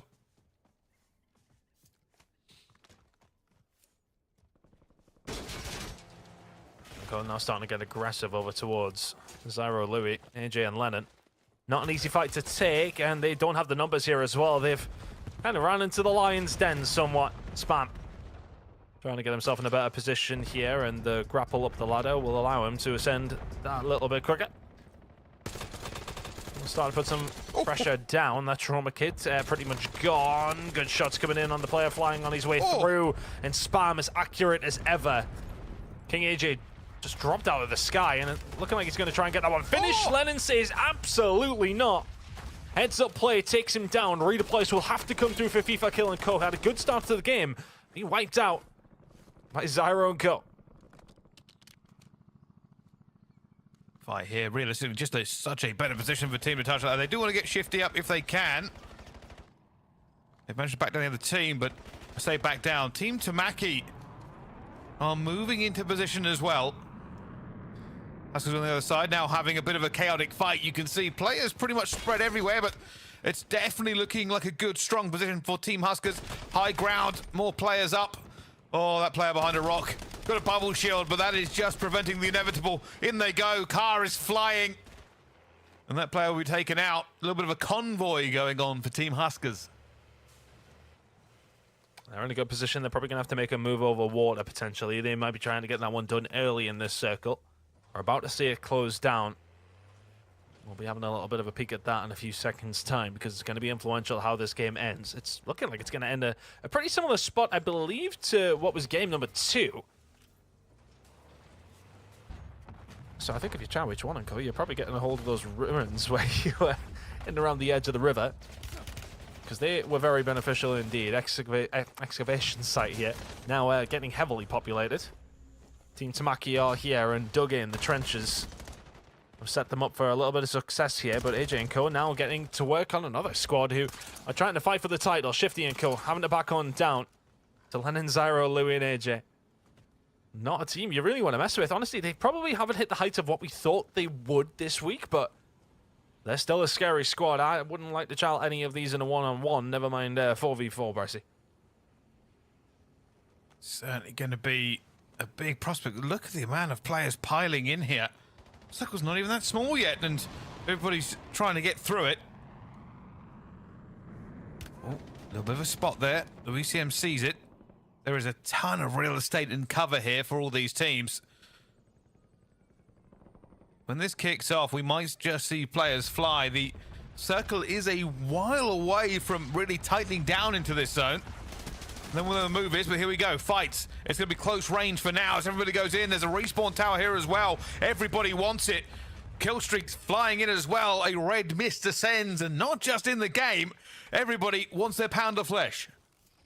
And that is going to be important as well, because if you can clear out the excavation site and all of a sudden you have that respawn potentially on offer, not only can you control it to stop other teams getting their drop back in, but if you lose somebody, then maybe it'll help you out. Stylus has been dealt with. Okay. Unfortunately, using one of his grapples right in Stylus's face, but works out in the end. Looks as if Team Mizzet are going to be the ones just about in control. Excavation. They forced everybody else away, and nobody seemingly want to get in and amongst this either. Team number 23, Team Stylus, out of this game. 17 teams still remaining, Brycey. This circle is not very big, and in 30 seconds' time, it's going to start getting a lot smaller as well. They're going to wait for this. Everybody wants to be in the best position, but this will be a little bit of a stall here as teams bunker down, waiting for this pull. In 14 seconds, we'll know who's safe and who's not. A couple of fights still erupting here. Looks like Team Huskers is in a good position with a couple of teams or small teams on the outside. Everybody around the excavation zone, well, they know there's players everywhere, but there is so much cover, it feels a little bit safer than it could be. Circle's just about to get a lot smaller as well. And the team's over towards excavation, and in this area right here are in a nice spot for this game. A lot of teams going to have to be transferring their way in, including our two top teams. Team Enkyo and Team Huskers still alive on the east side of this circle, so behind where Jeanette is looking right now. And they may well be collapsing in, but they've got Team Natasha to deal with. Fortunately for them, it doesn't seem as if Team FIFA Kill are alive and kicking anymore. And I don't think they necessarily had too big of a game, so for them, this is going to be a bit of a dud. It seems like a two-horse race right now, Bryce. Well, for our two big squads, Huskers and Enkyo, they're now flying in, but there are no good positions for either of them. I'm looking at the mini-map here. They kind of need to wrap into each other. Top of the cliff would be the best ton, but that's already swarmed with teams. It's not going to be easy to get up there. Oh, this is cheeky. Easy to get up there when you got a bubble shield on top of a truck, right? Huskers making his way up. The convoy is very much here, but you got to worry about Bubble and Co, who are directly above you. This is a real power play if they can pull away with it somehow. Huskers and Co got to be in a lot of trouble here. That Bubble's not in a great spot, and the driving ain't that great either. I've seen a couple of people complaining about the... He jumped in the back seat. That's why he abandoned it off the cliff. And already, just a better position. I said it was dangerous right now. Yeah. This is a horrible position. Team Huskers has tried to get in a better position here. Team Enkyo are also want the same thing. The streaks are coming out as well. Grapples are going up and down the cliff as everybody trades. That's not what you want at this stage of the game. You can see even more streaks now flying through. The Hunter-Killer drones are out. Center Dart doing overtime work here for Team Huskers, but what's that coming over the hill? It's Team Enkyo. They're right on the cusp of this fight, and Huskers is down to 2. Huskers going to be in a lot of trouble, and to a team he just does not want to feed points over to. They are going to manage to find a way up, and I tell you what, if they can catch them off guard here, 2 versus 4 from this scenario. If they look down, it could be up against one of the teams that you really need to start finding some kills on. Gentlemen, just do not know how much trouble they potentially could be in. You can see on the minimap they're starting to converge on it. Huskers and Co starting to rain fire. You're not in a great spot if you're the Frenchman whatsoever. Big scout for them to take. They just don't have the bodies for it as well. And there's another team that has appeared. They're looking for this one. It's going to be a bit of a nightmare. Always pinned in. This was always going to be a dirty fight. Team Zyro making it so much trouble for them. Team Huskers turns from the predator to the prey. And they're just hoping that they don't get pushed by anyone else. Oh, good shots coming in. Louis, he'll take down Huskers, and only one player remaining. I believe this is going to be Dongi. Honestly, if he can pick up any points, just get rid of somebody down on the other side of Gentlemates. That would be a bonus. They get absolutely nothing. And if you are the Gentlemates, if you are Team Enkyo, you are thanking your lucky stars for Team Zyro, who got involved, took them down, and now it's a 3-horse race for that #1 spot. Best position of this one so far is going to be Team Zyro. They have all their members up. They have the high ground at the moment. That team down there is absolutely pinned. There's nowhere to go. Team Chow is all hiding behind one rock. Team Enkyo, they're not in a good position. They want to move as well. Louis CM says, all right, there's one. Thank you very much. They jump on him as well. The grapple is going to pay off here. The teammates now desperately trying to rescue theirs. Hasn't worked out as Team Enkyo, well, they're in the firing line. Down they fall as well. Only one left. Only a couple from Team Chow. This doesn't seem like it's going to be a win for Team Enkyo.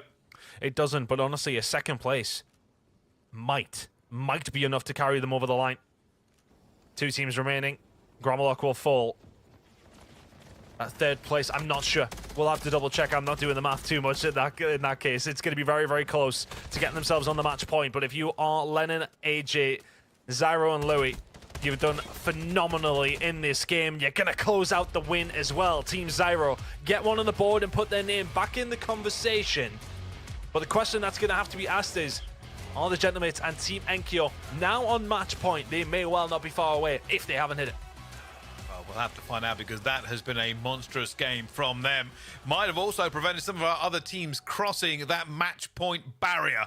And now they'll be worried. Who else is in the running? Who else could potentially lock this one down? It all comes down to the pull of the circle. We said there was going to be issues for some of our top teams to get into it when it ended where it did. And no one encapsulated that better than Team Huskers. They couldn't move. They couldn't breathe. They were fighting vertical, and they were losing players over time. Yeah, look, I think when you look over towards the multipliers and everything, we'll let the admins figure that one out. That's not my job, thankfully. But it's going to be very, very close for them to be on that match point. But ultimately, though, that's a big game for Team Zyro. They put up some very, very decent numbers there, as well with the 1st place. Looking at where they were sitting in the leaderboard, though, Pricey, they really did need a big game. They got that big game. They'll be pushing over towards that 100-point mark now, maybe sitting in around 90, which gives them an opportunity in a couple of games' time, if they can extend these games, if they can prevent teams who may well or not be on match point from winning, they're going to put themselves in that conversation. You've just got to be within touching distance and hope it goes a couple of games more than necessary, and you have every single chance of taking away the Trials of Avalon. Oh, you certainly do. We will obviously be waiting for these numbers to come in here, but the big question is, did anybody get above match point there? I am very unsure. The multipliers really will make a bit of a difference for that one, but we will find out all that and more coming up after the break. Don't go anywhere for more Trials of Avalon.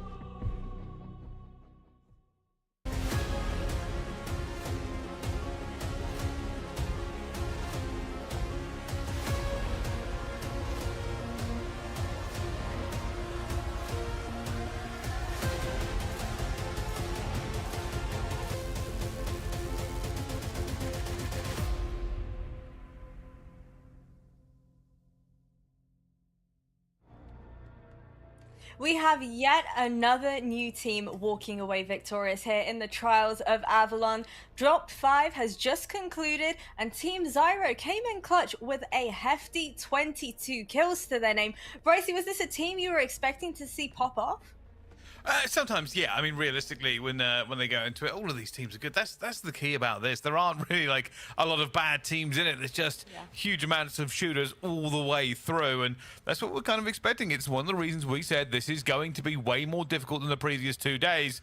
Is that, if anything, it's not just like double the capacity of the actual skill of these players. It's probably even higher than that because only the very best from our groups made it through. They had a crazy amount of disruption throughout this game as well. First encountering Team FIFA Kill, then encountering Team Enkyo, and these are some pretty heavy hitters as well, Ton. It was no easy feat for them. Yeah, but they did really well, to be honest with you. Just going through Winery, they really worked hard on that. They managed to get that good positioning on the map because of that as well, and just capitalized at the right times. They still had a lot of people to deal with. As you mentioned, they dealt with a couple of really good squads who are very much in contention to go on to win the whole thing. And with that, they've put themselves potentially in the conversation as well, Jasmine. So yeah, really good game out of a squad who have plenty of talent. We haven't quite seen it so far over this week, but you're getting to see it now, maybe when the time matters the most. Well, having a look at our AMD moments of the match, another team we absolutely have to speak about is Team Enkyo. They stuck together as a 4 for the majority of that game, securing themselves 17 kills in the process as well, Bryce. Unfortunately, they weren't able to secure themselves a victory, but what did you think about their performance? Was it up to par? Well, I'll tell you something. The only time I think a performance is not up to par is when you don't get over to match point. So, realistically, yeah, I think that's the issue. We were expecting teams to get over. I thought Team Enkyo, for instance, would 100% make it. And it's difficult. It's always going to be one of those that anything could really throw it away. But and that speaks for itself. You just got to be tilted at that point. Being 1 point off, Ton. How on earth do you come back from this? Mental's gone through the roof. I wouldn't say Mental's gone. Look, they're still in a really good position. They're still leading. They are still, well, I mean, they are absolutely going to be over it by the next drop. I mean, I would be astounded if they couldn't be. I mean, literally just get a kill. Doesn't really matter. I think for them, the question is now for me is whether or not they choose to disrupt. Because, I mean, it doesn't matter what they do. They're going to be able to pick up a kill somewhere along the line to get them over that threshold. Team Huskers, they're not too far away, of course. Only 15 points or so, just over. I'd expect them to get there as well. But look, I think if you are the Gentlemates and Enkyo and Co., if you can mess with Huskers and the gang there, then maybe it's an idea. I don't know. Maybe I'm being a little bit bold in this situation, but I think they probably would have to admit that both of them are going to get it over the line here. FIFA Kill and Zyro would have to have an astounding game to get there, but if they have 2 decent games, they'll be there as well. So we could have 4 teams in a couple of games' time who are very much in and amongst the mix and over onto the match point. But yeah, for Team Enkyo, the Gentlemates boys, question is do you get silly with it, or do you just play your game, get your kill, get yourself over, and go again and try and win in the next game? What do you reckon their best bet is here then, Bryce? Do you reckon they're better off going for the Team Huskers, trying to take away their chances from them? I think it's one of the only kind of times that you could say that would be a viable strategy. Look, Team Enkyo are going to get 1 point, and then after that, it doesn't really matter. So they can do whatever they want. They could they could just leave the game if they wanted to and go and have lunch and come back and then actually start playing. Many strategies for it. I would say the smart thing would to be shut down some of the other teams. Huskers team would be quite difficult because you'd have to find them, although we do know where they drop. To the point where I'd say maybe even just go where they drop. We've seen it many times, right? Just try and take them out straight away. Then you can look at what, like FIFA Kill and Zyro, and see if you can take those down. But there's not a lot for them to do here. They can't really lose, so it's kind of feed up time. What about for Team Huskers in that previous game that we saw? They had a little bit of a questionable vehicle usage throughout that as well, making things a little bit chaotic. They did. But look, it nearly worked. They had to do something because, unfortunately for them, they just weren't in a position to do anything on the map. They were in a really, really sticky spot with how the zones kind of went. So for them, look, it was do or die. Didn't necessarily have a terrible game. What they picked up 28 points in the end, which is still a very, very decent effort, of course. So for them to be able to do that, if they do that again in this game, they'll get it over the line as well. So yeah, look, they had to make a move there. That's just one of those cases. You weren't quick enough for the zone. There was other teams in better position. You lost out because of that, nothing else really to it. So yeah, I think for them, just same old, do it again, what you've been doing, and you'll get it over the line. That's all they've been focusing on.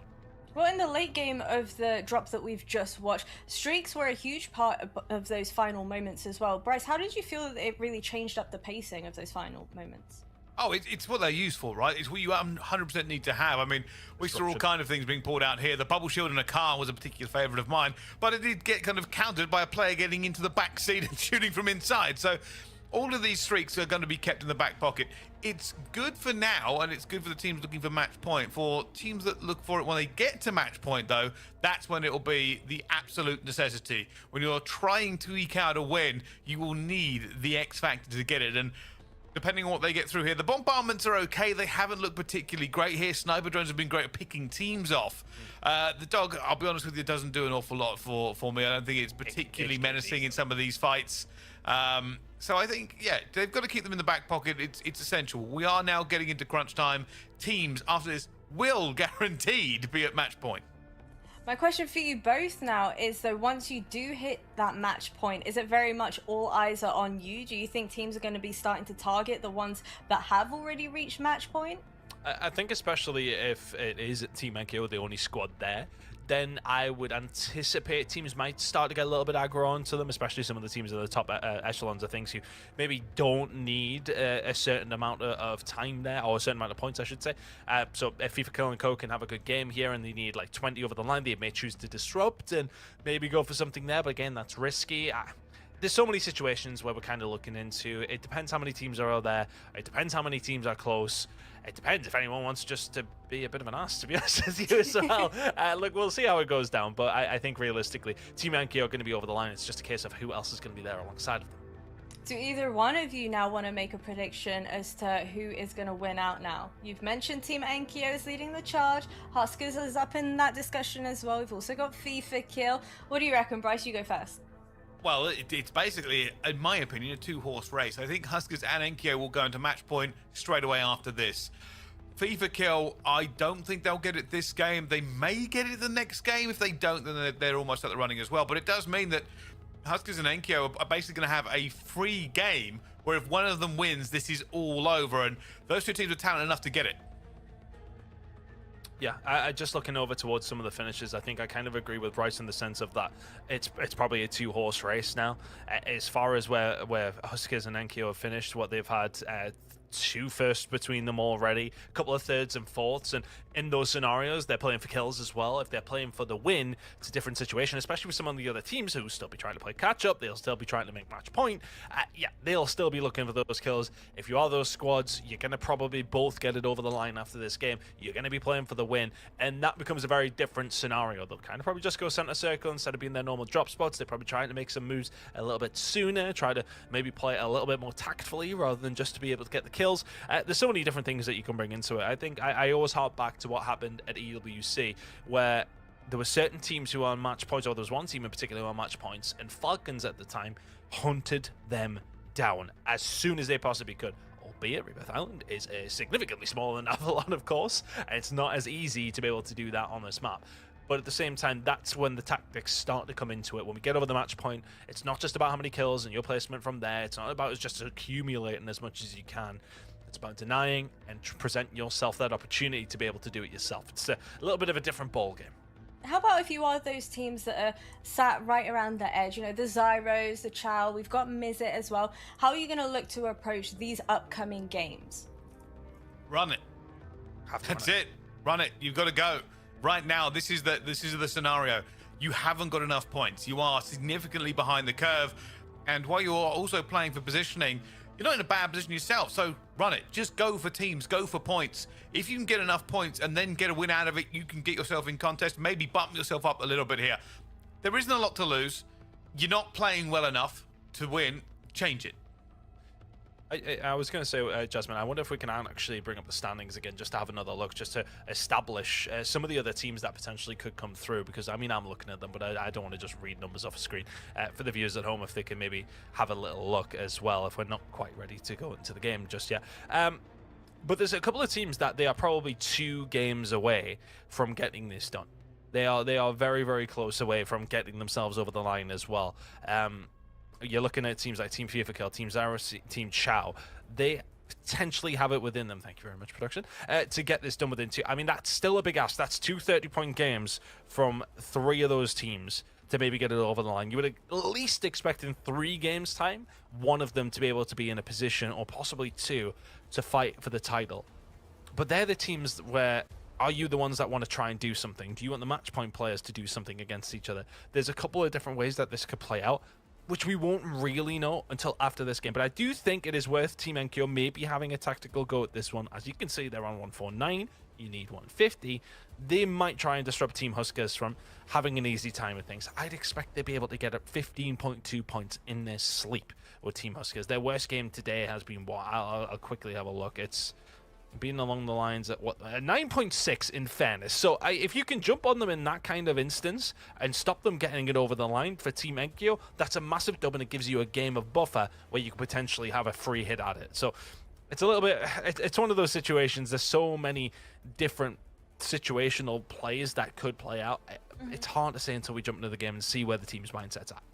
I gotta say that I was pretty impressed with Team Zyra. Even when we cast our minds back to Game 4, they were fragging out an awful lot. Maybe one of those teams that's slowly starting to find their groove heading into the tournament for today. And then obviously winning the game prior as well. I feel like maybe they have some potential to play catch up if in some rare occurrence Enkyo and Huskers don't manage to close it out once hitting match point. Is it viable though, Bryce? Do you think Zyra have it in them to do that, or do you think these teams are just levels above? I think they definitely have the opportunity. I mean, again, this is all very subjective in terms of what we expect to see from here. Zyra, that could be the biggest game they've had, or it could just be a sign of things to come. It is difficult to really judge it because of the situational plays that you have to make every single one. It is time and time again. We see Team Huskers, they look pretty good with their convoy right up until that final circle pull, and they basically had to dive into the lion's den, and there was no saving them from being whittled down over and over again. So for me, I'm thinking they are a good team, and that is the case for many of them, and even in the top 10, top 15, all have the capability of winning a game and putting up a big game themselves. But can they do it consistently? Can they find their way back into this fight? It's a difficult question to ask with Team Huskers and Team Enkyo right on the cusp of going up to match point. And let's not forget as well, as soon as a team hits match point, the team that is remaining at the bottom of the standings will be eliminated as well. I know we spoke about it briefly at the start of the day. We don't really think it's going to change up the gameplay too much. But I don't know, I'm kind of hoping we see more teams kind of cause a little bit of chaos, a little bit of mayhem throughout. What do you reckon, Ton? Yeah, I think this is kind of the time of the tournament where we're going to start to see that. As mentioned, again, I think if I'm Team Enkyo, I'm probably taking a stab at it, to be honest. I think if you can prevent somebody else to be in with you on that match point in the next game, then you're in a really good spot. I think that's the only thing that they have a positive of being on. They're not quite there, but they are pretty much they could do it in their sleep at this stage, get it over the line. Can they prevent somebody else from being there with them? That would be my game plan. I'm not a Warzone coach, or I'm not that big of a brain Warzone player to try and make these calls. These professional players have been in these situations plenty of times, though, and that might be the call for Team Enkyo to try and disrupt. Well, I'm crossing my fingers. I'm hoping Team Enkyo take down Team Huskers and hit that very crucial match point, boys. Let's kick it off. All right, thank you for that one. It looks like we can see the teams in the lobby. They're getting their warm-up done and getting ready to drop here. Tan, one of the things a team right now is going to have to take a look at, and I don't know if any of them are really doing it, is where Team Huskers is dropping. I'm about to see them do it again here. They drop in a massive arc all the way from Car Factory down to Chop Shop, right? Yeah. Individual drops for them there. They could be ruined very easily if some teams took advantage, and I don't know if some teams are going to do that, but it does seem like a little bit of a no-brainer. Well, again, this is kind of what I'm reiterating what we've just been talking about there, in the sense of that I think that Gentlemates and Team Enkyo should have a go at it. If they've been watching this back and been keeping an eye on where the drops have been going, if they've got a good idea as to where the Team Huskers are going at the beginning of the game and how spread out they are, I would be having a look at that. Even if you can find that one kill into one of them, just slow them down that little bit, make their lives a little bit more difficult for them to get those points that they need to get over the line, which is around 15, just over. Then maybe it's an opportunity. As we're about to load in, Bryce, I'm really going to be keeping an eye. And for the observers, let's keep an eye. If Gentlemaids are dropping on over towards Huskers and Co., we got to see what happens. Well, it looks like they are in the plane and they are ready to drop tons. So we'll be seeing if there is a new story to be told. Two of these teams should this time really go over into that match point. For Team Enkyo, all they have to do is get 1 point and they'll be ready for it. For Huskers, they're going to need 16 or so. And then for everybody else, a bit of a stretch, realistically. Team Viva Cool can make it if they get like a 55, 56 point game. But that is rare and hasn't happened that often. Curious if they are actually having a look here. Seems as if a lot of these teams heading towards their normal spots by the looks of things. We'll be keeping an eye on some of the other teams who are very, very close to getting it over the line, but you can see in the minimap in your corner is very much a standard procedure for everybody involved. Team number 1 and team number 3 are the teams that are going to be getting themselves on that match point. I say it's standard procedure, Brycey. There was somebody from Gentleman's having the flirt of an idea to have a look over towards Car Factory and Old Arsenal. This time around, they're going to go back towards their normal spot of heliport. And the rest of the teams will just battle it out to see if they can keep up with them. And again, the teams that we're keeping an eye on, Zyro, Chow H1, even Mizit, they're not 100% far away as well as Team FIFA Kill. They need to be able to have a big game here. FIFA Kill and Co. put up a 50-pointer. That would not quite get them over the line, but it would pretty much guarantee them if they could do that this game and then the next game have a very average one, then they're going to be over the line as well. So for some of these squads, it's about counting your lucky stars, and if one of these teams can, well, have a bit of a nightmare, can you capitalize on that? That's the thing. Zyro got there with a really nice win in the previous game over towards the Mansions, trying to get things going. Well, we'll have a little look at how this one does end up playing out, but lots of fights already starting to kick off here as well. I was going to say with Team Huskers, there is a team nearby, Team Stylers, but again, free reign for them. They get to loot 3 POIs and some contested areas basically for free. And in fairness, we do see a lot of that actually from our top teams. Team FIFA Kill, they're all spread out all over Stadium. The port there for Team Enkyo, they are not really concerned about being together yet. No, not quite yet. That's team number 20, Anxian and Kill. Will get wiped straight off the rip here by Team Savvy Ultras down over towards Lowtown. This is a good start for them. 4 kills for PO as well. You take those all day long. That is a very, very nice start. And I think the only thing that I would say, having a look over towards the map, it's a slightly northwesterly pull, but mostly north. You can see all the positions that Huskers and Co. usually take up, where they usually go for their loot. That currently is not within the zone. So what are they going to be able to do when they're trying to make the move? Because I tell you who's right on the edge of the zone? Gentlemates and Enkionka. They're in a really good spot to be able to do something about them. Can they hold them off? That's got to be an opportunity for them to maybe be presented with, but the circle is closing. 2 minutes and 23 until things start to get a little bit interesting, potentially over towards heliport. Here comes the fight already, trying to get out of this one. Team Naja, wow, point blank. Just ran and basically headbutted that player out of the window here. That's a better position for them now as well. Lee just doing the work for this one. Noah's going to be here at the same time. This will be the second kill to pick up. Wondrous play to shut down Team Pentagon. And now they have the numbers advantage. Keeping an eye on the minimap of how some of these teams are working this one as this fight continues here. Team Pentagon haven't necessarily had the day that they would have hoped so far. 45 points to their name. That's a crappy upgrades in the middle of a fight. Yeah, I know. It's well, anything that can help. Pentagon trying to stay alive and will continue to do so. But here, Team Menage are starting to get aggressive. They know they have the advantage in this fight right now. Pentagon very much isolated. They should be dead to rights. A little bit of reinforcements, maybe. They're trying to be helped out, and he's trying to stay alive long as possible. Isn't going to work, though. They capitalize, they take down. And again, I'm not 100% sure if we could have a look as this fight continues to ensue, but on the circle, it's been a bit of a different move, if anything, for Team Huskers. They typically have been going up the right towards Clifftown, etc., but they've actually made a bit of a move left. I think probably aware that Gentlemates are over towards that heliport side. No need to get involved with them early on, and they are avoiding them if they can. Well, we can see right now, absolute devastation, revenge. This is best served when your teammates turn up. And now, as they move further into this one, that's a big scout for them to take. We saw some upgrade tokens at the top. I don't know if they were still available, but they will be able to loot the enemy team for everything they've got. I think the redeploys are what they are waiting for next here as well. I'll be hoping that this is a sign of things to come. Get a couple of kills on the board pretty early.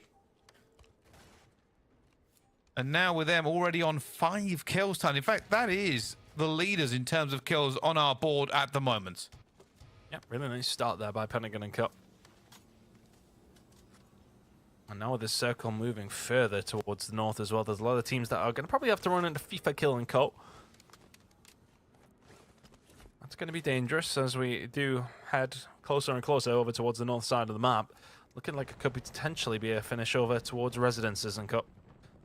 Dongi, though, starting to get aggressive here now for Team Huskers, and they find themselves in a position where they can start to fight. They need an average game here, nothing too crazy. They just can't be dropping out very, very early. I think as far as I know, it was around 15 points. I can double check that, Brycey, but it's not a lot. It's one you would expect them to be able to do quite easily. Four-man fight this. 4 teams all going into it. It's going to be Team Huskers that are going to try and set pace. They are desperate to get into this fight and lock down as many as possible. They know that redeploy tower was there, so if they win this fight, even if they lose some players, they'll be in a great position for it. There are players in the water. It's aquatic warfare. Dongi says pistol out. Oh, good. That trauma pack is saving nobody in this case. I don't know if they picked up as many as they were hoping for, but they got away with it. Just chip away.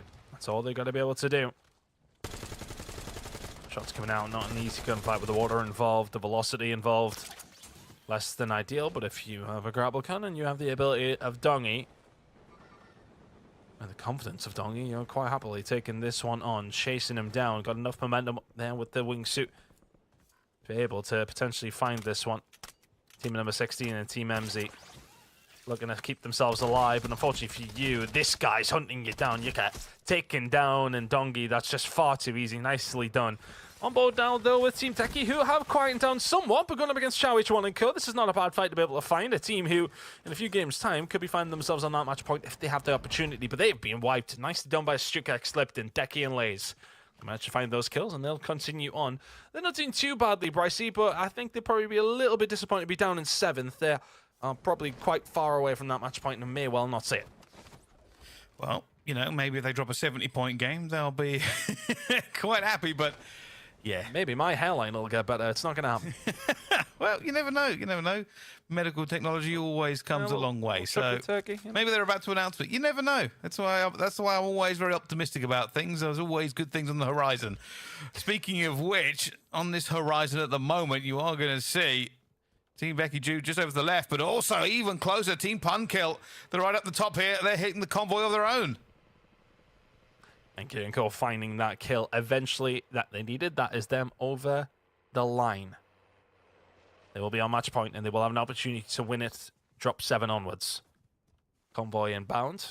Shifty and Co. also inbound. Excavation site is where they are right now, looking to try and get themselves a little bit closer over towards the Coliseum. That zone is very much closing in. We're about to see a change here as well as to where it's going to be heading in a little bit of time, and we are still heading north. The circle is always relatively true to the center of where it started. And right now, looking like it could finish in between Residences, Casino, Resort. That's always an interesting place to be. Fights that we've had plenty of time, Brycey, in our games over the past week or so, and it can be interesting. A lot of open space, which is always a little bit dangerous for some of these teams who need to be able to find some kills. Speaking of team that wants a few more kills on their books, none yet for Team FIFA Kill. They've not found anybody. They should do in a few seconds. Unfortunately for them, it's going to be Team Decky, so this will not be an easy fight. Can they get the advantage early as they look to also farm a little bit of the zone here? Yeah, looking to just try and get themselves looted up just to make their lives that little bit easier. As mentioned, they do need quite the significant game if they want to get it over the line. A 55.81 specifically, Brycey. They've got that in their locker, though. They could definitely do that. Maybe not with the start that they've had. It's one of those you have to have a great start with. And a team who's had a okay start is Hisoka and the boys, and they will continue that great start by finding another wipe. FLS, Melvin dropped. Next on the chopping block, probably going to be Panic, and Dongi has been taken down. Hisoka replating. Hisoka getting aggressive. Hisoka finding the kills. And Goy and Co will be dropped. And Huskers and Co are back up and running and are able to make their move. Circle is a bit of a problem here, and they're going to potentially be running into some teams. So bearing in mind that these guys needed to, find themselves around 15 points. They ain't there yet, and they've got some work to do as far as the zone's concerned, and they're not necessarily running into a great spot. I'd like to see how they're going to do on the way out there if we can stay with Huskers and Co, because that could be a big moment.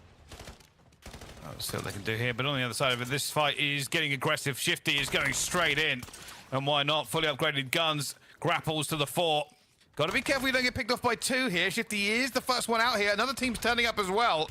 Only 2 players, and that's going to be Shifty who gets caught by them.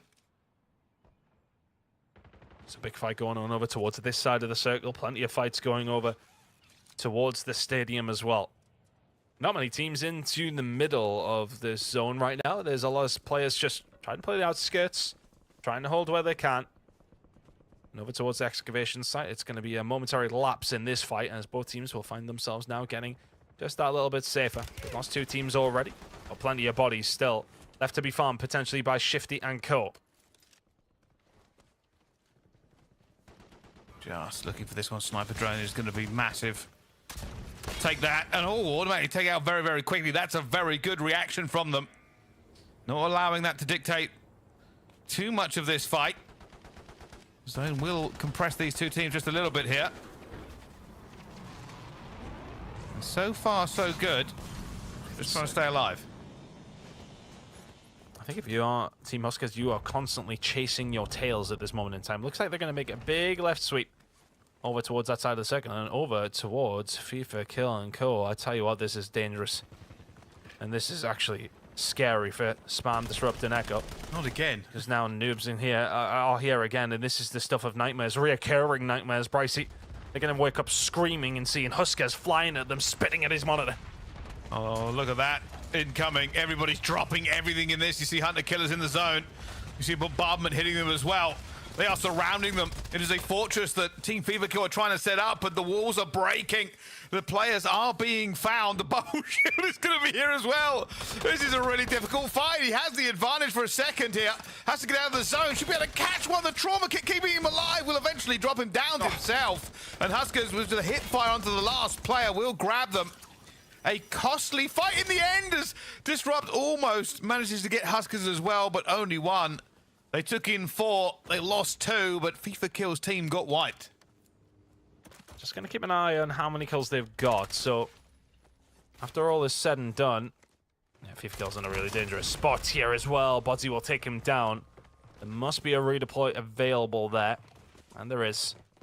So they will find a way back in. But, the other side, if Ahsoka and Dongi, you'd presume they're going to be coming back in, but maybe was it a little bit too late? Has it not worked out for them? So 2 players alive and kicking.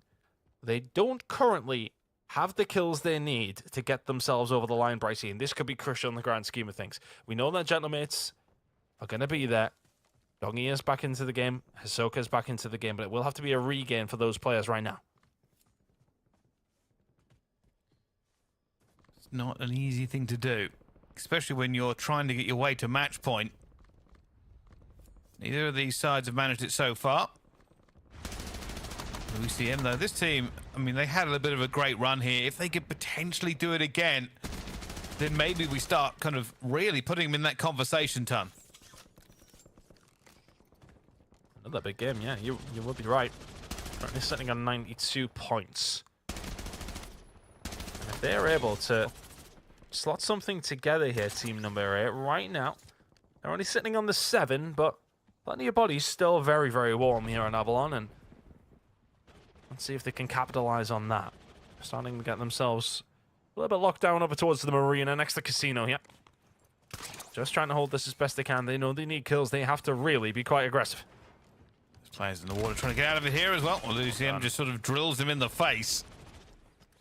And they are going for it. One thing you can say about this squad is they have sort of picked it up. And also, I'm just a very big fan of this gun, by the way. The EGRT. It is an absolute laser once it's fully upgraded like this. I honestly did not realize how good it had been until I seen some of the players using it. I was using it today in a solo. Helped me find 3 kills before I died, but, well, 3 kills is better than the 1 I usually end up getting a hold of. But there's another couple of kills going to follow through for Huskers and Co, and that may well be them over the line as well. So that is very much the story, half written, for this game. It's going to be a case for these other squads. A Team FIFA Kill, Team Natasha, Team Zyro, Team Chow. Can they manage to find a way to get themselves close enough where they can threaten in the next game?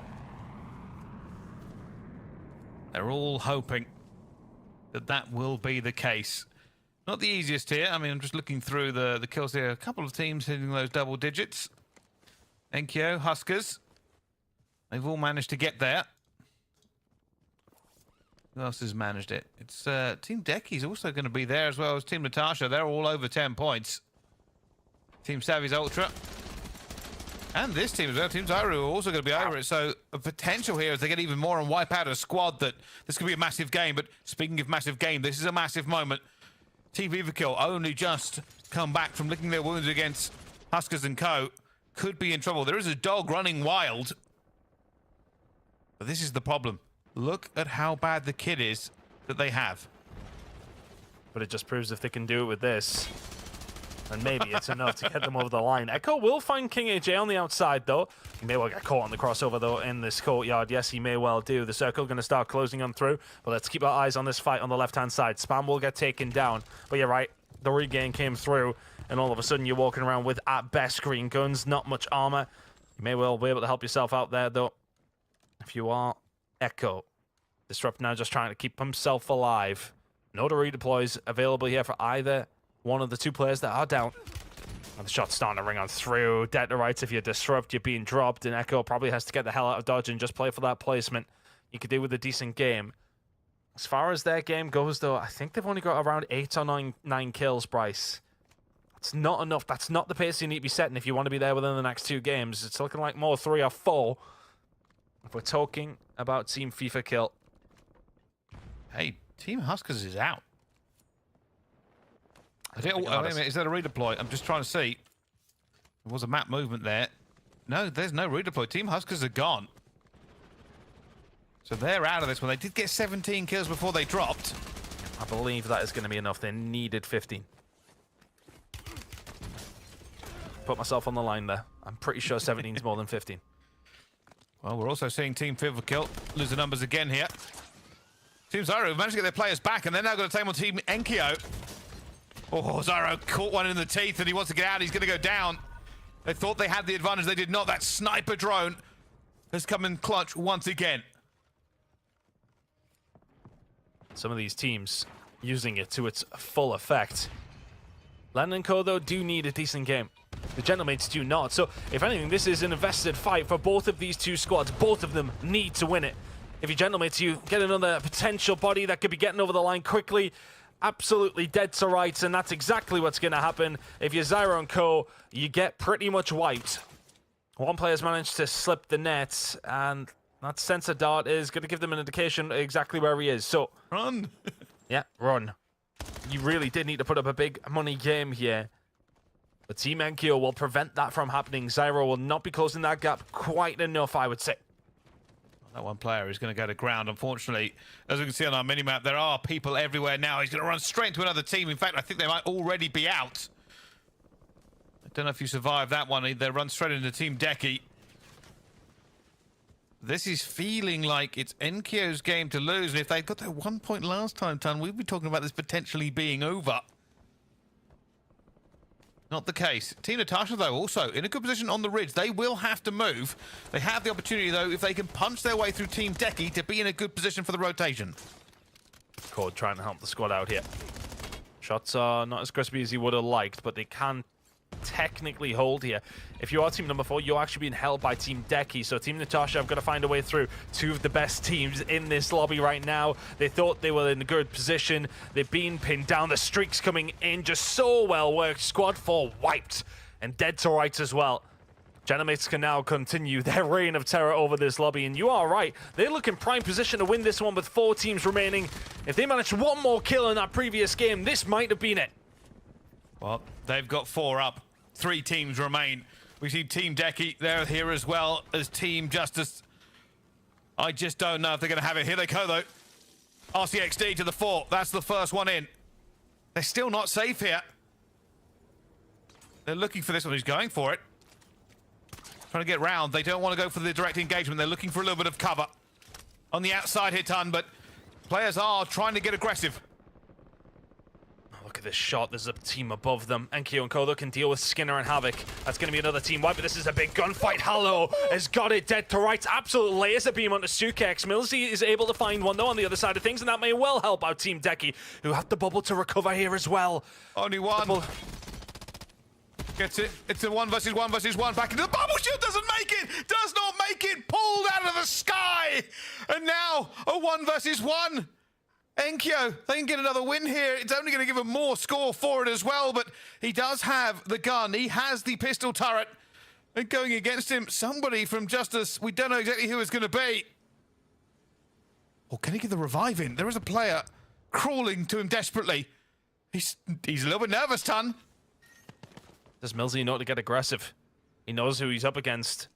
So he's worried about it, but oh yeah, the pistol shoulder on the top is going to entice him, but Millie finds a way around in the 1v2.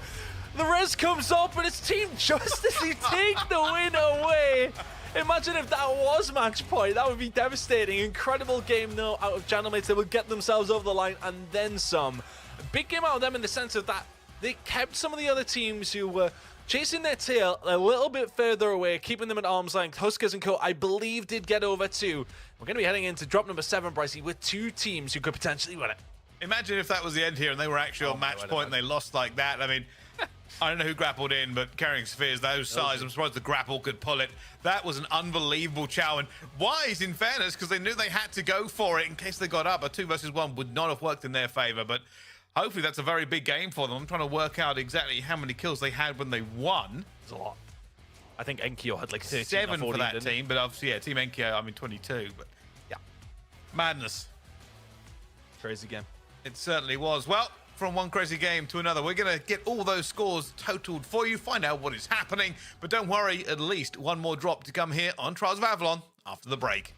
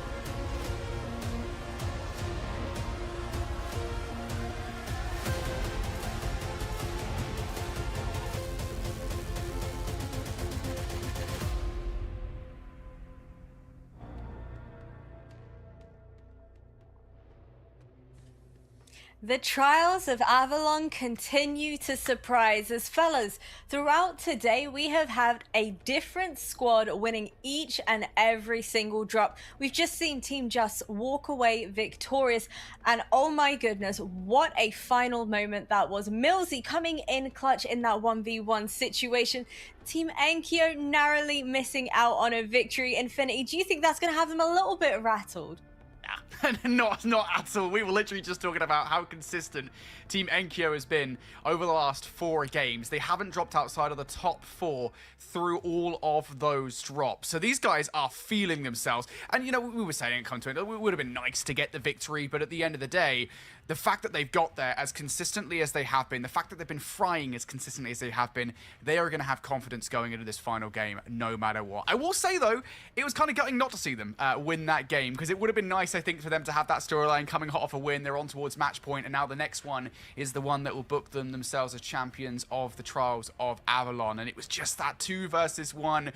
We were talking about it in the green room, obviously, between the games. It's just like all the right decisions were there, right? The audio cue to try and get the player over there, to get Millsy to come over, the point turret down for the help as well. And in the end, it just wasn't to be. Millsy clutching up in such a huge fashion. That means that we are going to go in. They're on match point, but they do not go in with a win on their back.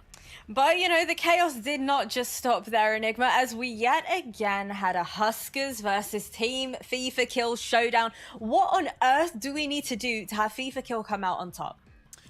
They need some sort of Huskers repellent, that's for sure. It's a weird one where it doesn't matter what pathing Huskers take. They come across Team FIFA Kill at some point in the map.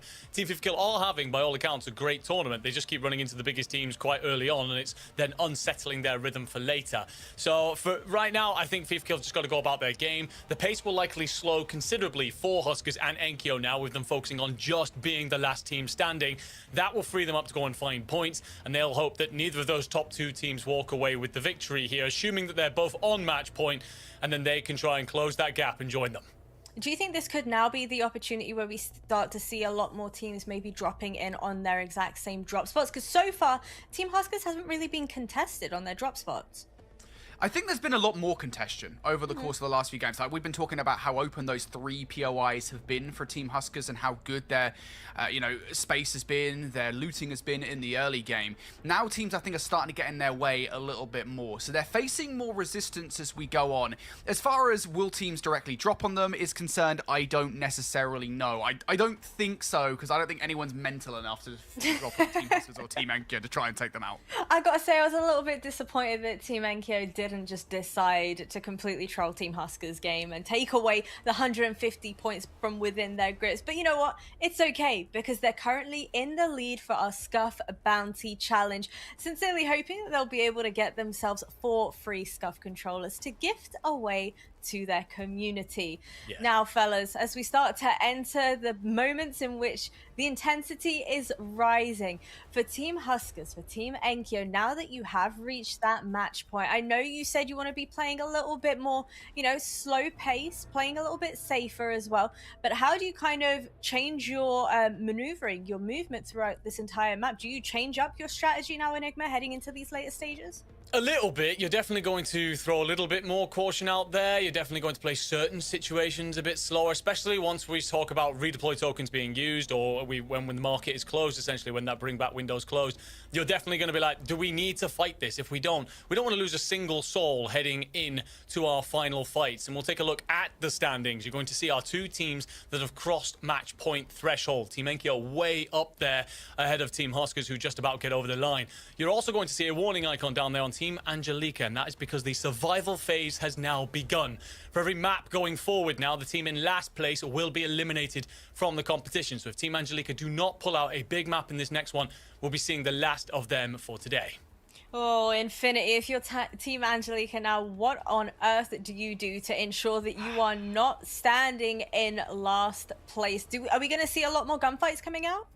I mean, potentially. I do feel kind of bad for that roster, by the way, because obviously Angelica has been part of that roster, you know, the last couple of days. Unfortunately, today she's had a power outage, I believe, which has meant that she couldn't play. So Fudden has come in for that team. And obviously that does kind of drastically affect the way that roster is going to play. You know, Fudden's a great player, but still, it is going to affect the game plan that maybe they'd have gone in with. And I think that's certainly showing out here. As far as what they can do is concerned, I think sticking to the game plan is probably the best way you can look at this, right? Again, I think the thing that we need to talk about here is the fact that if you do something silly, you do something crazy, you really just kind of throw everything at the wall and see what sticks, you can put yourself in a bad situation, whereas another team can come out here and have like a 1-point game, and they might well be below you. All you got to do there, you're 6 points behind Team Baraska. All you really got to do is have like a 10-point game or something to that effect. That's not that many kills in the grand scheme of things. So, yeah, just I would say genuinely business as usual for a Team Angelica. I don't think they're going to do anything crazy.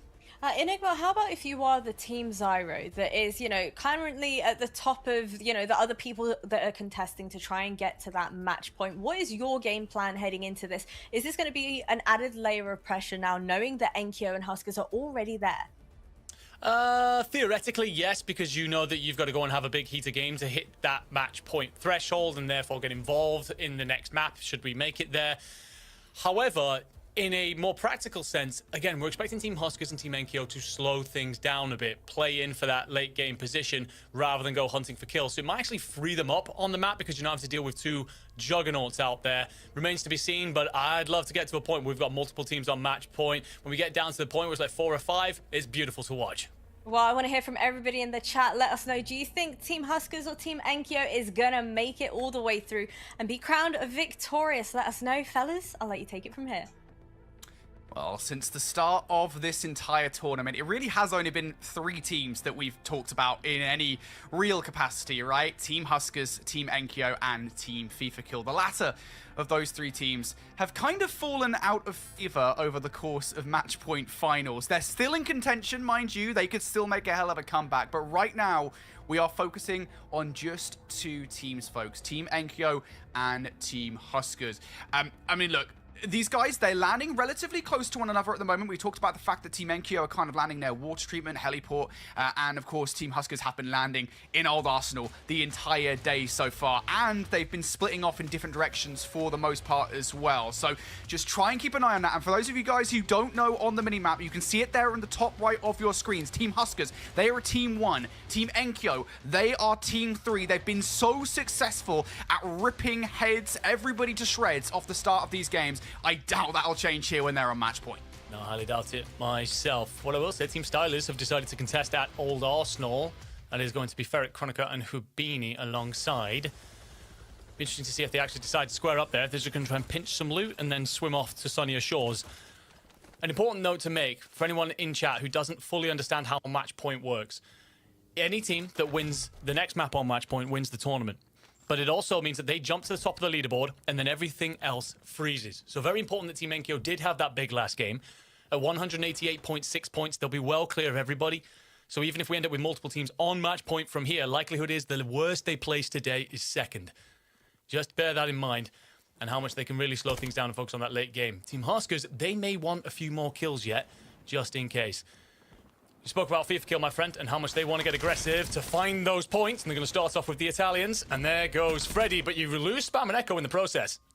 And forgive me, I'm pretty sure this is a different strategy entirely from Team FIFA Kill. We talked about them changing things up. They're now in Clifftown. Unless they've managed to come over here super fast from their usual drop, which is Trinity Stadium, this is a total different look from Team FIFA Kill. And I think rightly so, to be honest with you. They really needed to try and lock in here and do something a little bit different, because obviously when teams are on match point, the stakes have never been higher. So for Team FIFA Kill, they're trying something totally different. They've got themselves over in Clifftown. Of course, it is worth saying that that is towards the eastern part of the map. And so that would put them in the firing line of both of our match point teams, something that's been a bit of a problem for them so far in this game. Elsewhere, though, over towards the Old Arsenal, this is Team Huskers on match point. They are being challenged ever so slightly here by Team Stylers, excuse me. But honestly, at this point, I think most of the time we've seen this fight go down, Team Stylers versus Team Huskers, it is definitely Team Huskers that have come out on top, and already it feels like they've put them down to their last legs. Yeah, it's pretty much a one-sided story, regardless of who the contest is from. And for Ferric and Hibini, they will be sent to a different part of the map, quite frankly, reminded that they are not welcome at Old Arsenal and shouldn't have bothered contesting here in the first place. For Donkey & Co, this will mean an opportunity for them to loot up, get themselves set up for the rotational path that they will need. Old Arsenal is sat as far as you can really get down into the southeast corner. Circle looks like it's going to pull towards that centre landmass, maybe the northern side of it. So pushing up north from Pier District, maybe somewhere around Lowtown. And those circles, my friend, deliver beautiful endings once we get there. It does really feel like this is an incredibly balanced circle at the moment, doesn't it?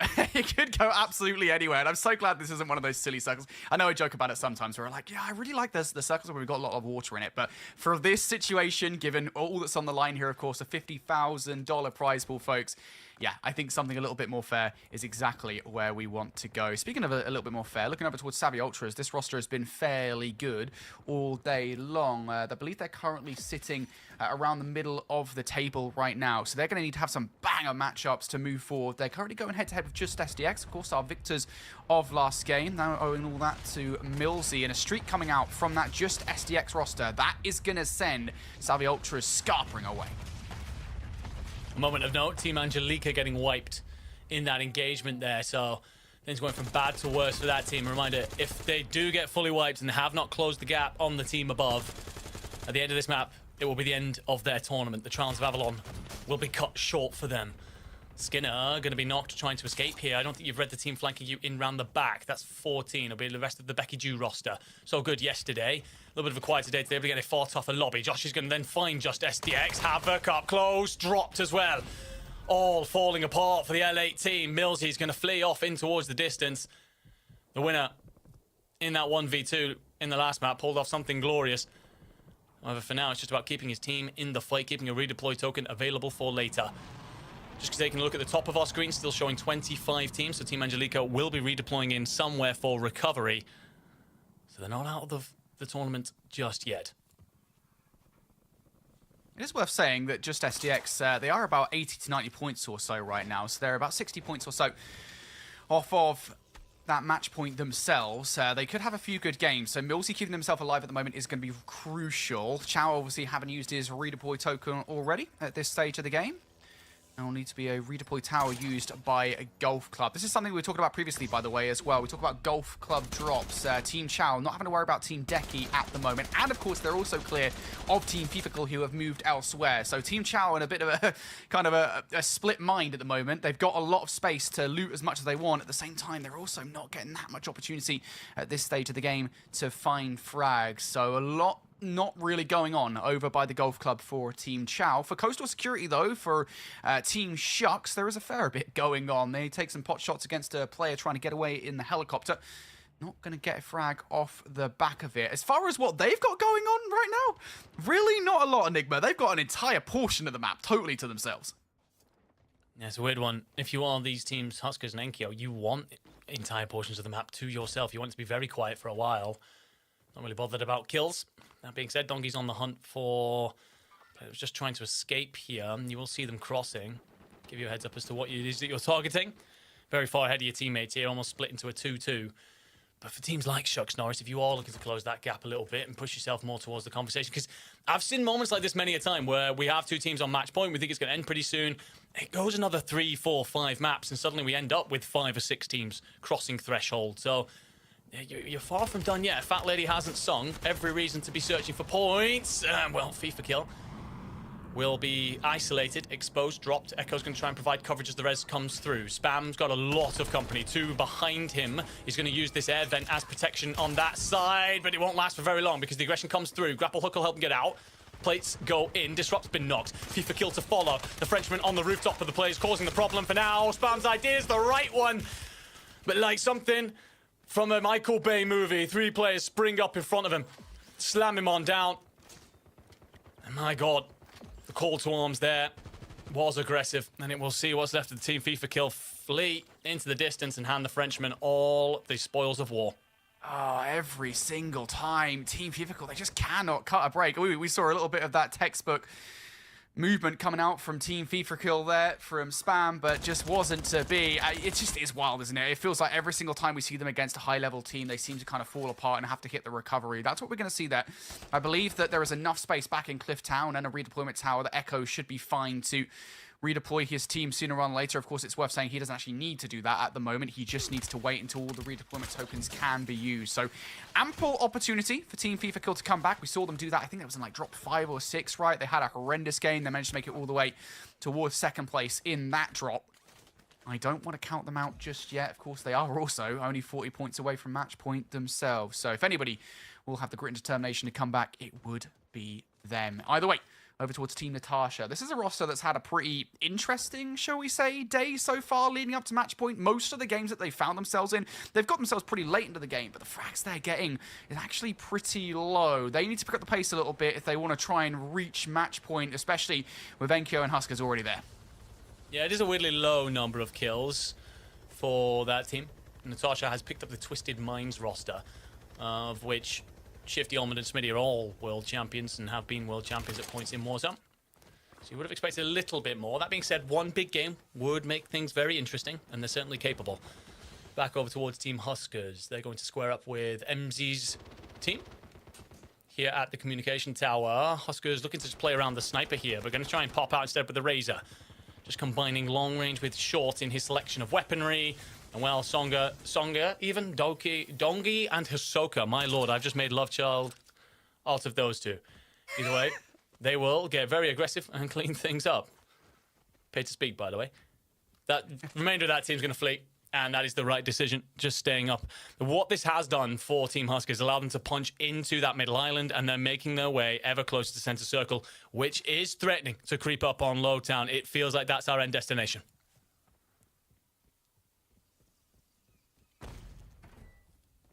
Okay.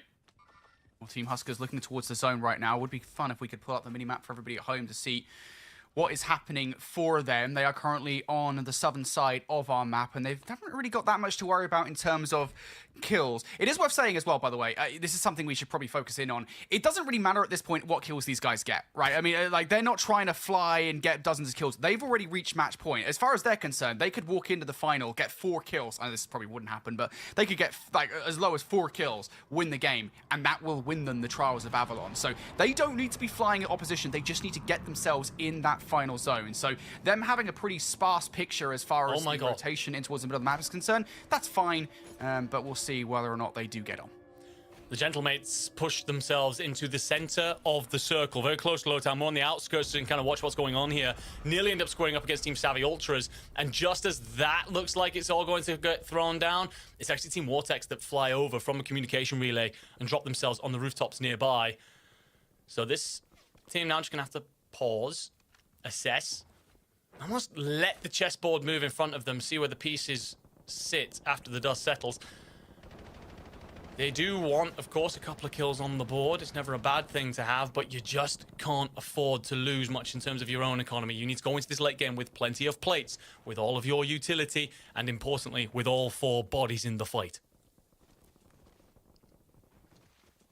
Now, that is definitely something to consider, isn't it? All the utility and all the different resources that you have kind of at your disposal. You want to get as many grapple hooks, as many sensor darts, as really as many smokes as possible. That was something we were talking about. We've seen a fair bit of that also actually in some of these engagements as well.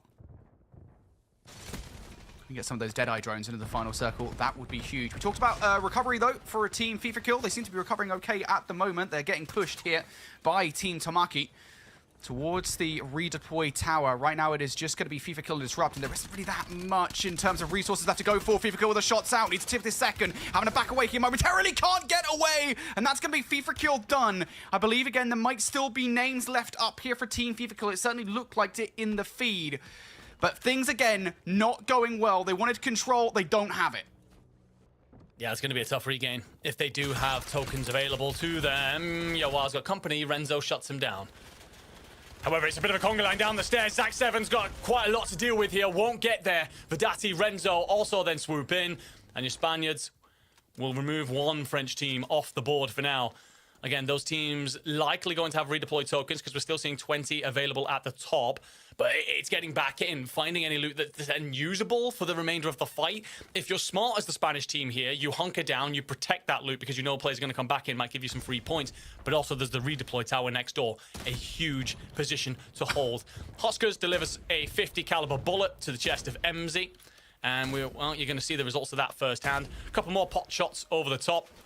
But all this is designed to do is soften the targets alongside this Deadeye drone of noobs, and then let the rest of the boys push forward and find a clear path. Yeah, this is actually a pretty important fight to take. It would give you a lot more space to work with if you are able to wipe out Team Shucks. Volutil going over the top. Deadeye drone has already been utilized. And, well, if you were wanting for any nades and point turrets, no longer are you. Munitions box goes down. And all these guys just picking angles here. Hand cannon. The hand cannon from Wars. It is the hand cannon from Wars. He's ready to go. This might be a chink in the armor here for Team Huskers. If he can land those shots, Prodigy down. He wasn't the one that was holding on to it, though. It was the player towards the left of the point. He's about to get overwhelmed here. Wars runs out, having to get away. I don't think he's going to. Hand cannon or not, you are not escaping the wrath of Team Huskers. More space has been purchased from the squad. There are so many checkboxes to winning a match point tournament. Of course, the first is getting to threshold, but then inside those maps, you're going to overcome obstacles that you have to get through cleanly. Consider that a big one there for this Huskers lineup. Could have been shut down, could have been wiped entirely. We've seen that hand cannon do dangerous things to many a foe through this week. But you will live on, and you will claim complete control of the southern side of the circle, and that's a Ahsoka special. Hold one end, and then come in with the gas, knowing that you can just focus on everything in front of you. Yeah, I mean, they just have a totally clear path now in towards the middle of the zone. Of course, you already talked about the fact that Team Enkyo, they're up in there.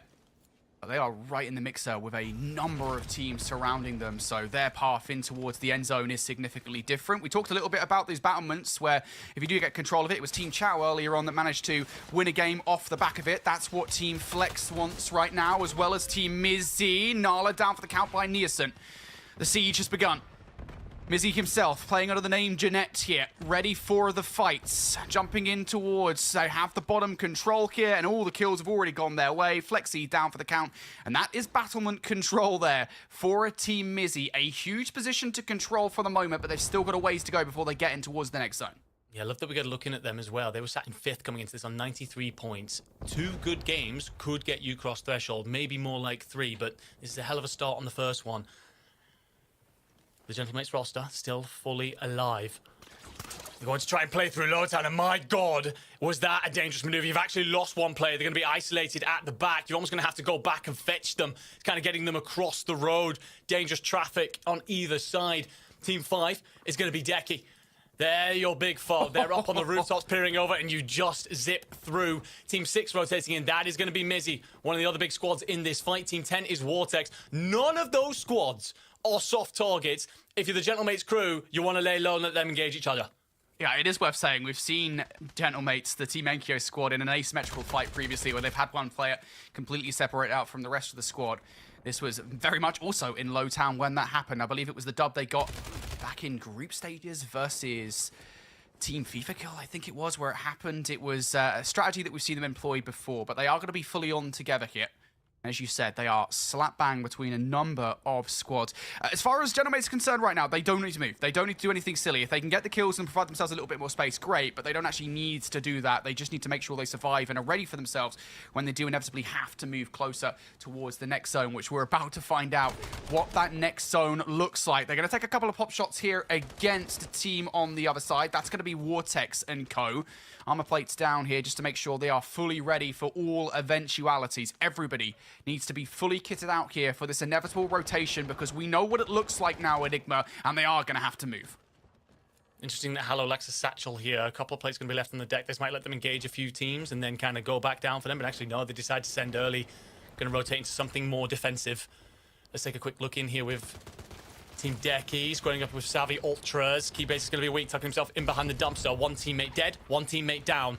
The Austrian and the Germans. They're getting on the hunt, and there goes another. So just one remaining player from that Italian lineup. However, you have got company from Juki's team who've been very quiet through this afternoon, but pack a formidable punch. And as such can ruin any well-laid plans. Lays on 6 kills already, by the way. These guys might be on a sneaky bit of a heater. They are way down in 74.8 points. This would suddenly lift them into, if we go a few more maps conversation. Look at that mini-map towards your top left, ladies and gentlemen. It is jam-packed. So much company here. The Gentlemates are already in this engagement, but who's slowly approaching from the south? Team Huskers are on the way. Yeah, they've got their backs towards the gas a little bit, Team Huskers, so just making sure nobody can flank them from behind. They have one squad in Team Baraska to deal with, but honestly, I don't think that's much of a threat to the way Team Huskers have been playing today. Team Gentlemates, they've got a significant more damage to deal with. They've currently just vacated a house here. Taken up, paying the rent for it, and they're now going to take shots out across the way. And that's actually relatively far removed, I would say, from the kind of absolute ensemble of teams that are happening over towards the building that's right next to him. Robstar getting tagged up. I believe that is actually going to be by Team Enkyo, excuse me. Could also be by Team Deki, who are trying still to get the kills and the points required to get towards match point. Worth saying, by the way, you were wondering about how close they were. Last I checked, they were on 13 or 14 kills, something to that effect. If they were to win this game, it wouldn't surprise me if they were very close, if not already there towards match point. So keep an eye out for Team Deki here. They are absolutely contenders. Team Juki's, by the way, might be missing one. They actually get the zone pull. It drags to the bridge. My God, what the hell is that? Okay, then, so Team Juki's in control, but they do have a player from Team Shucks Norris in behind them that could spoil that defensive setup. Everyone's got to find a crossing. Number 3, that's your Gentlemates on the right-hand side. At the south, number 1, that's Team Huskers. Both of those squads are going to make huge runs through. Team 1 are already being engaged here by Baraska, and they have the high ground. It's going to be incredibly difficult to get out. Not that they've not won many 4-on-4 challenges already, and with Noobs' repositioned with the grapple hook, that'll help them stave off this threat for a little bit, but the zone is pushing them forward, whether they're ready or not. Oh, Huskers get saved by Dongi, who finds himself a 2-piece to open things up. Yeah, losing the coverage of the train tracks at the moment. They temporarily use the coverage of the Jeep to get through further in towards the gas, but they've got a long way to go here. Just one more player from Team Baraska to contend with, and then it's open space. Free reign to move forward for Team Huskers. They're in. That's Team Baraska down. Now Gentlemates have started to inch closer towards the gas here, towards the next zone, through the coverage. HKD's down. I don't know if it's theirs. I think it might be. Could well be. You're not quite sure. The problem is you're dealing with this fight in front of you. Look at the Deki players. They're beginning to think about third-partying this. Sadart's going to go out. It's going to let everybody know where our opponents are. But Noobs finds the knock onto Stukex, and you have control of the railway line if you are Soka & Co., and that exists and will give you height should you need it. Playing low for now, but you have the grapples. Zone's going to continue to drag everyone over, and Enkyo's brought the hand cannon to the party and shuts Juki's down. Team beneath, team across the tracks, and a Deki player down behind you. 2 of these remaining 4 teams can close it out right here. And it does start to feel, doesn't it, like it's inevitable that this might be the final moment, because both of those squads are still pretty much at full strength here in the play. But all of them have 4 players alive. Look at that, though. Right below them is going to be Team Mizzy. They are sat on the structure beneath the bridge. That's not a spot, generally speaking, that the Gentlemates are going to be likely to check. It's actually going to be Team Huskers on the other side. That's the big problem. They have complete free reign. They've got open shots to deal with anybody on this bridge. And also, you've got a couple of players from Team Deki still in the mix below as well. Still, it's this fight, Team Huskers versus Team Gentlemates. When that inevitably pops off, that's going to be the biggest issue here. Both teams have set themselves up, placed their eggs in a basket, one bridge or the other. The next zone pull is everything. You're waiting on who blinks first. Nenkyo decides to hell with it. I'm getting aggressive. I'm going to take control of their height and not let them play up for free. My teammates can cover, and I can protect everything that's beneath you as well. Yo, garnering so much information. Yep, you're garnering so much information here in the play. You know where one player is. Yep, that's a perfect play. You now know where those players are below you if you're at Team Enkyo. If you're Gentlemate, you know what's up. Hisoka trying to make a play towards the bottom of the water as well. All chaos breaking loose here in the final trial. It's Team Huskers down for the count. Dongi down and out. Huskers down. Noobs down now as well. It's all down to Hisoka, who has got himself in towards the water. And again, Enkyo, he knows about those players below. They've just got to find a way to deal with them. Soka going to hold his breath for as long as possible. A pistol, an RCXD, one plate and a dream. He finds the zip though, gets up top, but he's dealt with. Hallow finds him. 4v2 then to close it out. You're holding on, you're buying time. Patience, the name of the game. You can't throw this, and actually it's a straight up 4v4. The arrows were stacked on top of each other. This is far from done. You have the best positioning, but one air in your play, and you won't close it out. Zone's actually going to drag to the water, so it's all about playing for the shoreline. This might become down to a game of resources. who can last out long enough here. Stacked on top of another one. Oh, God. Team Mizzy finding a way through. They technically have a relatively easier path here. Of course, the high ground, though, most definitely favoring Gentlemates here. Noki's already been knocked. So at a disadvantage already here. Hallow, he's got the line of sight. This roster, Gentlemates have gone from strength to strength, and they are going to be your Trials of Avalon champions. It felt inevitable. 4 games leading up to that final drop where they did not finish out of the 4th place. They come into the closing moments of the game, and we end up with what is effectively a duel, really, right? Between Team Huskers and Team Enkyo. And as soon as they go down, as soon as Huskers goes down, Enigma, it kind of feels like we kind of know what's going to happen here. We see the battle lines drawn. It's essentially that one team is going to play for one bridge, one team for the other. And where does the zone decide to go? Gods roll their dice, and it lined up for the Frenchmen and allowed them to complete their evolution on the day. A beautiful bit of work will close things out. I tell you what, brother, I really enjoyed that one, but let's welcome everybody else back in so we can break it down and talk about what's been an incredible tournament. Well, there we have it. The Gentlemates, Team Enkyo, are our Trials of Avalon champions. What a fantastic showing of teamwork that was, Brycey. The grappling back and forth between the 2 bridges, relaying that info to your teammates. Chef's kiss. Couldn't have done it better.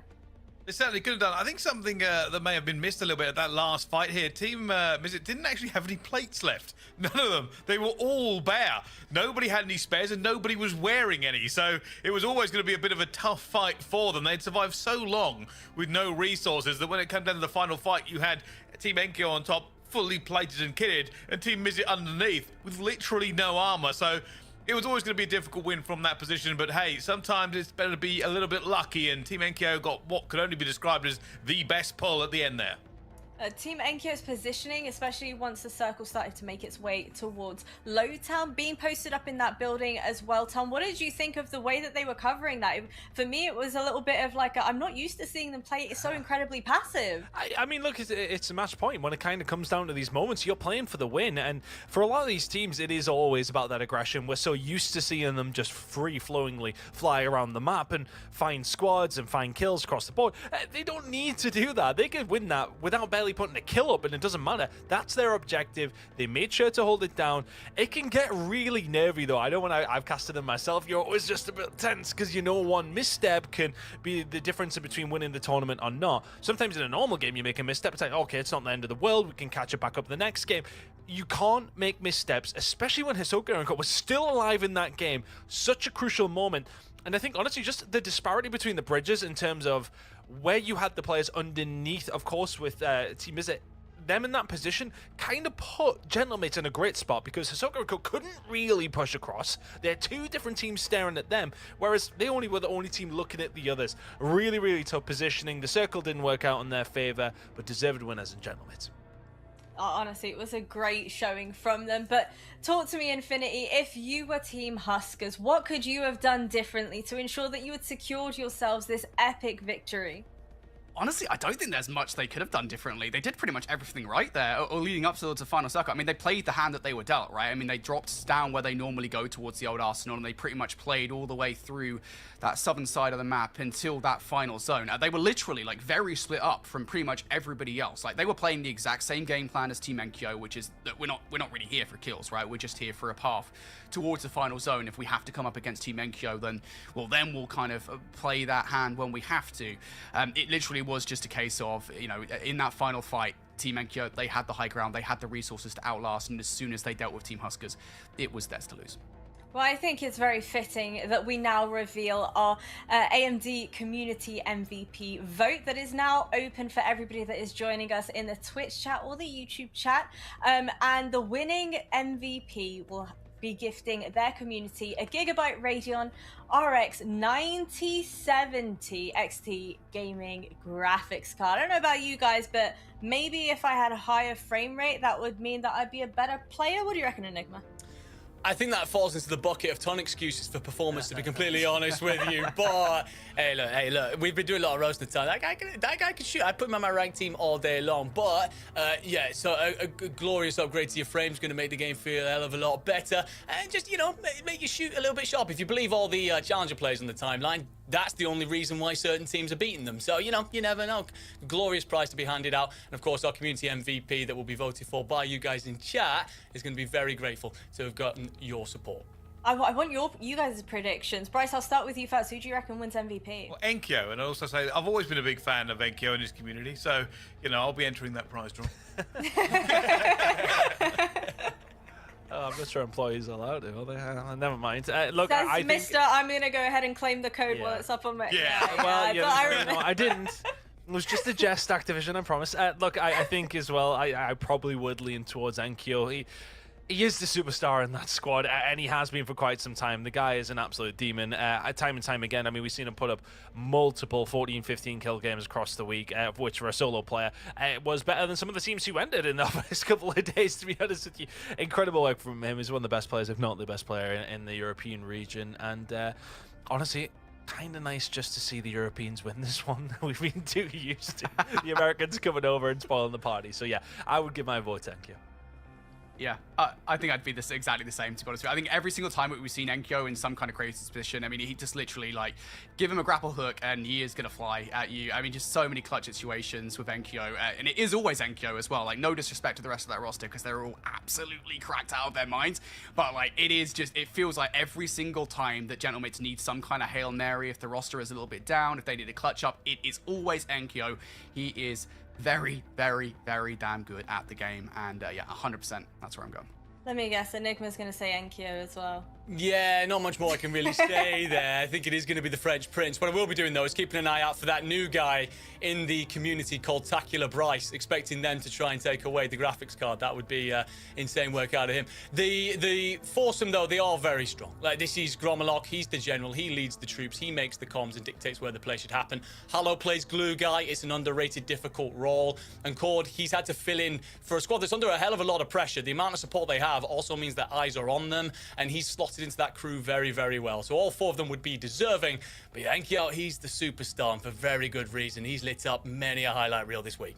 Oh, honestly, speaking of highlight reels, let's go ahead and recap our AMD moments of the match.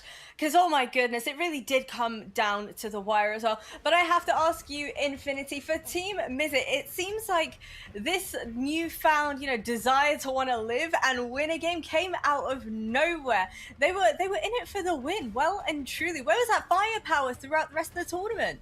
Listen, sometimes you can just have games towards the end of the tournament where you just absolutely pop off, right? And let's be fair to Team Mizzy, right?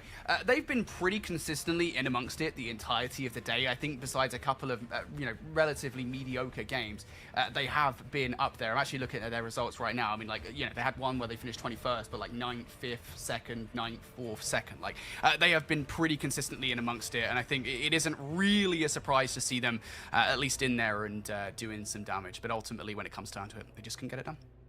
Honestly, I'm pretty proud of all of the teams that took part, but I think my favorite moment of the tournament so far had to have been that bubble play. I know Team Enkyo didn't end up winning it in the game prior, but I feel like it was just such good team play. It was next level, next big brain IQ plays as well. Enigma, is that kind of what your games are looking like?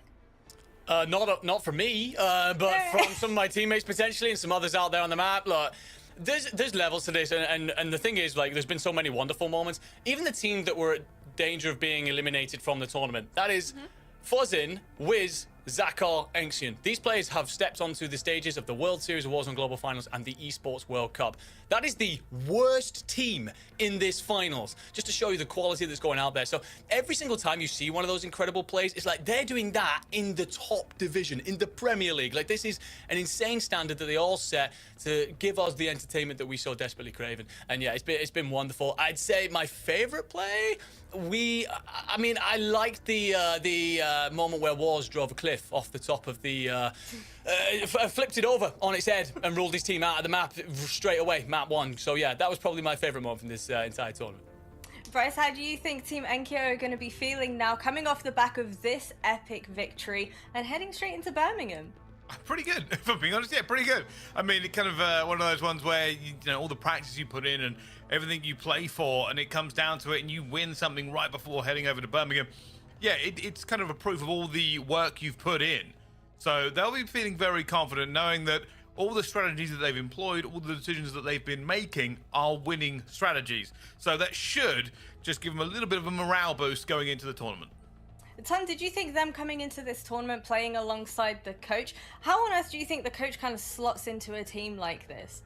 I think he's just maybe not necessarily calling the shots, because the coach kind of does a lot of his work after the fact, right? It's more so of a suggestion based on what he's seen. So I think for him, he probably just slots in as somebody who maybe plays a little bit more of an anchor kind of play style, isn't necessarily getting too aggressive, is just helping the team out where he can. I think he'd be probably offering these upgrades that he finds over towards Enkyo, that kind of thing, resource gatherer, frankly. But no, he's a good player in his own right, very clearly, and helped the team along the way. But yeah, I think it would have been hard to just about keep up with the three boys in front of him. Overall, Infinity, overall, how would you sum up this Avalon experience for the boys dropping on in? It's been so fun, honestly. Like, I think I've said this multiple times, but obviously, you know, I'll keep on saying it. Like, Blackout back in 2019 was my favorite variation of Battle Royale in Call of Duty. It always has been my favorite variation of Battle Royale in Call of Duty. And so to see a variation of that exist now in 2026, even though it's very different, I think it's so fun. And it does add a breath of fresh air, right? You know, I absolutely love watching Warzone. I love casting Warzone when I get the chance to do it. And this is just so different, and it does kind of change things up significantly. So yeah, absolutely love Black Ops Royale. I hope we see a lot more of it moving forward. Well, fingers crossed, we can only hope. There's been so much damage, so many team fights, so much chaos that has taken place throughout the trials of Avalon. But the question on everybody's mind is, which was the team with the highest amount of score in a single game? It is, of course, none other than Team Enkyo. I gotta say, I'm just glad that Team Huskers didn't win it again, but Team Enkyo do walk away with 4 free Scuff controllers to gift to their community. So, Brycey, you're after, which one are you after? Is it the graphics card or is it the controller? Which one? Take your pick. Hey, I'm easy. I'll take both. Nice of you. Yes, lovely. Yeah, not greedy whatsoever. Boys, honestly, this entire event has been so fun. Are there any other props you want to give to some of the other teams that you think really started to stand out and shine, show their potential throughout? I would like to jump in actually on that one in particular, because we had a team who just about made it in Team Anaja, who actually didn't do too badly today, in all things considered. All right, there might have just been 25 teams, but they just about scraped in, and that was a huge moment for them to do so in like 0.5 points to send themselves to today, finishing that top 20. That's a real big thing for them. Really good job. Anybody else? Any other takers? I think I'll go with Team Zyro. They had a sluggish kind of performance through group stages, and we're talking about this as like they're getting back together a British boy band. We all want to see them do very well. Today they came online. I'm not sure exactly where they're going to finish. We're going to find out when we get to the standings, but somewhere inside that top 5, and that's a hell of a performance when it matters most. You know what, I'll let you guys come on back to the standings and all the chit-chat around it, but one more time, your champions here at the Trials of Avalon are indeed Team Enkyo. They walk away with a hefty sum of $15,000 to their name. And taking a look at the standings once more, Infinity, is there any other team that you really want to highlight? Team Just SEX, honestly, like the amount of times that those guys got themselves in a good situation, I think, and really survived when they probably shouldn't have done. Obviously, you know, we had Millsy in that 1 versus 2. That's probably one of my favorite moments. I think it's one of our collective favorite moments of the entire tournament. But even outside of that, I mean, there was like Skinner back in like one of the group stages where he like split the difference between a couple of teams, basically handed, I think it was Team Huskers, the win in that game, or his Genomates. Either way, those guys have a knack for surviving and a knack for doing extremely well. And I think getting 10th place with that roster is a testament to really the grit I think that roster has had throughout the Trials of Avalon. So yeah, really enjoyed watching Team Just SES. Every single time they've shown up, they've done something special. And lastly, I'll come to you, Bryce. Any other teams that you want to highlight? I think Team Chow H1, I mean, I felt like they were seeing them win some big gunfights and then all of a sudden just not getting the position they wanted to, but to still be coming into the top 6 here with what I thought was some unfortunate kind of placements in terms of positioning along the map here. It's certainly very impressive, but realistically, that could be said for any one of a dozen teams. Honestly, these games have been hectic, but they have certainly delivered a level of entertainment unlike any other. Let's have a chit chat. How do you think the boys are going to be celebrating now, Enigma? Enkyo has a weird tradition, actually, where he drinks a chocolate milkshake and does a backflip on his bed. I'm not even kidding you. It's been You a are thing joking. You since are he joking. broke You're trolling through me. into the scene at 18. I don't know how he does it. I personally would definitely throw up. I'm definitely not even attempting a backflip, to be honest. That's one way to hospitalize myself. But he does it, but I don't know what other celebrations they'll have planned. I'm sure they'll have something lined up for when they all get together in Birmingham. He's having me on, isn't he, guys? He's kidding. I don't think he is. No, I'm You're not. actually being serious. That's crazy. You know, are you boys gonna go out and celebrate with them? Celebrations? Try and get your hands on one of those controllers? Milk myself. Yeah, I do I'm like so chocolate down. milkshake. I'm lactose intolerant, so no. It's okay. You might be able to get yourself a scuff controller, maybe even the graphics card if you start showing them your support. But yeah, is there anything else you guys want to add on regarding the broadcast, the games as a whole, and the caliber of gameplay we've been seeing so far?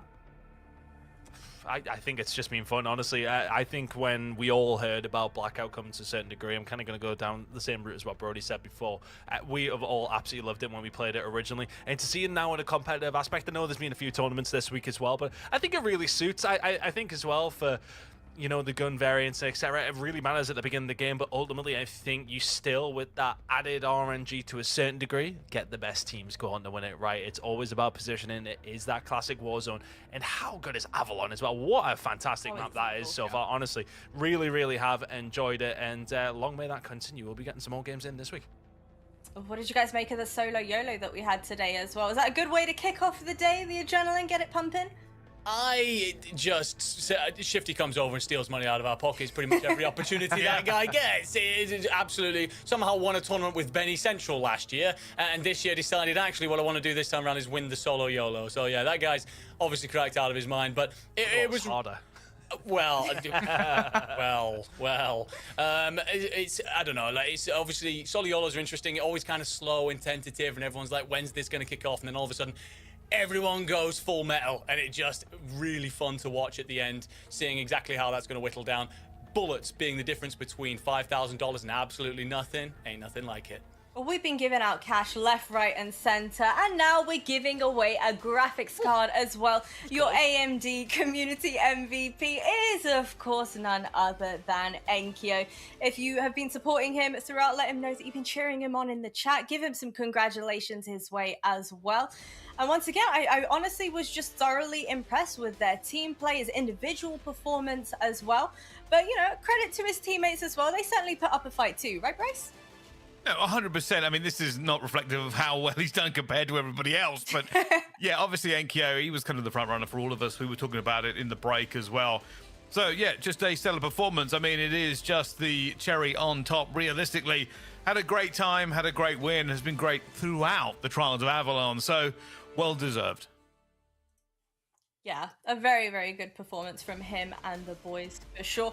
Do you feel like they had the fan vote overall from the very beginning of the tournament? Maybe the fans were rooting them on the whole way through? Because I thought maybe the favorites coming into this would have been FIFA Kill, for sure.